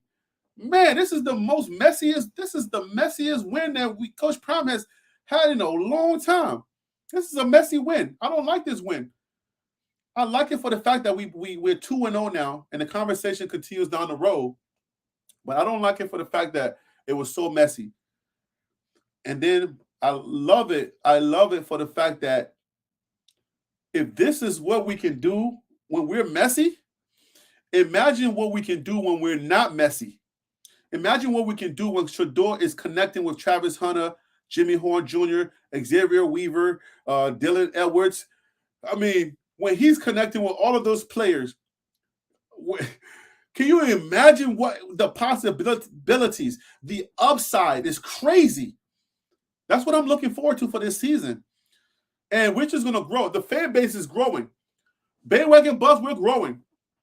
There are people that didn't believe, that were, even people that sent me private messages that they were kind of like on the fence. So now we're growing and growing and growing. bandwagon buffs, but getting more and more and more. The more we win, winning cures a lot of ills. Okay, the fact that we are winning, the base is growing. So new people are coming and they're joining us. Oh, Coach Prime is winning over there. Let's go over there. You see what I'm saying? So the more we win, the more the base is going to grow. Tickets are like $300 for a football game, for a college football game. $1,200 for a college football. Like, stop playing with me. Hotels are sold out. Airbnbs are hard to find. Boulder is rocking. I mean, like, man, with handling business, records are being broken every week. And school records are being broken. College football NCAA records are being broken. And Coach Prime is not even comfortable yet. So the upsides are great. So TLP Sports Club, I got some videos that I got coming. I want to do a video for Lewis, the offensive coordinator. I'm getting brain farts. I want to do a Sean Lewis video. I want to give you more Sean Lewis so you can understand the coordinator that we got. The coordinator that we got, that boy's a bad boy. I'm telling you, Sean Lewis is a bad boy. When he gets going to, oh man, the conversation that he has with Coach Prime and the type of accountability that Coach Prime expects out of his out of his coordinators, out of his coaches. I mean, it's crazy. And when everybody starts clicking and when everybody starts understanding the kind of confidence that's really now in that locker room, now that we beat two top opponents that we were slated to lose to, the confidence in the locker room grows exponentially now. So that confidence is growing now. Is the fan base is starting to believe even more. Not everybody's on board yet. Trust me. People are still hesitant to even believe. During the games, they're still biting their fingers. They're sitting in their living rooms or in wherever their TVs are, and they're still a little, hesitant to go all out, to really celebrate. But guess what? The more you win, the more they start believing, and the fan base is going to catch on fire. I'm telling you, this is the happiest fan base there is. People used to celebrate even when we were not winning, and now that we're here, the bandwagon buffs, and real soon you will be able to go to bandwagonbuffs.com to get your gear. I'm setting that up. I think if you type it in right now, you'll see some page. My web developer is working on there. So Bandwagon Buffs, you can get your gear. But right now, on the videos on my page, you should be able to go to my Spreadshop shop, and you should be able to get a shirt if you want a shirt. Bandwagon Buffs. I'm on Spreadshirt, so you should be able to get your shirt. If you want to represent, don't feel bad to represent Coach to be a bandwagon buff. We are welcoming everyone. I don't care if you started yesterday. I don't care if you started today. If you say Harry B, TLP Sports Club, I give up. I'm a bandwagon. Don't feel bad.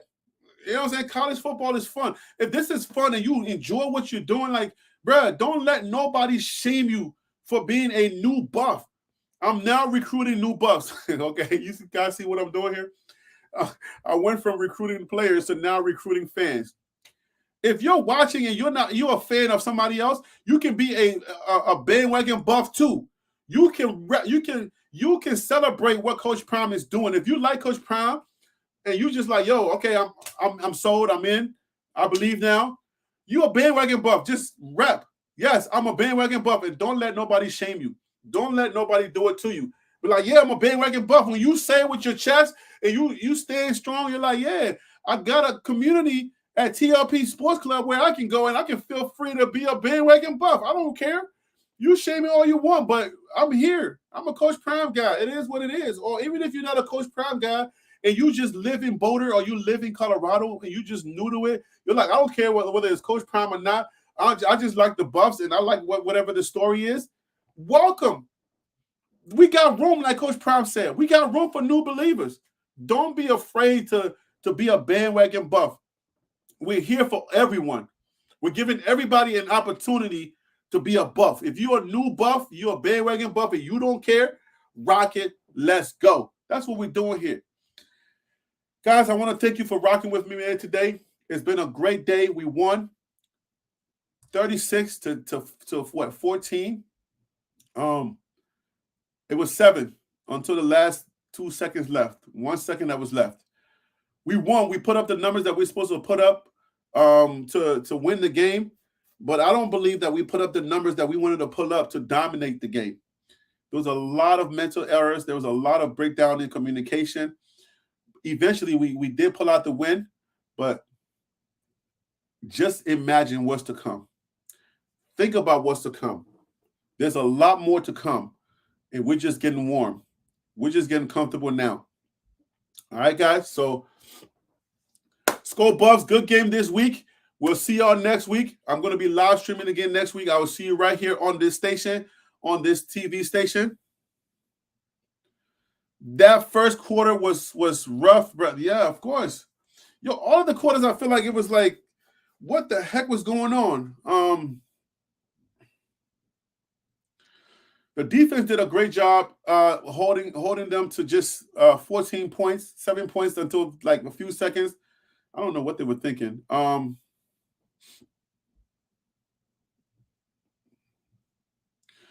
If I was a player, I would challenge myself. Oh man, these kids trust me, these kids, I don't see that that's a problem. I'm telling you, we are more mentally prepared than a lot of teams in college football. So I trust our proper preparation.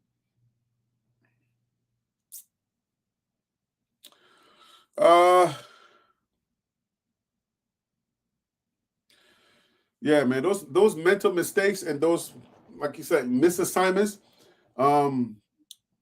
I don't know if it had to do with Travis Hunter getting confused because he's a defensive player and the playbook, he didn't really, gel with it. I don't know. I don't think that's what it was. There's going to be mistakes. So I'm not going to sit here and start second guessing things and start saying, oh, they don't know this and they don't know that. No, that's not what's going on here. I think it's a natural progression of the games. It's a natural progression of what's going to happen this season. There are going to be mistakes. There are going to be miscommunication. The chemistry is not 100% yet. So all of that is there's a lot of different factors.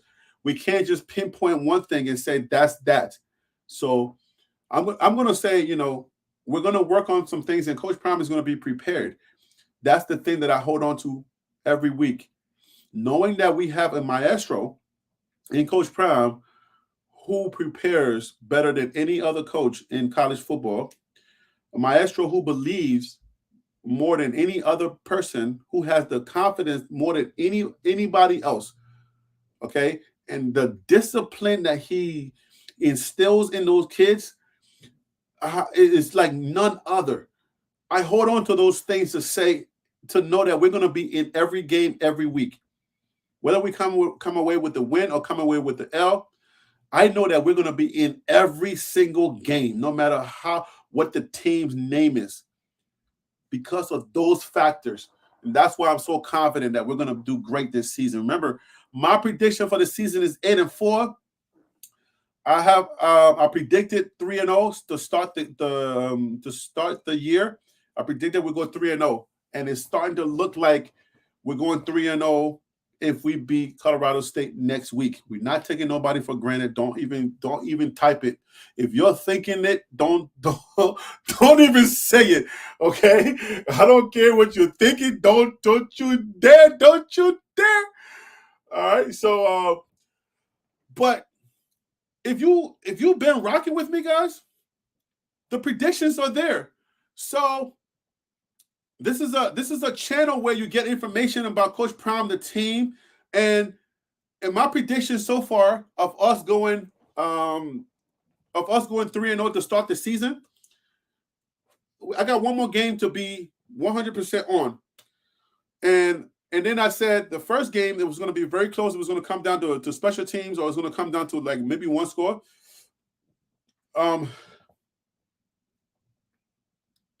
They certainly can beat CSU. I did say it. I did dare say it. What? Oh, Vince.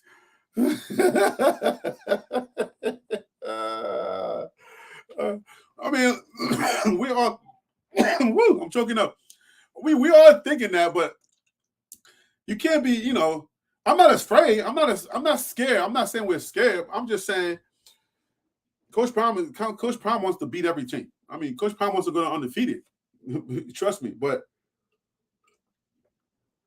I don't want to put points on the board before we put actual points on the board. You know, again, we're going to win the game, but we're not going to take them for granted. We're definitely going to go in there prepared the same way we prepared for TCU, Nebraska. We're going to prepare the same way, and I don't want to disrespect the fan base for Colorado State. I don't want them to feel like, oh, they're not anything. We don't do that here. We're going to be ready to play them, to put a smacking on them. Okay, we're going to smack their mouths in like we smacked the mouths of these first two games. So, and am I confident that we're going to win? Yes, but I'm not going to be all, like, oh, no, they ain't nothing. I don't talk like that. They beat us last year, so we got something to prove. What's up? I'm almost done. 1 second, I'm coming up now. So we're the underdogs until we prove it, because everybody beat us last year. The only team that we beat last year, I believe, was Cal. That's the only team that, the 1-11 team beat them. So you underestimate that team, and then they beat you. Then it's like, oh man, we went 11 to 11 to 1. If Cal beats us this year, we go 11-1 and not undefeated. Yo, if we beat every team and then Cal comes and beat us and we go 11-1, that would be a losing season for us. Oh God. He said we are not the same team as last year. What? I mean, what? What is Mr. Captain Obvious, Vince? Were you late to the park? Where you at, Vince? Vince, what's that, Westner? Are you late to the? Are you a new BWB? We know we're not the same team, Captain Obvious. But there's no way we cannot. I think we got to prepare more for that Cal game than we prepare for Nebraska, because we. Oh man, I don't even want to hear anybody say the team that we beat last year, the 1-11 team beat last year, we couldn't beat them. That's the game that I really want to win. Okay, stop playing with me. I got 8-4. I'm starting to get comfortable. I'm starting to get real comfortable. So that 8-4 might change.